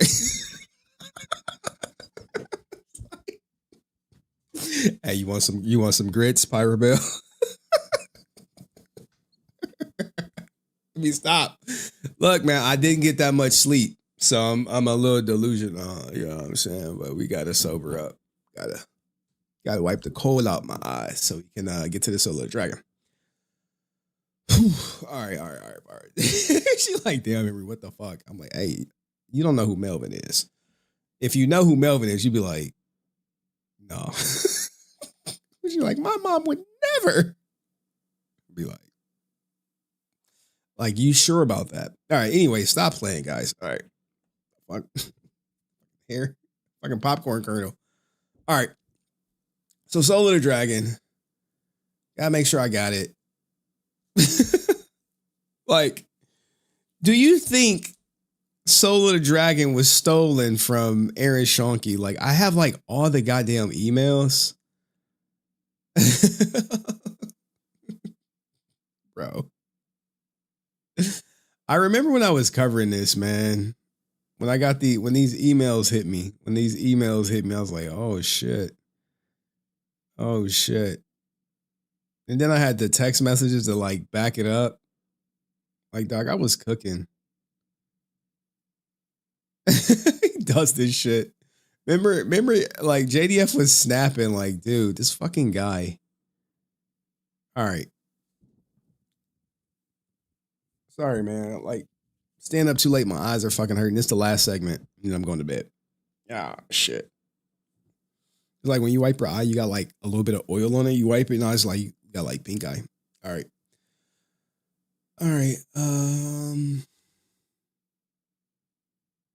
Proof Kyle Higgins did not steal Aaron's idea. What's this one? Jason David Frank punished Aaron for this. Like by and large. Hold on, I gotta find the Aaron Schoenke. Where the fuck is he at? There you go. Where's Kyle?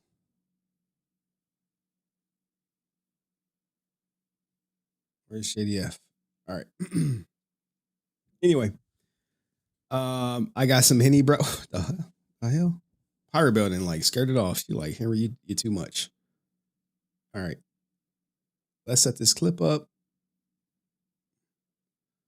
Like, I'm really like disappointed. What the fuck? If we would have got the Kyle Higgins interview, come on, bitch. All right. If we would have got the Kyle Higgins interview, link drop tonight. Like, goddamn, Laura. I'm about to be going on 5 hours. It's like midnight. What you want to talk to me about? What you want to talk to me about? Maybe Friday. When you type Aaron and Henry video shows up, that's fucking great SEO, dog. That's great SEO. You got to do that shit. You got to do it for the culture too. All right. Anyway, let's fucking get to it. Let's get to it. Let's get it done. Let's get it done. Let's get it done. This is like, I'm about to freestyle this shit because I got some shit I gotta say.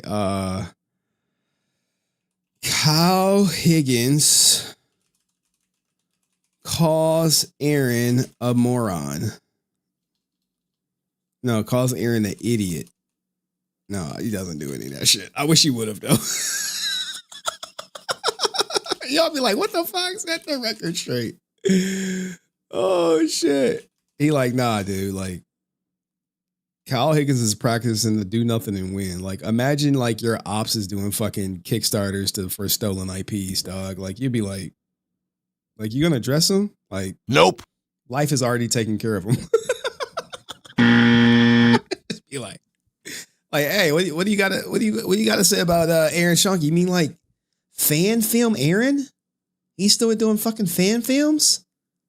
Yeah, on Kickstarter. You gonna donate?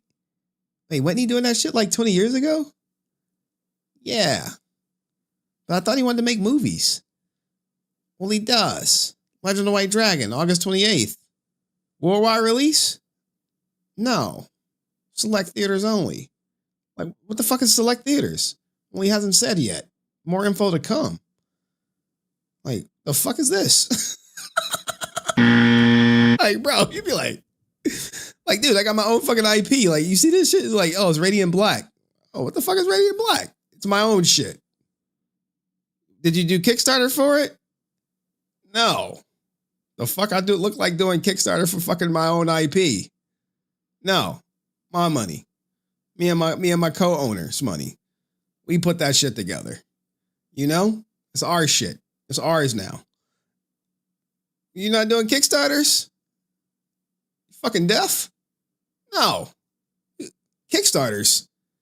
That shit's for that's fucking fan film Aaron's lane. He do Kickstarters. That's the fucking fan film guy. Mr. Stolen IP guy. Mr. You know, he used to be my biggest fucking fan guy. He was fucking asking me to write with him. I was like, nope. Fuck I look like. Let me see a writing sample. He was like, well, let me send it. I sent it, but I think the dog ate it. You don't even have a fucking dog. Yeah, I know, but can you just please work with me, please? No. Nope. Fuck out of here. You know what? You don't want to work with me? No. Well, I'm going to tell everyone you stole my ideas. Really? Yeah. But you were messaging me. I know. On Facebook Messenger. Yeah. And the messages say otherwise. I know.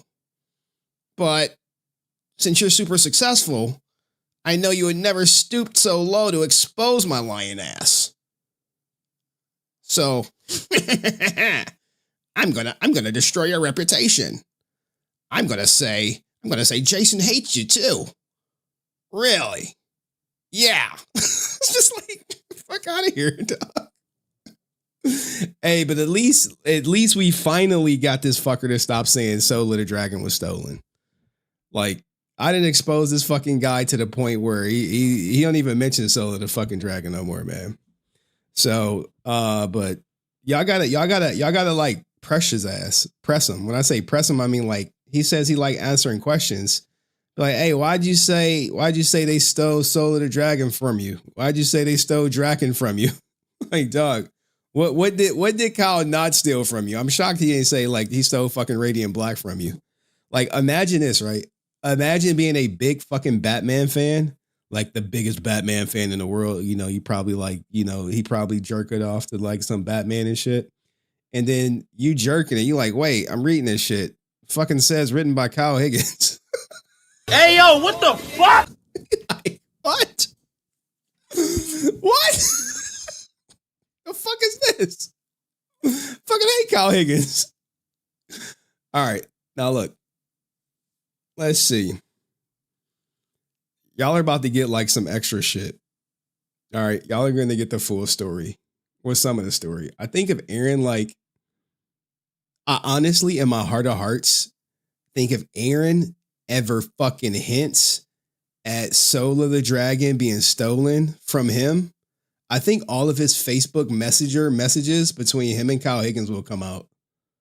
I think they will. And if you see them, if they're anything like what I was told, then you would see this guy's a fucking fraud. Like one of the biggest frauds in the game. But he will always have his followers. And, you know, why don't you say, Aaron, hey, did you message Kyle on Facebook Messenger a bunch of times leading up to the release of Soul of the Dragon? And he'll probably say, yeah. And like, hey, well, release the fucking messages. He'll probably say something stupid like he don't got them. But they're out there. They're out there on like some PDF or whatever. So now I haven't seen them, but I was definitely fucking told about them. And I took notes. I took notes when I was told about them. Not the best notes. Like I don't got like a fucking blow for blow, but I do got like some big ones. I got some big ones. And do me a favor, all you bastards who benefit from me being sleep deprived, fucking the most you could fucking do is like the stream. I better see like 80 fucking likes or I'm shutting this bitch down. Go to my channel. Let me go do it. I'm fucking lying, guys. Fucking lying. If it's not 80 likes, I'm still going to keep streaming. Got to get the clip. I'm like Aaron, dog. We both liars. Okay? He will lie and say if he doesn't get $100,000 from you guys, he's not going to do a beatdown. And then he announces that he's going to fucking do the beatdowns anyway. And I'm just like, yeah, I'm not going to fucking stream if I don't have 80 likes. And, you know, whether I got 80 likes or not, I'm fucking going to stream. So there we go. I lied. He lied. We both liars. But I might have 80 likes, though. I can't like twice. How many likes does this bitch have? Hold on. Let me just check. If y'all don't mind. Let me just be vain. Henry Resilient. It better be fucking 80 clips. Watch it be like 20 or some goofy shit. 80 likes, though. I can't like twice. How many? Fucking 54 likes. God damn. 54. 55. Fucking pathetic. All you guys. Just exploit me. Exploit me for my content, if you will. All right, let me stop. I'm getting a little loopy because I'm like tired. It's not well fucking prepared. Let me see if I could snatch some screenshots real quick for you guys. Do y'all remember this? You remember when fucking Aaron was reaching out to Brian Castini without like behind Jason's back? Oh man, these are like the greatest hits right here. This comic is coming out, and yes, then you know, Jason, if you guys don't remember, hey, I'm so effing mad he does this ish. I told him don't email Brian. So annoying. I emailed Brian and told him don't get back to him. Fuck, he's so desperate. It's annoying. Yeah, he's talking about fucking Aaron. And I know, right? I know. Shocker. Shout out to Dono Nevitt, man. I appreciate it, dog. I appreciate the dono, man. Like the stream, everyone. Keep those numbers up, man. They playing with me, Donald. Donald at work, like, damn, man, I got like a fucking 5-hour stream and shit. By the time I get done streaming, it's like damn the time for him to go. Since I can't like twice here, money. Thank you, dog. Thank you, guys. All right. Let's get into it. What's this other one? I just have to I have to clip this part where Jason punished him. Where where Jason basically was like, this already blew up Solar Dragon, the project a bit messy backstory. Aaron had pitched Green Ranger web series at one point that Saban didn't want to pursue, if I remember right. Damn, where's these messages at? Saban decided to develop the new older Tommy story with Boom and Kyle Higgins as a graphic novel collaboration. Sorry, I'm going through it. The credit was based on a concept by Jason, David Frank, Aaron Schoenke, was given to Aaron as a goodwill gesture. Yeah, I have all this shit, but I got like more messages. Jason found out that Aaron had been speaking for him. Jason asked Aaron's name be taken off, and a new credit was worked out between Jason. Yeah. And we had the email. Like, there was a call between Jason Boone to find out his details. Sorry, guys, I'm just going through it. All right, we got it. All right, let's go. Where's the fucking clip from here? Sorry, doing a lot. Okay. All right. Do me a favor, like the stream. Sorry about bullshitting for like 5 minutes as I get through all my loopiness. But hold the fuck up. Where is the fucking like? He was like, oh, they changed it just enough not to credit us. No, bitch, you added nothing to it. I fucking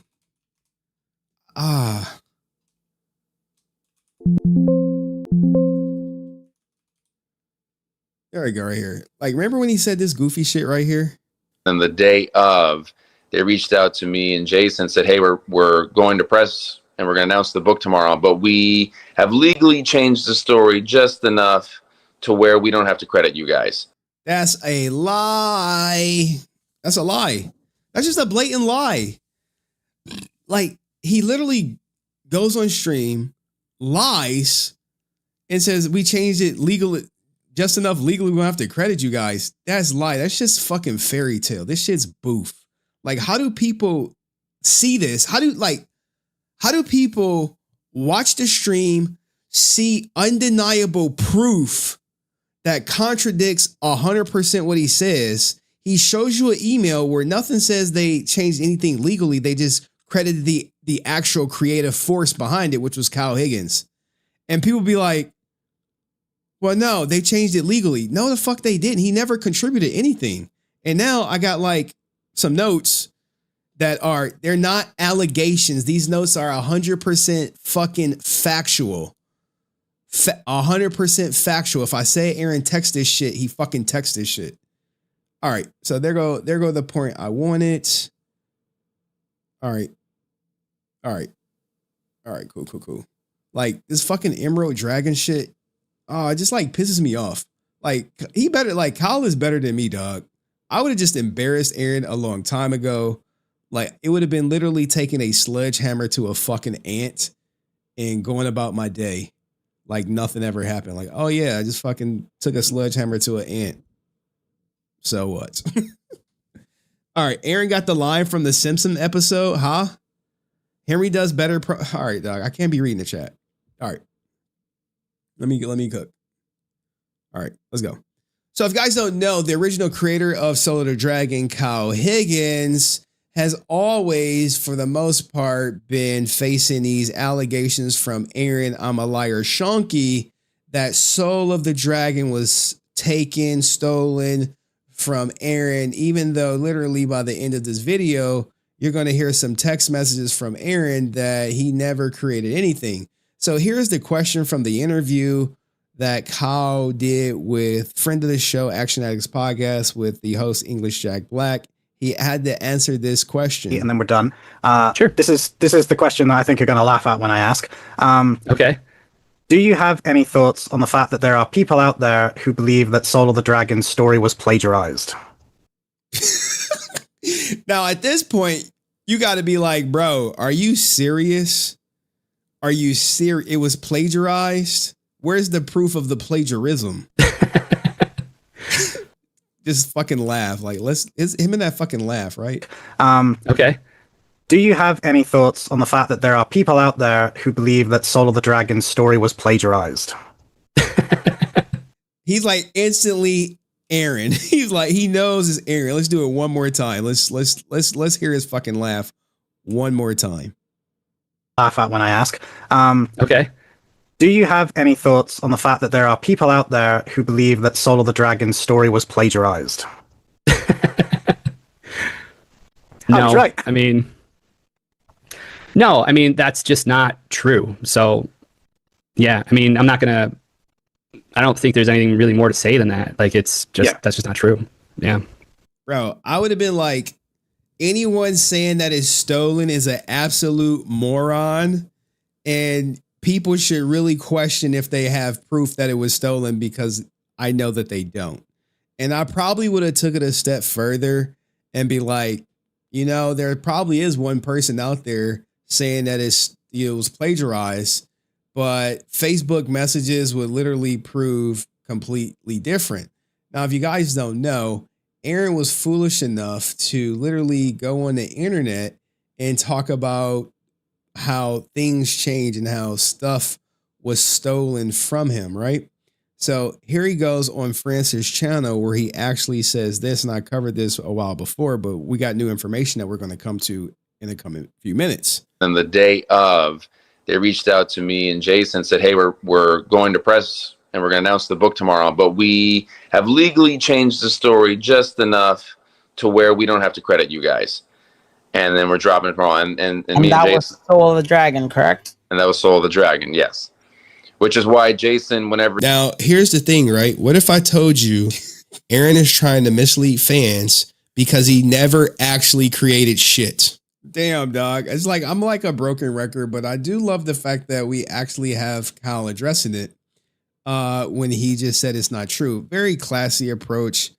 I probably would have took it a step further. I know I would have, but so what new information do we have about it? Now, we have the pre-existing. Before we get to the new information, we do have the pre-existing information where you literally see proof, undeniable proof, that it wasn't stolen. And these are like some old messages, if you will, where basically Aaron is messaging Jason. It's not that, and you can see it for yourself, right? It's not that we came up with the Green Ranger series. Like, his idea is that we put it in their in their head to do an older Tommy, to do a Dark Knight story featuring Tommy. They said they give us credit and went back on their word. It's principle. Kyle, Boom, and Brian just keep showing what kind of people they are. And the thing is, right, Aaron is the type of guy who has no problem taking credit for a project he didn't do. It's like that guy in the team assignment, if you will, who's like, yeah, I know I didn't do anything, but I'm 100% cool with you guys putting my name on it. As you know, it put me down as a contributor, or if you really want to hype it up, put me down as the leader of the project. He is 100% cool with that. And that's the issue. We know that his credit really, right? This is what Castini is talking about in the email screenshots. The credit based on a concept by Jason David Frank and Aaron Schoenke was given to Aaron as a kind of a goodwill gesture, even though the story had nothing to do with the web series pitch. This is true, bro. What happens is Aaron thinks that because he pitched an old man Tommy story and Kyle is literally commissioned to write an old man Tommy story, therefore the idea was stolen from Aaron, and he put the idea out there as if he is the only person in the world to think of an old man Tommy story, which he's not. Now, what ended up really happening was Jason David Frank got wind of Aaron continuously going behind his back, trying to pitch products to shoehorn himself in and say, hey, me and Jason want to do A, B, C, D, E, F, G. And people would give Aaron some grace because he was friends with Jason. But they would literally ultimately be like, yo, Jason, what's up with your guy emailing me about an idea that y'all have and he didn't CC you on? And that's when you get that this whole Aaron is he ends up getting punished because Jason was like, dude, you've gone behind my back for the last time. You get messages like this where he's like, dude, I'm so effing mad. Aaron just did this ish until I told him not to. Email Brian. So annoying. I emailed Brian and told him don't get back with him. He's so desperate. It's annoying. He didn't even ask if he could do that. He should ask you, especially since he's using your name. 100% true, but he didn't. So now let's talk about some of the text messages that Aaron would send Kyle from my notes, right? So shout out to the Power Ranger Illuminati. These notes are 100% accurate. Now I'm not going to show the notes, but I'm going to read something to you, right? So this literally started with Aaron pitching the idea of an old man Tommy, similar to Logan, barely an idea. That goes nowhere because Aaron had no script. And if you saw the Emerald Dragons pitch deck, it's self-explanatory why Boom never picked up any of Aaron's ideas. Because one, there's no script, there's no writing. Aaron's, hey, I have this great idea that this older Tommy is being hunted by this old evil force who wants to take over the world. Real big brain ideas. There's no concepts there. It's just a blank slate saying, let me work on this project. I need some notoriety. I need some clout. It goes on to say Aaron Schoenke had been fanboying over Kyle for a while. Remember, Aaron is a user. What does he do? He tries to use people. He used Jason David Frank till he practically couldn't use him no more. Okay? So Aaron Schoenke gets wind of the Soul of the Dragon comic, and he's upset that he's not involved in any aspect of developing it. Not one iota. And when he says these things, there's not enough people to say, well, what aspect of development were you a part of? What aspect? How did you help contribute to Soul of the Dragon? And he could say, well, I put the idea in their mind to do an older Tommy. No, dog, it's going to take more than that. There are plenty of people out there that come up with these elementary style ideas, especially off the success of Logan. It goes on to continue, right? So he's upset he's not involved in any aspect of it, right? And Aaron is literally telling Kyle that he, as an Aaron, pitched a series and believes that the series that he pitched is now being worked into a comic a la Soul of the Dragon. Okay? But here's the thing, right? Aaron actually pitched a 6-part series, right? 6-part series. And it was just as an idea. And this is what he literally told Kyle. Now, take notes, right? Aaron literally says word for word, you can write the whole script, but we all will work on the story. So right then and there, if you are a successful writer and you got this guy who Aaron comes up to you, who's friends of this guy, and he's like, yeah, hey, Kyle, not for nothing, you can write the whole script. Oh man, what a splendid opportunity for an established writer to write the whole script of someone whose writing credits literally consist of YouTube videos with little to no dialogue, no even story. They just show up and fight. So what do you think happens when he says that, right? Now, some time goes on and there's some truth to that, right? Some truth to Aaron saying, yeah, they were going to get a quote unquote based on a story concept by Aaron and Jason. So now Aaron is like, yes, I'm going to get a based on a story concept. Okay. Which means nothing. It's literally just like, okay, we could shut this guy up. We could do right by Jason by doing right by his friend, and the rest could be history. But no. Aaron was too thirsty. Aaron had to touch the fire, and Jason was like, wait, I've told you, Aaron, stop going behind my back and pitching things, asking for things. You're doing too much. You're breaking the chain of command. You're embarrassing me as a person. And like, you can't do that. So guess what? Let's keep it going. Now, soon as Aaron says he's going to get this credit, he literally sends Kyle the main points in his story, the main points for Soul of the Dragon from Aaron, right? Right? And I kid you not, it is Emerald ninjas and dragons are looking for Tommy. Something about the last half of the green candle is needed to get Tommy his powers to stop an evil force. Now, if you really want to like troll Aaron, right? Ask him about this. Ask him about this.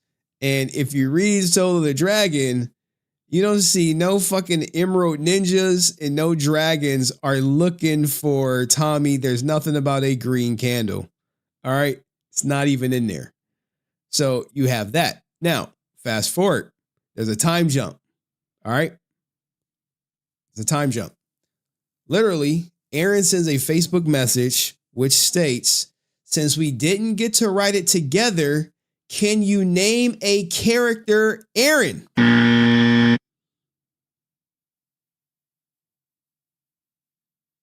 Clear as day. Since we didn't write it together, can you name a character Aaron? Now, you like, wait, no way is this true. Dude, this is 1,000% true. I'm not saying allegedly. Aaron did this shit. Aaron literally messaged Kyle and said, hey, since I didn't work on Soul of the Dragon, can you do me a solid, put a character in there, name it Aaron? No bullshit. Ask Aaron about it. I mean, I don't know if Kyle is going to even fucking entertain it. Look, if you ask Kyle about it and he starts laughing before he answers, then the answer is probably fucking yes. All right. He's probably like, yeah, man, he fucking sent that shit. All right. Who'd you hear it from? And then you can be like, HenryResilient. They'd be like, he'd be like, Henry who? HenryResilient. Be like, all right, the fuck away from my table. I don't know. Maybe not. Maybe not. I don't know. You never know how people feel about you. I know he not returning my emails for an interview. But we'll see. Like if we get a Kyle Higgins interview, dog, or a Johnny Young Bosch interview, y'all motherfucking heads will explode. And I got to edit that out the clip. So as we keep going, let me go back to my notes. All right.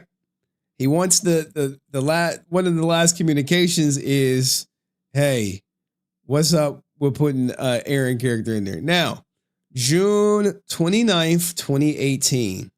I'm very specific with this date. I call it out for a reason. All right. Aaron Schoenke gets wind that he's out, right? He's the credit that he's getting, the BS, a concept story by credit, is donezo. He gets wind of it that day. He literally says, hey, Kyle, buddy, friend, BFF, friend, buddy, oh pal, can you fight to keep the credit in there? Bro. Can you fight for me, Kyle, to keep the credit in there? Kyle is like, bro, he doesn't respond. Now, if Aaron says this is a lie, if he says this is a silly internet conspiracy, I have a strong inkling that these messages where I just took notes on will become real live pictures of a full-blown conversation. And it's not like they don't exist. These notes ain't come from nowhere. I didn't pull these out of thin air. He sent this. This guy is so desperate for validation. That's why he wanted to work with Kyle. He wanted to be validated. But in reality, he is what Dinesh said he was years ago, a hack.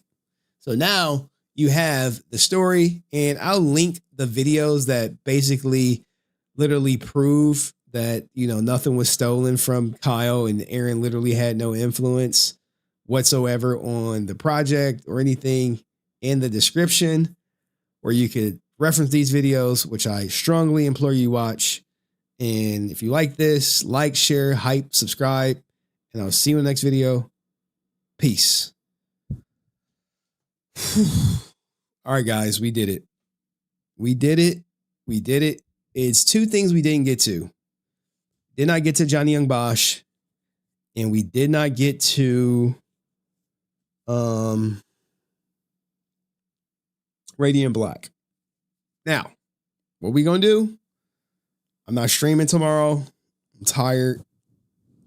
I'm probably gonna go to bed within like 20 minutes. What do y'all think? W stream, L stream, maybe I'll stream. I'm definitely gonna stream some more. We're gonna keep this thing going. Damn, I gotta wake up and stream. So, all right, no one's typing in the chat. Great. 66 people here, 0 chatters. Hopefully all y'all get ads or whatever. Free game. Yeah. W stream. Thank you, Sam. Appreciate all y'all being here. Like, all right, what chat, dog? We got you, buddy. All right. So, anywho, any questions before I get up out of here? Was that clear? Was that crystal clear? Big W. Now, I want the fucking text message to leak. That's what I really want. I want them to leak. Now, will people care? No. Like, I think people know this guy's a fucking fraud.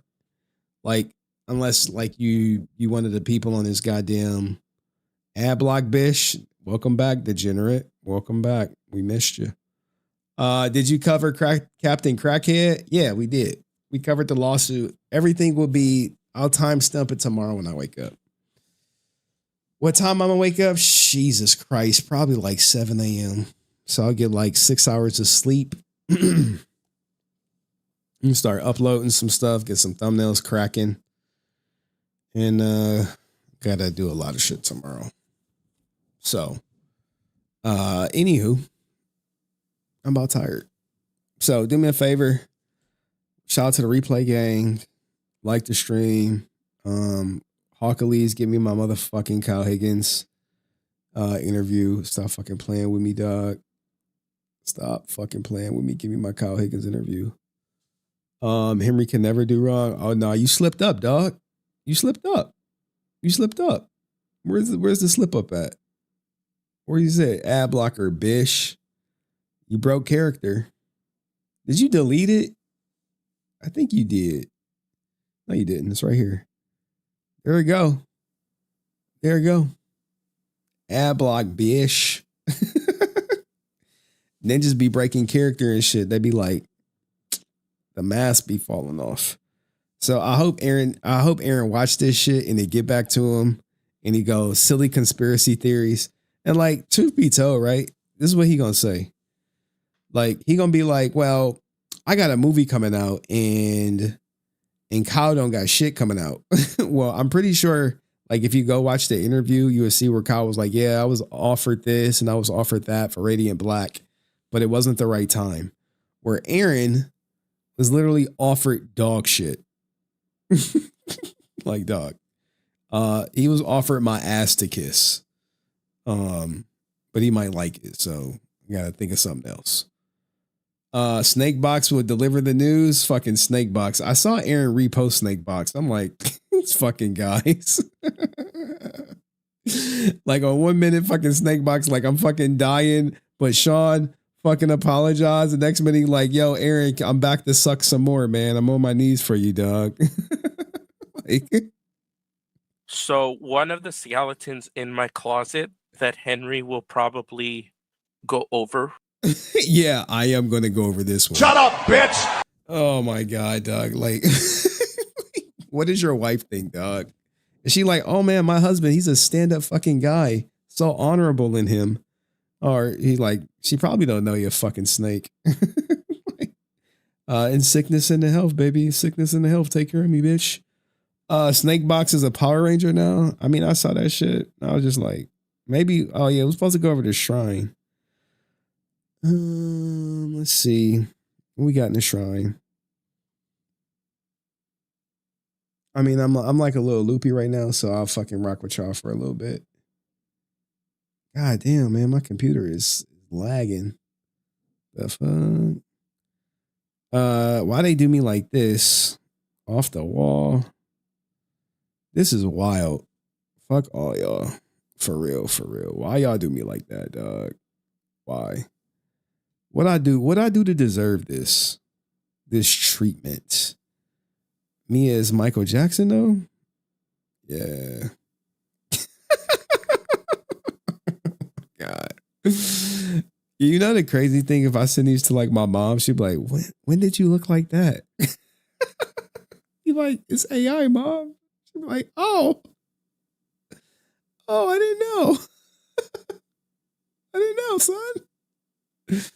Oh, this is wild. This is nasty work. Nasty.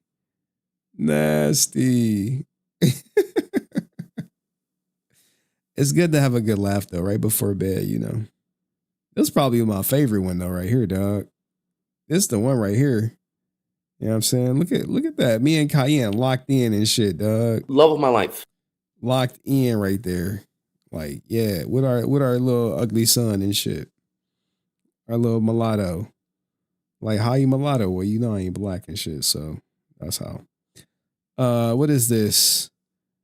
You know there's a person? Wait. Inside every person you know, there's a person you don't know. The reflection in the mirror. All right, Mikey. I see you, dog. Deep out here. This is wild.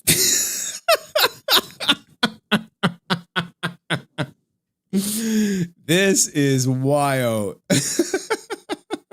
Who made this shit? Who posted this shit? Let me see. Fucking Jamal Breezy and shit, dog. Y'all stupid. Why y'all really stupid out here, man? Like, seriously. Like, why? Why? That's what it really is, though. Shit.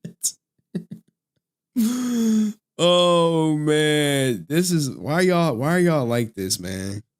I be trying to be chilling, and y'all just be like, Today I was diagnosed with cancer. Fucking crazy. I'd be like, God damn, man. Then y'all got me looking out here like this, man. That's the action figures. And you got Hawkleys and this goddamn bunny rabbit suit for fucking whatchamacallit day. But then y'all got this. What the hell is this pink spandex shit? What is this? Who's this? Who's this? Pink spandex? Like what? Look a little manly in the face there, huh? Look a little manly in the face. Look like a strong face. Strong face only a mother could love. Then they fucking catch me at the convention lacking and shit. Catch me fucking signing autographs and shit for like $100 a pop. Getting money. I'm getting money out here, dog. $100 a pop. Come see me. $200 for the combo. $150 like $100 for the signature. Oh man, let's see what else they got. What else? I think that's the whole shrine. Let me go check chat corner. Yep. I think we got all those. All right, that was a good little stream. There y'all go. That's everything, players. Players and playettes. Got Froxus. What y'all think about Froxus? Anywho. No Thunder Buddies in the for life in the shrine. There was a really good one. It was like I can't find it. All right, let me go find it. I'll find it for you guys. This one is funny. It's gonna come out. I know it exists. I gotta figure out who created it. Give me a second. They got me as the slave. They got Froxus at the Oscars. They like even me wanting to like my baby and shit. I was like, God damn. I can't find a good one.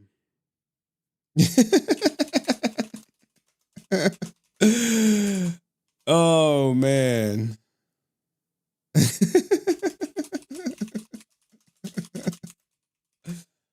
Oh man. I'm trying to find one. It's a really good one. I just got to figure out who sent it to me. It's like two dudes with a shirt off that I saw. And they're standing. One dude is behind the other dude. And I can't find it. I don't know who made it. But it's a really, really good one. Hold on. I think I know where it's at. I think I know where it's at. If we find it, it'd be really good. It'd give some people some stuff to talk about. Got to go through whatever you need. They got this one.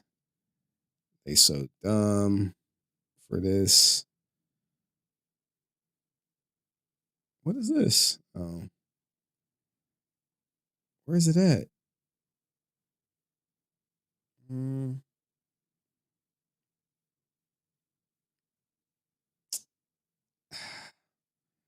It's just not happening.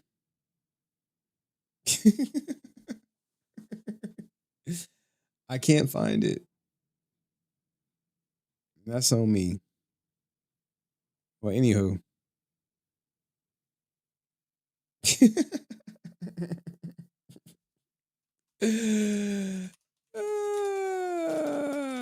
Anywho, it's time for me to get off stream. It's been real fun, guy. Oh shit! Apologize. Apologize, nigga. Oh, make me want a KFC bucket real bad.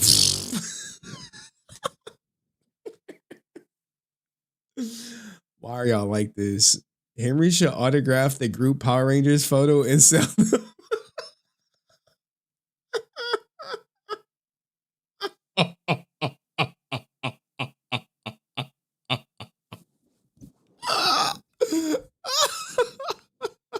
This is actually good.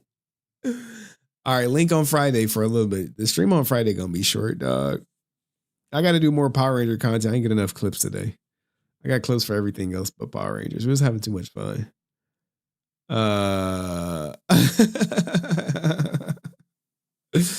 right, well, guys, y'all got 5 hours out of me on a freaking Wednesday. Appreciate each and last one of you here, even if you didn't like the stream, lazy mofos. Won't even turn your goddamn phone sideways to give me the goddamn likes. Man, we didn't even get the Grift watch. Never stop streaming, Henry. Nah, dog. We out. So, anywho, peace, love, happiness. Hopefully, all y'all dreams come true. Y'all see me again one more time. Link on Friday. Chop it up with y'all. Y'all want to just like a pure call-in show? What y'all want Friday? Freestyle. I mean, Ranger news. Gotta find some. This Kyle Higgins interview was pretty good. Go watch it.